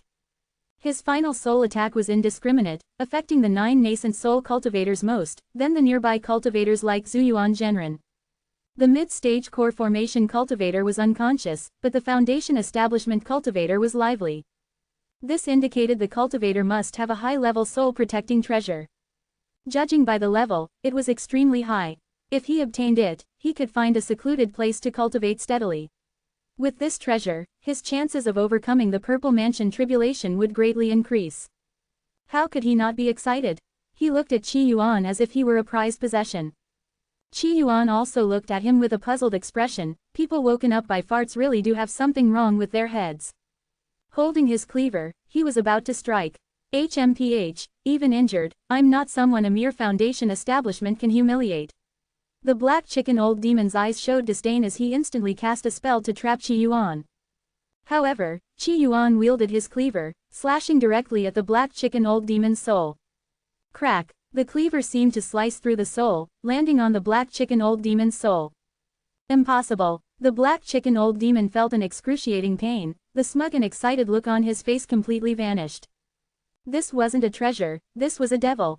With no time to think, the cleaver shattered his remnant soul. Zuyuan Genren's body fell to the ground again. Hopefully, no one farts again and wakes him up, Qi Yuan muttered, looking around suspiciously. Then his gaze fell beside Zuyuan Genren's body. A drop of blood-red liquid hovered in the air. Qi Yuan looked at it and saw the information. Soul blood, from the void, accidentally fell into the Great Shang, obtained by the black chicken old demon. If this blood merges with a soul, it can cultivate a seed, eventually becoming a soul weapon. The stronger the seed, the stronger the soul weapon. After death, one can also be resurrected from the seed. So, the black chicken old demon was the seed, and the Zuyuan Genren I just killed was the black chicken old demon. Qi Yuan's eyes showed greed as he looked at the drop of blood. This drop of blood is really something. The black chicken old demon is truly my wealth-spreading fairy. Old demon, I misjudged you. You're not my enemy, you're my white moonlight, brighter than the broken wolf. This is soul blood from the void, a truly valuable item. Soul weapons were extremely rare. The entire Great Shang probably didn't have a single soul weapon. Moreover, the soul blood soul weapon seemed to be of the growth type, which was even more terrifying.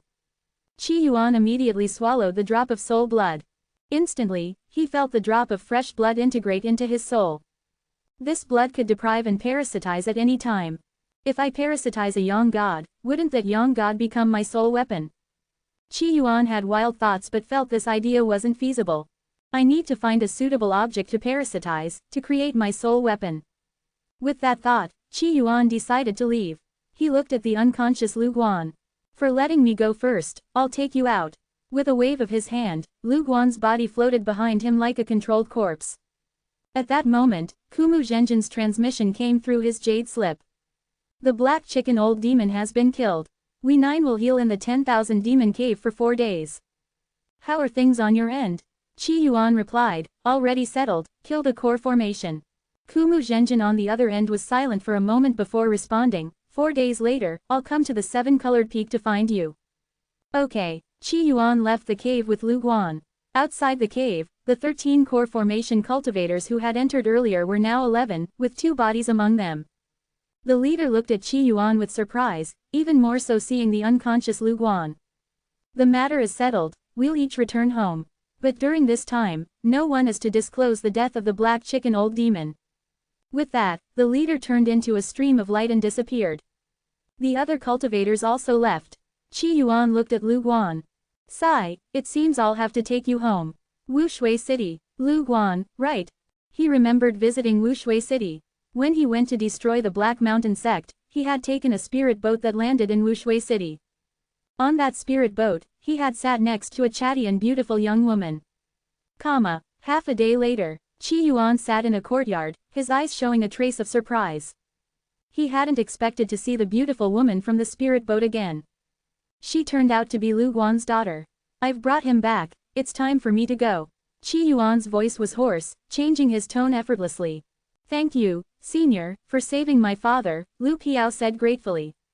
Her father, injured and unconscious, would be in grave danger if found by ill-intentioned cultivators. An unconscious core formation cultivator was a prized target. She was deeply moved that someone had brought her father back. Just then, hurried footsteps approached. Grandfather, grandfather. Duan Qinru, in a white dress, with delicate sweat on her forehead, looked anxious. Your grandfather hasn't woken up yet, Lu Piao said, relieved to see her daughter. This senior brought him back. Duan Qinru then carefully studied Qi Yuan. But his face was hidden by a mask, so she couldn't see his features. Senior saved my grandfather, I have no way to repay you but have prepared a small gift. I hope you don't mind. Duan Qinru said, handing over a storage bag. The storage bag was filled with blood crystals. Qi Yuan didn't refuse, taking the blood crystals. Suddenly, he felt the tattoo of Xiaojia on his chest heat up. He was thoughtful. Could these blood crystals be useful for Xiaojia?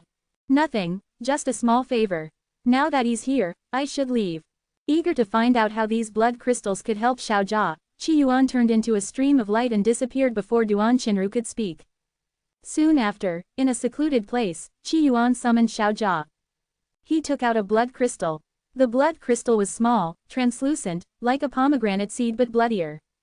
Seeing the blood crystal, Xiaojia's sleeve dropped a wooden plaque. A happy expression. You like it? Here you go. Xiaojia took a blood crystal with her sleeve. After a while, the blood crystal disappeared. Xiaojia looked very pleased. Seeing Xiaojia happy, Qi Yuan's mood improved too. Did she eat it? Qi Yuan thought Xiaojia didn't eat, but it seemed she did. I have more, enough for you. Qi Yuan gave her more blood crystals, watching her slowly consume them. Looking at the blood crystals, he saw more information. Blood crystal, comparable to a low-grade spirit stone. The information was random and didn't always show the key points instantly. If you like it, I'll ask the sect leader to take over Wushui City's blood crystal mine, enough for you to eat. Qi Yuan preferred to seize the mine rather than buy blood crystals. Let Wushui City's people work for him. After all, the current emperor, Dong Xian, was his junior brother. Grandfather, you're awake. Duan Qinru, at his bedside, was thrilled to see Lu Guan awake. Lu Guan was confused, then recalled seeing the Foundation establishment cultivator shatter Zuyuan Zhenren's golden core before fainting. He didn't remember what happened after. Who brought me back? Lu Guan asked. A masked cultivator, looking young, maybe not very strong, Duan Qinru said. He brought me back. Where is he? Lu Guan was excited. Grandfather, he left 4 days ago. He left. Lu Guan looked disappointed. Grandfather, who is he? Duan Qinru noticed her grandfather's interest. He's a true supreme prodigy. Even the great Shang Ten heroes are nothing compared to him. Just a foundation establishment, but I saw him shatter a late-stage core formation's golden core. What? Duan Qinru was shocked, covering her mouth in disbelief. Do we have such a foundation establishment in Great Shang? Foundation establishment battling core formation was unimaginable. Especially a late-stage core formation. Yes, your grandfather. Lu Guan explained the events. I tried to connect, but he feared revealing his identity, not telling me his name. Piao, Qinru, his deed mustn't be disclosed, understand? Father, I won't tell. Don't worry, grandfather, I understand the importance. Who is he? Could he be the one who destroyed the Black Mountain sect? Lu Guan wondered. If so, it all makes sense. Foundation establishment. Duan Qinru recalled the young man on the spirit boat. Her mother had chatted with him, intending to introduce him to her. She had been unhappy. Later, she saw him asking for directions near Black Mountain sect. Hearing her grandfather, she guessed. Mother, didn't you find the man who brought grandfather familiar? Lu Piao was puzzled. Remember the young man you chatted with on the way back from Nanshan, who you wanted to introduce to me? That day, the Black Mountain sect was destroyed. Duan Qinru said eagerly. You think they're the same person? Lu Piao understood her daughter's meaning. Perhaps wrongly, or preconceived. Hearing her daughter, she felt the man and the one who brought her father back were alike. Their conversation, at times, was wild. 4 days after Qi Yuan returned to Seven-Colored Peak. Most blood crystals were consumed by Xiao Jia. Qi Yuan noticed no change in Xiao Jia's body. But their combined forms' blood armor seemed stronger in attack and defense. He was surprised. Regardless, it was a good thing for him. And Xiao Jia seemed to enjoy blood crystals as snacks. Qi Yuan decided to ask the sect leader to buy Wushui City and its mines. For Xiao Jia, just one word: spoil. Though not a domineering CEO, he would spoil his wife. Especially a wife like Xiao Jia. Qi Yuan, a voice came from outside. True Lord Kumu stood outside. His expression complex, with a trace of expectation. Sect Master, please come in, Qi Yuan said. True Lord Kumu entered the wooden house. He glanced at Xiao Jia, then said, since you killed a core formation, you've passed my test. Sect Master, what is the matter, and what is the opportunity? Qi Yuan asked eagerly. I'm not from Great Shang, but from East Earth, Kumu Zhenjin said. I want you to represent me in the East Earth Prodigy battle. Back then, my clan was annihilated, and I survived by hiding in Great Shang. Eventually, by chance, I joined the Shengguang sect. True Lord Kumu's tone was calm, as if he were narrating from a third-person perspective. Qi Yuan listened, feeling that this so-called chance was likely sect leader Kumu being captured by people from the demonic desire sect and sent to the Shengguang sect as a spy. My clan was wiped out, and a treasure from my clan was lost, becoming one of the rewards for being in the top 100 of the East Earth Prodigy ranking. In 4 years, the East Earth Prodigy ranking will be finalized.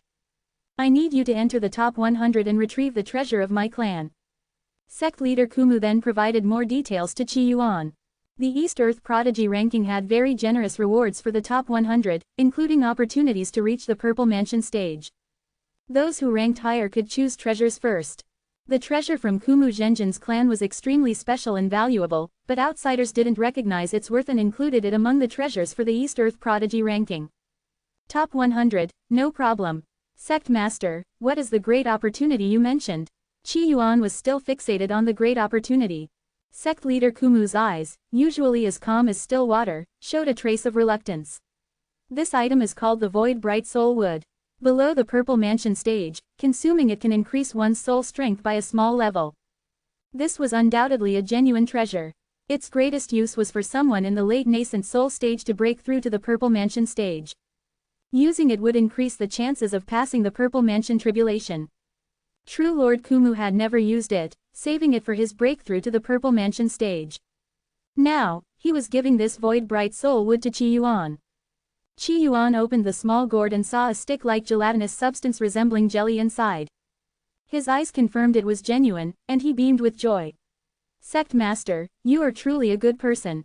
Even if you are a spy from the demonic desire sect, I recognize you. What Qi Yuan lacked the most now was a treasure like the Void Bright Soul Wood to enhance his soul strength. This item is incredibly valuable. You should save it for when you break through to the Purple Mansion stage, True Lord Kumu reminded, despite the strain in his voice. Since it could increase soul strength by a small level below the Purple Mansion stage, naturally, the later it was used, the better the effect. Is the same true for Heaven's Path Foundation establishment? Qi Yuan asked. Sect leader Kumu was momentarily stunned. It should be similar. He had never seen Heaven's Path Foundation establishment, so how could he know? Hearing this, Qi Yuan had an idea. Despite its value, he would consume it now to enhance his strength. In the meantime, focus on improving your cultivation. When the East Earth Prodigy battle begins, I will inform you, sect leader Kumu said, ready to leave. But Qi Yuan called him back. Sect Master, may I make a small request? Sect leader Kumu looked at Qi Yuan. Don't push it. Not excessive at all. It's just that my wife has a small hobby, she likes to eat snacks. Qi Yuan brought up his wife, Xiao Jia. Get to the point, sect leader Kumu said, his expression darkening. The blood crystal mine in Wushui City, I want the sect to buy it, and all the blood crystals should be brought to me. Sect leader Kumu glanced at Qi Yuan, snorting, this is a small request. The blood crystal mine in Wushui City was well known among loose cultivators. Many loose cultivators relied on it to improve their strength. Monopolizing the blood crystal mine might attract hostility from loose cultivators. Though this hostility was insignificant to the Shengguang sect, as sect leader, True Lord Kumu had to consider how to maximize benefits. "Give me 5 days, True Lord Kumu said, turning to leave. In the simple wooden house, only Qi Yuan and Xiao Jia remained. In the wooden house, Qi Yuan gazed greedily at the void bright soul wood in the small gourd. Hopefully, this can help me reach the mid-stage of foundation establishment in soul strength. Only then could he properly start the second game, truly entering it instead of being trapped in the floating wind realm. Qi Yuan began to consume and digest the void bright soul wood. Great Shang, Imperial Palace. Thousands of civil and military officials knelt, creating a grand scene. First, we sacrifice to the heavens. Second, we sacrifice to all celestial gods. Third, we sacrifice to our ancestors. The sound was majestic, and all who heard it bowed in reverence.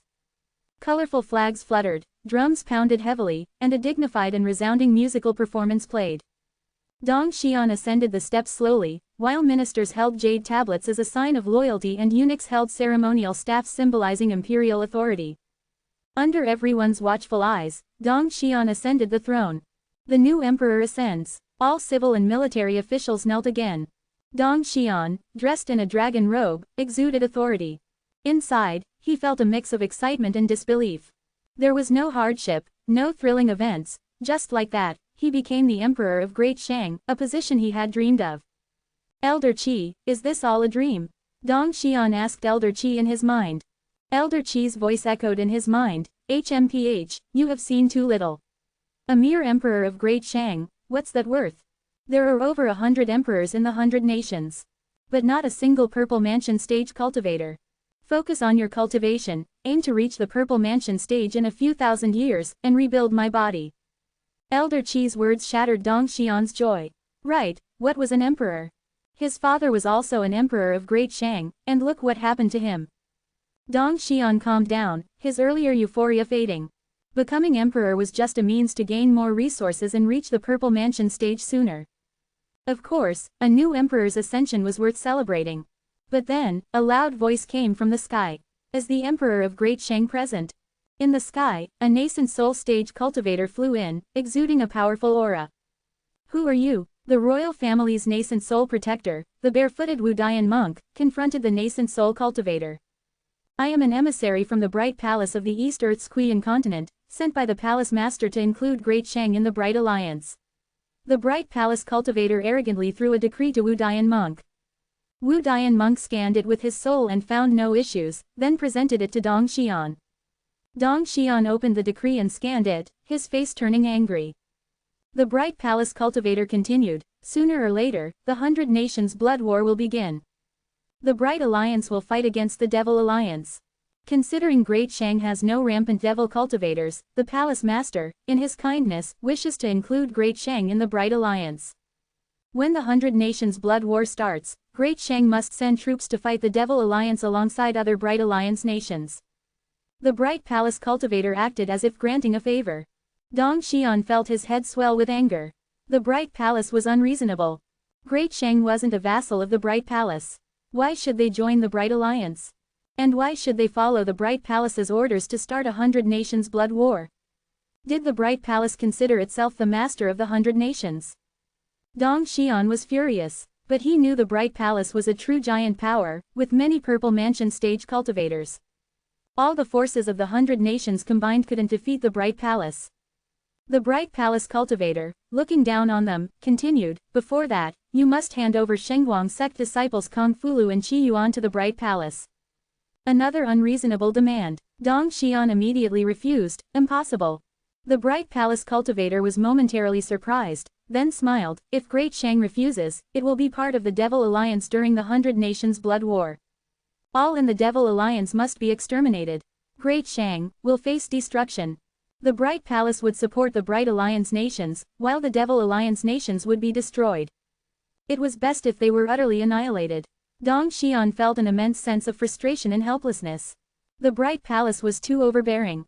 In 7 days, if you do not hand over Kong Fulu and Qi Yuan from the Shenggu sect, Great Shang will be part of the Devil Alliance, the Bright Palace cultivator said, turning into a stream of light and leaving. Dong Xian was left seething with anger. He couldn't possibly hand them over. Qi Yuan was unaware of the events in the great Shang royal court. At this moment, he entered the game. A look of joy appeared on his face.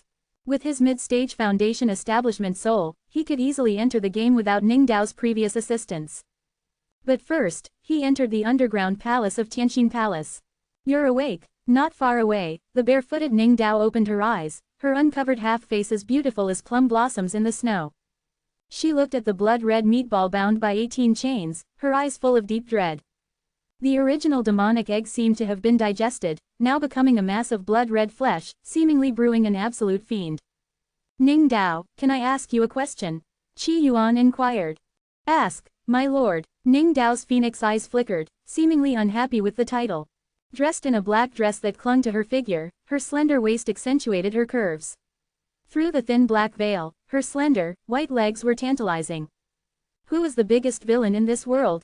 Qi Yuan wanted to know who the big boss was. My lord jests. If we speak of villains, we of the northern demons 13 are undoubtedly great villains. Ning Dao's eyes showed a hint of self-mockery. Qi Yuan paused and asked, may I see your other face? Ning Dao's eyes flashed with panic, but she smiled, charmingly. Better not, my lord. I fear it would displease you. The half-face with the word, demon, was seen as extremely ugly. When Ning Dao's face showed the word, demon, even her most beloved mother tried to kill her in her sleep. Young Ning Dao fled, gaining a scar next to the demon word. Later, she fled, constantly hunted, called a demon girl. During her escape, she met Qi Yuan. Since then, her face was covered by a black veil. No one saw her other face. Even she wouldn't look at the disfigured side of her face. She didn't want Qi Yuan to see it. Besides the 13 demons, are there other major villains? Qi Yuan asked. In his view, Ning Dao wasn't the big boss. Though Tianqin Palace was a powerful force, it wasn't the strongest. There are no villains. To southern cultivators, the north are all villains, to northern cultivators, the south are all villains, Ning Dao replied with a wry smile. Ning Dao didn't mention that both sides saw demons as the greatest villains, hated more than the demon fiends. Is that so? Qi Yuan was indifferent and stopped asking. My lord, when will you hatch and accompany me to see the vast night sky? Ning Dao asked seriously. No, Qi Yuan replied. He wanted to play the game, not stargaze. Ning Dao wasn't disappointed. My lord, be good. Your wife will go earn money to support the family. She put on another layer of gauze and shoes, leaving the underground palace. As the Tianqin Palace leader, she had many duties to handle. Sitting on her jade throne, looking at the decree, she mused, blood demon, an absolute fiend. But she smiled wryly, she was considered an absolute fiend as well. Nearby palace maids trembled at Ning Dao's smile. Ning Dao's eyes showed complex emotions. Those who claimed to be willing to die for her feared her smile. The word, demon, ... in the underground palace. This mass of flesh is peculiar.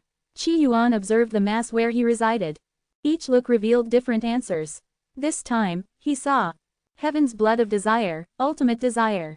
Last time, it was chaotic god blood. This must be a treasure. He suspected his irregular soul residency caused mutations in the mass of flesh. Its form kept changing. What if I merge the soul blood with it? Qi Yuan pondered but dismissed the idea. He didn't know its value yet and didn't want to waste the soul blood. He needed to get stronger fast. Too bad I can't take it with me. Otherwise, I could study it daily. Alright, time to leave here and enter game mode. Qi Yuan thought, transitioning into game mode. Suddenly, countless images flooded his mind. He saw a towering city with 30 jong-high walls. Countless human cultivators and soldiers guarded the city. Outside, terrifying demon fiends swarmed like the sea, attacking the city. Arrows rained down, hitting the fiends, but it was futile. Ferocious fiends stormed the walls, leading to brutal close combat. Armored soldiers wielding spears and swords charged fearlessly. The battle raged for 3 days. Blood stained the walls. The city walls turned black. The massive city had fallen. Everywhere was devastation, ruins, and rubble. In the city, only scattered hundreds of demonic fiends wandered. The ground was littered with bones, and no one built graves. Whose beloved sons' souls were tied to this place? A month later, a human army returned to this city, reclaiming it after a bloody battle. The commanding officer, with a gruesome scar across his face, looked particularly terrifying as he drank with the generals. 5 days later, the demonic fiends attacked again. The city fell once more. For 2 months, fires raged. Then, another human army arrived. Unfortunately, their fate was the same, total annihilation. Later, another human army came, only to meet the same end. And later still, Qi Yuan stood on the city wall. This city had seen no human armies for over 10 years. He looked at the city full of bones. Once a soldier steps into this city, his lifespan starts counting down. No one survives beyond 10 days. Now my task is to defend this desolate city. Qi Yuan stood alone in the desolate city, looking up at the towering, scarred city walls. A sense of desolation and bleakness overwhelmed him. On the wall, 3 characters read, Wugui City, number return city. Qi Yuan glanced at himself. Level 45, huh. Entering the game now, he was at level 45. Unlike the first time, when he was at level 1. So Qi Yuan guessed that level 45 was equivalent to the late stage of foundation establishment. His soul strength in the Azure world determined his level in the game. Level 45, not bad. I can start killing mobs. Qi Yuan's eyes sparkled with joy. Killing monsters would allow him to level up in the game. And this cultivation level would also be reflected proportionally in reality. His cultivation in reality would improve rapidly as well. He liked this feeling. Unfortunately, I don't have a suitable weapon. Qi Yuan looked at himself. He seemed to have entered alone. But in a moment, he froze. Xiaojia, he noticed the mark of Xiaojia on his chest. Xiaojia had come into the game with him. Xiaojia, Qi Yuan called out. Immediately, beside Qi Yuan, Xiaojia's figure appeared. Dressed in a blood-red wedding dress, she looked incredibly enchanting. Timid Xiaojia looked around in confusion. But when she saw Qi Yuan, she seemed reassured, tightly holding his arm. Qi Yuan smiled. In ancient times, scholars studied at night with a red-sleeved beauty accompanying them. Now I, Qi Yuan, defend a lonely city with a bride in a wedding dress accompanying me. Thinking this, Qi Yuan found the game interesting again. At that moment, the wandering demonic fiends in the city seemed to notice Qi Yuan and roared as they rushed toward him. For these fiends, tearing apart all humans was their instinct. Hundreds of fiends, looking like various terrifying monsters, with huge bodies, charged at Qi Yuan. Xiaojia, Qi Yuan shouted. Together. Immediately, blood-red fireflies merged into Qi Yuan's body, covering him in blood-red armor, thoroughly protected. Sharp, long spikes on his shoulders shone with a bewitching red light. His height increased to 10 meters, looking like a terrifying blood-colored monster. Qi Yuan swung his hand, and a broken sword fell into his hand. The broken sword immediately grew larger and longer, covered in blood-red color. Now the broken sword looked like a red heavy blade. He grinned, showing sharp teeth. Little monsters, the hunt begins again. He was like a heavy mech crashing into a dinosaur park. Those flesh and blood fiends were no match for him. Kill. With one swing, dozens of fiends fell. +40. +20. +10. +35. Countless experiences flooded in, and Qi Yuan, like a demon god, kept killing. Wherever he went, it became a purgatory, and all fiends met only death. In 10 days, Qi Yuan swept through the entire lonely city. Now, Qi Yuan leaned against a half-collapsed wall, panting heavily. Finally, there are no more fiends in Wugui City. All the fiends had been slaughtered by him alone. His level also rose to 49. 4 levels in 10 days, a rapid pace. At that moment, a prompt sounded in Qi Yuan's ear. Open black lens bracket successfully cleared fiends, obtained key fragment *1, close black lens bracket. Open black lens bracket begin defending Wugui City, the longer you defend, the richer the rewards, close black lens bracket. Open black lens bracket if fiends enter Wugui City, the defense state will fail, close black lens bracket. Hearing these prompts, Qi Yuan relaxed. Who says this world isn't a game? It is a game. I'm playing a game. Qi Yuan, holding the broken sword, hugged Xiaojia, and the two sat on the city wall. Looking out, yellow sand filled the sky, occasionally swept by strong winds, with rusted broken swords sticking out. Qi Yuan, holding Xiaojia, watched the desert scenery with her. Sometimes, he shielded her from the sweeping wind. Sometimes, under the charming night, he dug a hole and slept with Xiaojia under the city wall. If any fiends approached, he sensed it and killed them with one sword strike. I wonder when the next wave of monsters will attack. One day, Qi Yuan and Xiaojia sat on the city wall, both expecting and not expecting it. A little clever monster might sneak into the city. His defense state would fail. But without fiends, he couldn't gain experience. At that moment, in the distant desert, two armored, tattered figures caught Qi Yuan's attention. In the distance, cough, Zhang Sheng, seeing the towering city walls, teared up, finally here. Beside Zhang Sheng, the pale Chen Zhao, with a broken arm, handed him water. Sheng, drink the water. We'll take Wugui City together. That water bag held their last remaining water. As reinforcements for Wugui City, the Song Battalion had 1,723 soldiers. The commanding general, named Li Huan, was once a renowned general in Great Sha. Wugui City hadn't been under Great Sha's control for over 10 years. It was one of the lost 108,000 cities. Half a year ago, Great Sha's king exhausted national resources to gather an army of elderly soldiers to retake Wugui City. Unfortunately, they encountered a fiend army on the way. A fierce battle ensued, and only Zhang Sheng and Chen Zhao survived, waking up from the pile of corpses. Severely wounded, they still headed for Wugui City to plant Great Sha's flag on the city wall. Once the flag was planted, it signified that Wugui City still belonged to Great Sha. Wugui City wouldn't be considered entirely lost. If a city was occupied by fiends for over 100 years, it would no longer belong to humans. Unless retaken and defended for 100 years. How difficult was that? Soldiers who went to Wugui City had no retreat, not even supplies. In Great Sha, there was a saying. Once on the road to Wugui City, one's lifespan was only a month. Too bad the flag can't stay on the wall, Chen Zhao lamented. He used to be a butcher, like his ancestors. His cousin and father died in Wugui City. He was the last of his family. Zhang Sheng, a town constable, with his father as the head constable. To Chen Zhao, Zhang Sheng was born with a silver spoon. Zhang Sheng always loved playing the hero, dressed finely and riding spirited horses. This time, he defied his father's advice and joined the army secretly, ending up here. Seeing Wugui City, Zhang Sheng was thrilled. Wugui City has been out of Great Sha's control for over 10 years. Once we plant the flag, Great Sha's people will be inspired. Zhang Sheng's grandfather also died in Wugui City. He was the youngest in his family, with elder brothers taking care of his father, so he came.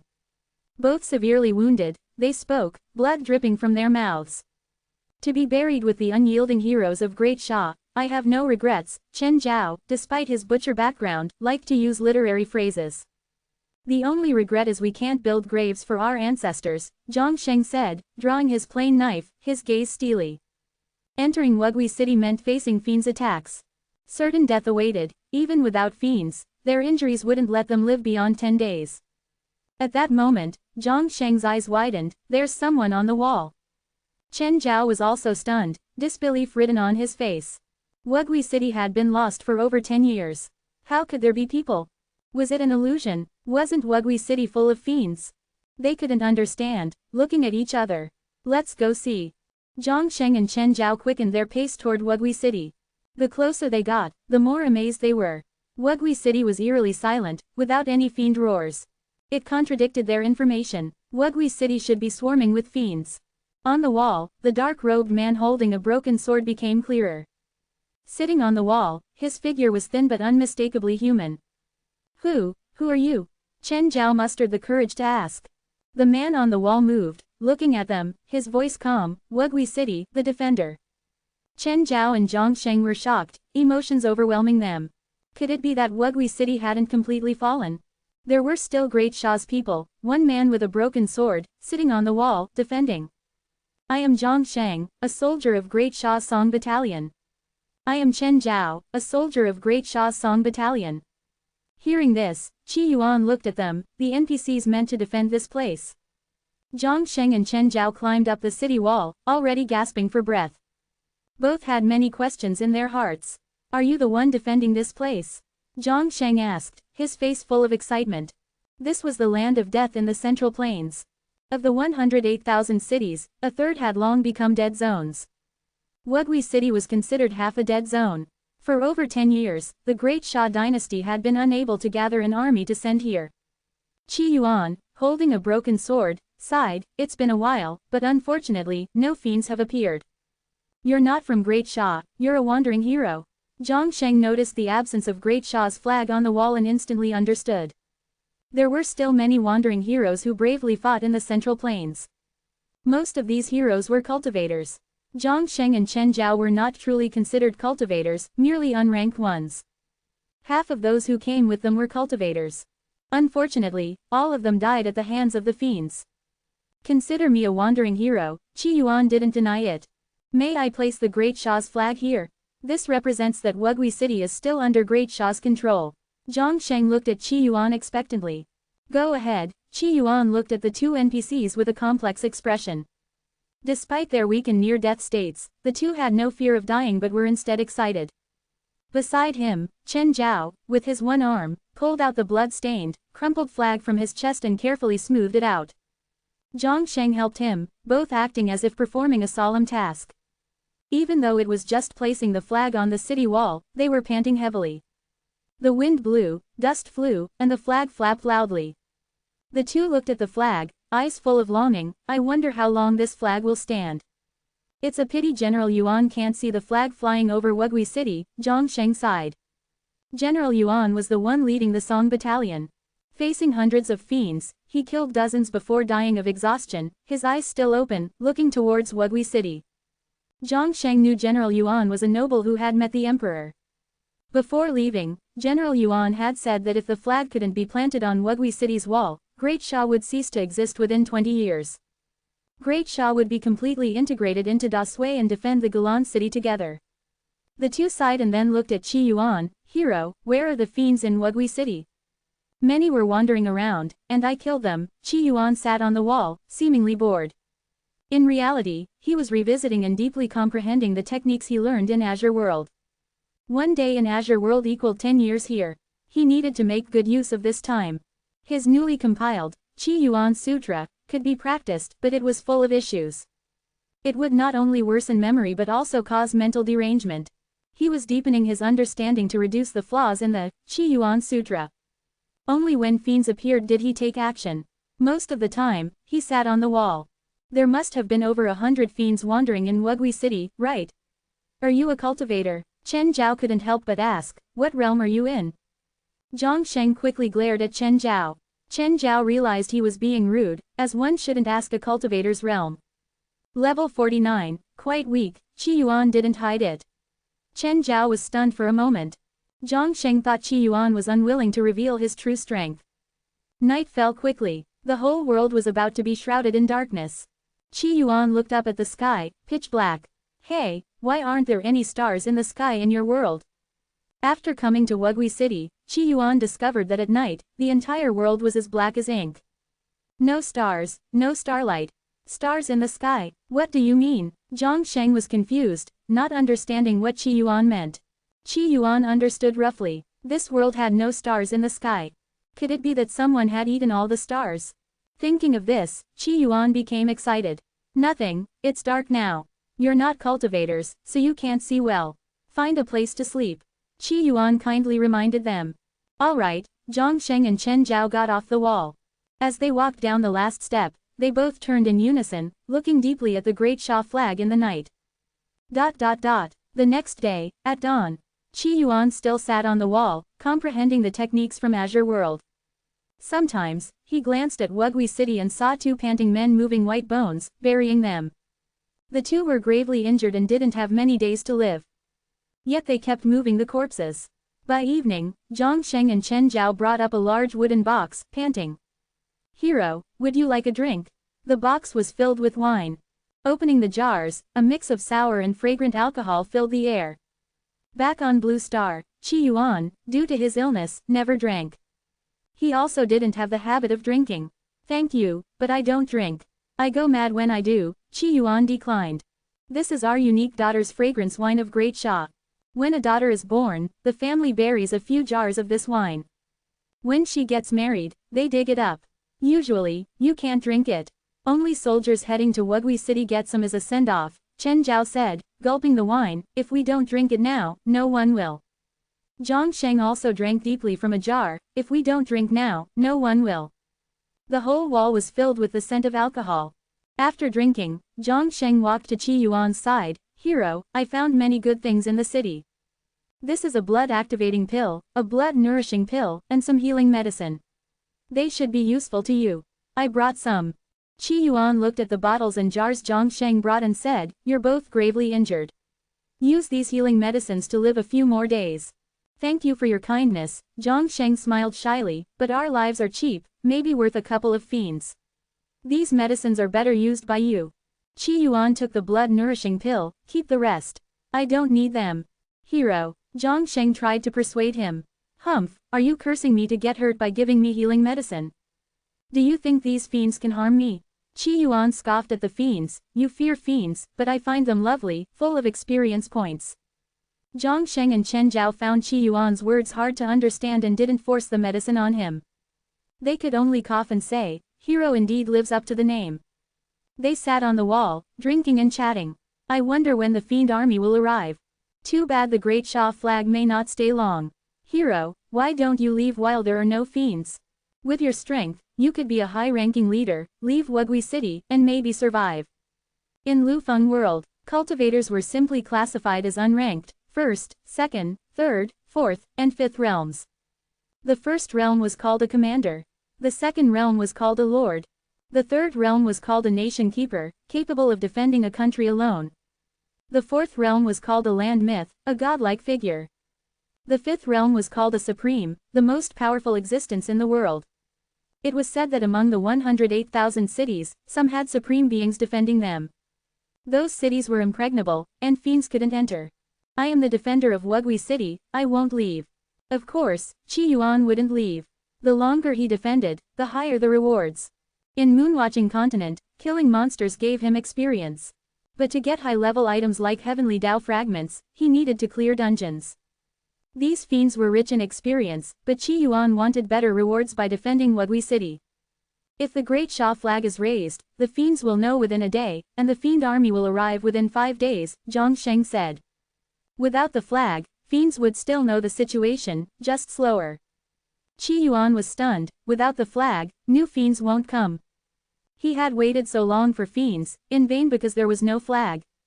They will come, just slower, Zhang Sheng explained, detailing more. So, with the flag, the fiend army arrives within 5 days. Qi Yuan muttered. He could use the flag to control the fiend army's timing. Yes, more or less, Zhang Sheng answered. Qi Yuan looked at the two, eyes gleaming. Their hearts raced as Qi Yuan said, do you have more flags? The more, the better. We do, Zhang Sheng, puzzled, handed over several flags found in the city. Hero, why do you need so many flags? Zhang Sheng asked. One flag isn't enough. I plan to defend here for a long time, Qi Yuan replied honestly. 1 day outside equaled nearly 10 years in the game. He needed to use this time to train and grow stronger. Zhang Sheng was silent. He wanted to persuade Qi Yuan to leave but couldn't. Chen Zhao didn't think much, drinking heavily. I didn't expect to die in this city with a hero like you. For him, the fiend army meant death in this city.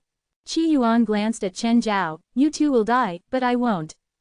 Players don't die permanently in the game. But NPCs, too bad they don't respawn. Zhang Sheng quickly praised, hero's skills are unmatched, you'll make the fiend army flee. Chen Zhao joined in, flattering. Zhang Sheng admired Qi Yuan deeply. The fiend army was approaching, yet the hero had no intention of leaving. Such courage was admirable.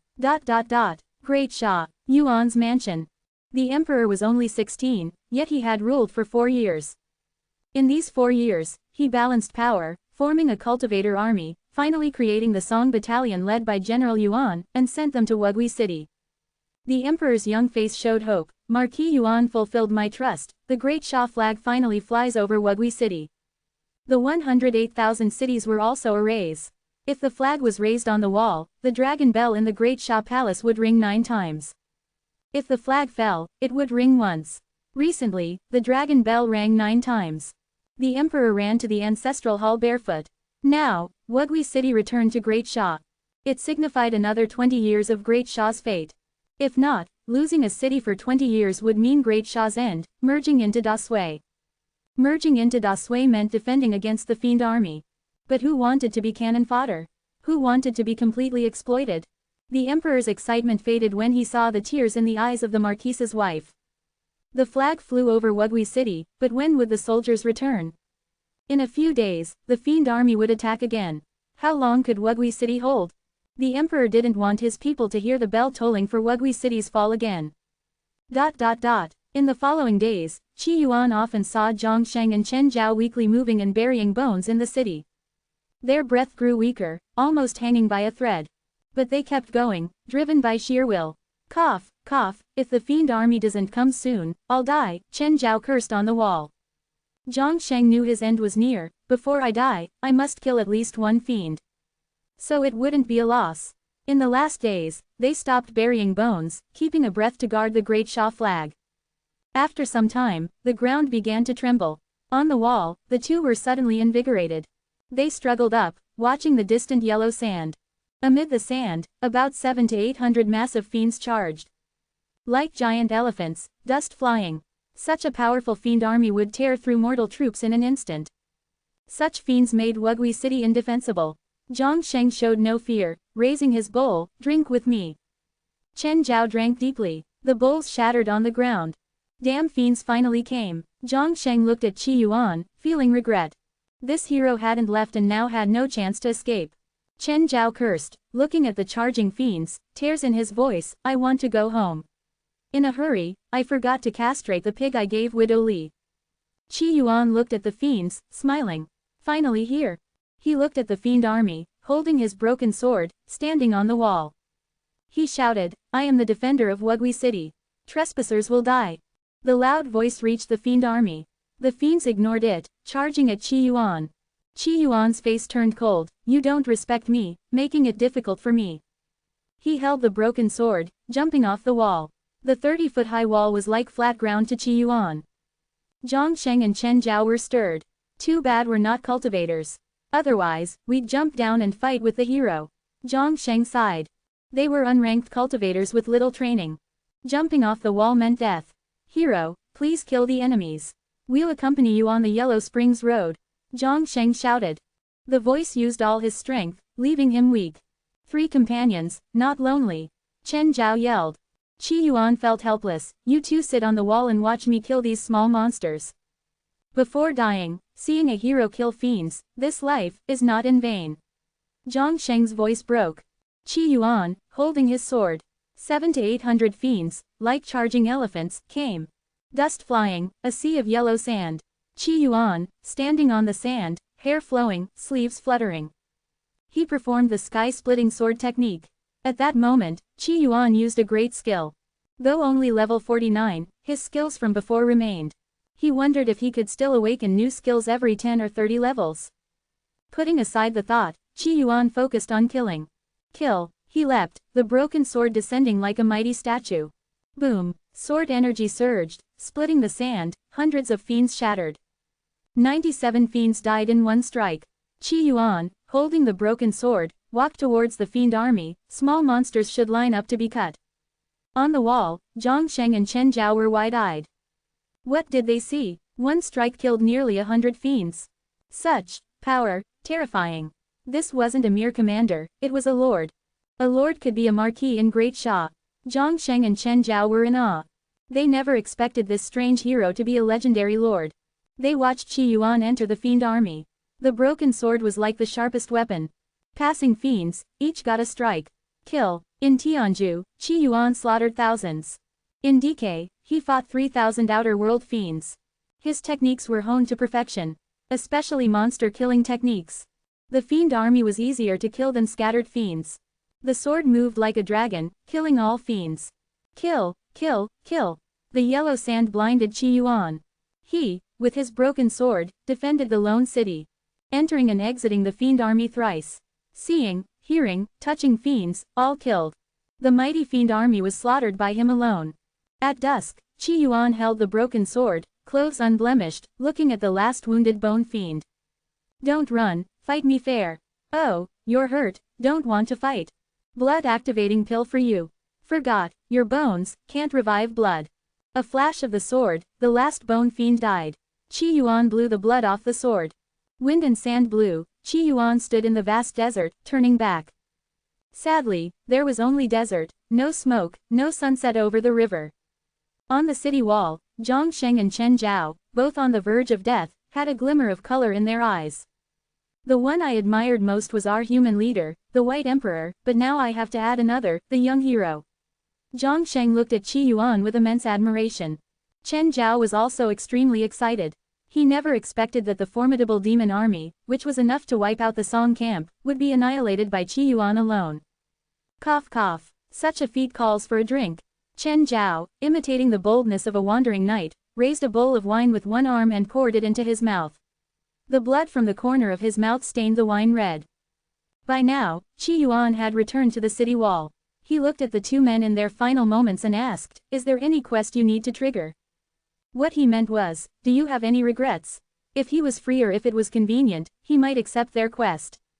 Dying after witnessing the young hero slaughter the demon army, I have no regrets in this life, Zhang Sheng said. The color in his pupils faded quickly. The young hero is destined to be a great ruler, there's no need to be confined in Wu Gui City. Wu Gui City is just the hope of the great Sha people, not the hope of the world. The young hero can head to other cities, where our human brethren are also fighting. Qi Yuan remained silent after hearing this. My family's pig still. Chen Zhao couldn't finish his sentence. Exhausted, he leaned against the wall, unable to move. He raised his blood-stained wine bowl, seemingly to toast Qi Yuan, but couldn't muster the strength. The wind fluttered the military flags, and the open wine jar emitted its fragrance. The two men seemed drunk and fell silent. Qi Yuan looked at them, seeing their lives fade away just like many others. If I remember correctly, there are 3 levels of death. The first level is brain death, where bodily functions cease. The second level is social death, where a funeral is held, ids are cancelled, and the world is informed of their death. The third level is when dust returns to dust and they are forgotten by everyone. You two are lucky. I am destined to become an immortal being, living as long as the heavens, and I will remember you. Qi Yuan said, picking up Chen Zhao's wine bowl, still tinged with blood. He took a sip, it was sour with a hint of blood. It tastes terrible. He glanced at the two men, then sat on the city wall. Xiao Jia, he called. Xiao Jia appeared, clutching his sleeve obediently. He hugged her, and they sat on the city wall, looking at the vast desert. Qi Yuan slowly recovered his vitality. He was very strong. But slaughtering the demon army also consumed much of his energy. Now, his level was still low, making it hard to kill the demon army. Not to mention venturing outside. Encountering a powerful one might mean dying before even achieving success. Of course, sitting in Wu Gui City also posed dangers. 5 days later, another demon army appeared. Qi Yuan, wielding a broken sword, merged with Xiao Jia and charged into the demon army. Drinking couldn't solve worries, so how could they be resolved? Naturally, by killing and killing and killing. ... Time flew by, and the night was pitch black. On the walls of Wu Gui City, the military flag of Great Sha fluttered in the wind. It has been half a year since we last saw intelligent beings. Since the deaths of Zhang Sheng and Chen Zhao, no new intelligent beings came to Wu Gui City. But the demon army attacked the city periodically. Each attack was stronger than the last, although the increase in strength was limited. At level 59 now, with the next attack, I'll reach level 60. Qi Yuan, hugging Xiao Jia, pondered. At level 50, he didn't awaken any new minor skills. So, at level 60, would he not awaken major skills either? Suddenly, in the dark night, a helpless voice reached Qi Yuan's ears. Am I really that ugly? Why haven't you come to see me all these years? The voice was familiar. Qi Yuan had heard it in the Kanglan realm. It was Ning Dao. Last time, he didn't respond. This time, his consciousness returned to the flesh locked by 18 chains. He looked over and saw Ning Dao seemed to be asleep, her small body curled up, looking insecure with a tear stain at the corner of her eye. Even as a supreme being, she still sleeps. Qi Yuan secretly criticized, and talking in her sleep too. At that moment, Ning Dao suddenly opened her eyes in her sleep, showing a hint of apprehension. Husband, you're here. I've told you many times, I'm not your husband, and you're not my wife. Do you refuse to acknowledge your little wife, or do you want to call me mother? Ning Dao smiled coquettishly. This conversation is impossible. Qi Yuan was helpless and then asked, why is there no star in the sky of Lufeng realm? He was curious. He had asked Zhang Sheng and Chen Zhao but got no answer. So, he wanted to ask Ning Dao. Ning Dao was surprised. Aren't you a supreme being? If he were, he would know why. Qi Yuan looked at Ning Dao. Did I ever say I was a supreme being? I'm just a little Dao foundation builder. No, you are a supreme being.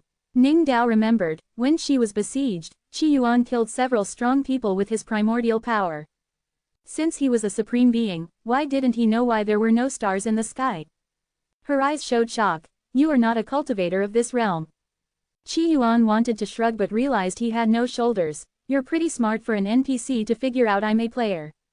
Ning Dao, contemplating, calmed down. So, you didn't come to see me because you can't come to this world. It's because I don't want to see you. Qi Yuan said bluntly. Husband, you're so contrary. Dressed in a black dress, Ning Dao approached Qi Yuan, smiling charmingly, seeming happy knowing his identity. You still haven't told me why there are no stars in this world's night sky. Qi Yuan redirected the conversation. Because Lufeng Realm is a forsaken land. A forsaken land? Qi Yuan was puzzled. Ning Dao whispered. A place not shone upon by the sun and moon is forsaken. In a forsaken land, heart demons breed, hence the demons. That's how demons are formed. Qi Yuan couldn't understand. Husband doesn't know. Seems you really are not from Lufeng Realm. Does that mean I mistakenly summoned you here, imprisoning you by accident? Since you know it's wrong, why not release me and apologize? Qi Yuan suggested. If Ning Dao released him, this mass of flesh would crawl back to Wugui City. This flesh seemed valuable. It needed to be researched. Release you? Ning Dao squinted, thinking. A golden light flashed in her eyes. I can't let you go. Qi Yuan was helpless. Then Ning Dao continued. Husband, do you know, our northern region's lord is searching for a demon named Blood Demon. The lord said this demon would bring disaster, the great enemy of Lufeng Realm. The lord decreed that anyone who sees Blood Demon must kill without mercy. And then, Qi Yuan didn't understand. Ning Dao looked at the flesh locked by 18 chains, her fear growing. Husband, don't you think you are the legendary Blood Demon? Are you kidding? Blood Demon, what's that? Leaving the underground palace of Tianxin Palace, Qi Yuan returned to Wugui City. Many thoughts crossed his mind. Could the final boss of this world be the mass of flesh I'm inhabiting? In the final battle, I'll fight myself. Qi Yuan found the game's setting confusing. He hugged Xiaojia and jumped off the city wall, digging a big pit and burying themselves underground. At the Great Sha Imperial Court, the young emperor's face showed some majesty. Sitting on the dragon throne, his expression kept changing. Finally, he said solemnly, Yuan Qi, Great Sha can no longer gather an army to support Wugui City. The emperor never thought that the Song camp he sent would hold out this long. The Great Sha flag had been flying over Wugui City for half a year. This was unprecedented since the Southern and Northern Wars began. The emperor suspected something happened in Wugui City. He knew Yuan Chang's Song camp had no overlords and expected them to die reaching the city. Holding out for half a year was impossible. Beside, the neighboring Dazui had a nation protector stationed at Gulan City, constantly reinforcing it. While Yuan Chang's camp had no overlords, how could they hold out for half a year? Something must have happened in Wugui City. But Great Sha was too far, unable to reach. The emperor, curious, understood he must suppress his curiosity. Else, it might cost lives. Yuan Qi, determined, said, Your Majesty, I am willing to resign from my palace command to go to Wugui City. The emperor looked at Yuan Qi, deeply moved. Yuan family has only you left. Yuan Qi's father died in Wugui City. Yuan Qi, defiant, raised his head. The soldiers in Wugui City have not returned home for half a year, they haven't tasted home wine. I am willing to deliver wine. I want to fight and defend Wugui City with my comrades. Yuan Qi knelt and kowtowed. The young emperor, deeply moved, felt a surge of sadness. Sadly, I won't live to see the victory of the Southern and Northern Wars. The war might last hundreds or thousands of years. The fallen soldiers might mean the war wouldn't end soon. But they went anyway. Wugui City had many graves. Some were Zhongsheng and Chen Zhao's. Qi Yuan sat on the city wall as always. Time passed, and he smiled. Are there more monsters to die? Sadly, they are too stupid to communicate. Otherwise, knowing they'd die, I could line them up for execution. The process differs, but the outcome is the same. Qi Yuan jumped off the wall. As he landed, dust rose. He stood, 10 meters tall, clad in blood-red armor, wielding a giant blood-colored sword. Like a giant armored warrior, he charged into the demon army. Just 1,000 demons, the strongest level 50, is that all? Qi Yuan fought fiercely, his sword constantly slashing. Wherever he went, all demons perished. His experience bar skyrocketed. Suddenly, a prompt sounded in Qi Yuan's ear. Open black lens bracket leveled up to 60, gain a chance to comprehend the essence. Use it, close black lens bracket. Many thoughts crossed Qi Yuan's mind. He didn't expect at level 30 to awaken minor skills and now at 60 to get a chance to comprehend the essence. Understanding the term, essence, Qi Yuan knew its importance. But now, he couldn't think much. The demon army was still attacking. Kill. Qi Yuan fought harder, wanting to finish off the demon army and see what comprehending the essence meant. He charged into the demon army, fighting like a god. Far away, the demon controller Missen looked puzzled. Taixia, did Wu Gui's city fail again? The woman named Taixia was also surprised. Behind Wu Gui's city is Great Sha, a small country with no overlords. The demon army sent should have easily destroyed Wu Gui's city. Their main enemy was Galan City. Wu Gui's city's capture was left to the demons. Usually, it should be easy. But it wasn't captured in half a year. Missen noticed this by chance. Did another city support Wu Gui, maybe Galan? Missen wondered. Galan can barely defend itself, supporting Wu Gui is suicide. Taixia scorned. In a few days, let a team of overlord-level demons to Wu Gui's city and capture it, Missen ordered, whoever is in Wu Gui's city must die. We overlooked this small city, but now that we noticed it, it will die. Taixia was eager to fight. After killing all demons, Qi Yuan was exhausted, blowing off the blood on his broken sword.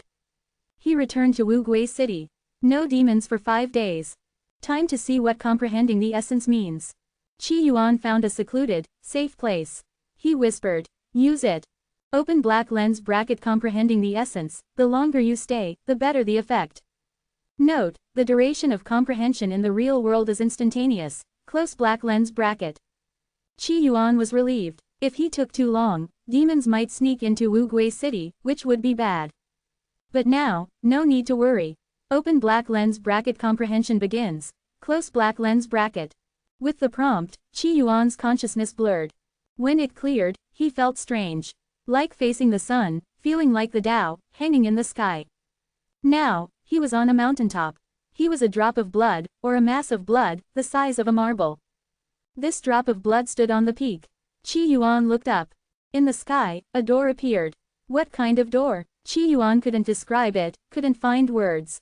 But he knew it was a door. Seeing the door, Qi Yuan sensed several strong auras rising, trying to enter. But they shattered before touching the door. The door seemed the most terrifying thing. Touch it and die. Is this the essence? Qi Yuan observed the door. It constantly changed, never fixed. Open black lens bracket the door of myriad variations, the unknown door, close black lens bracket. Even with his eyes, Qi Yuan could only learn the name, nothing more. He knew his knowledge was too limited. He kept watching the door. After a long time, a voice like a lark sounded. Oh my, a new neighbor. Wow, so ugly, round and red. Will it lower our 9 Pan Peak's average beauty? Qi Yuan saw a small, colorful bird nearby.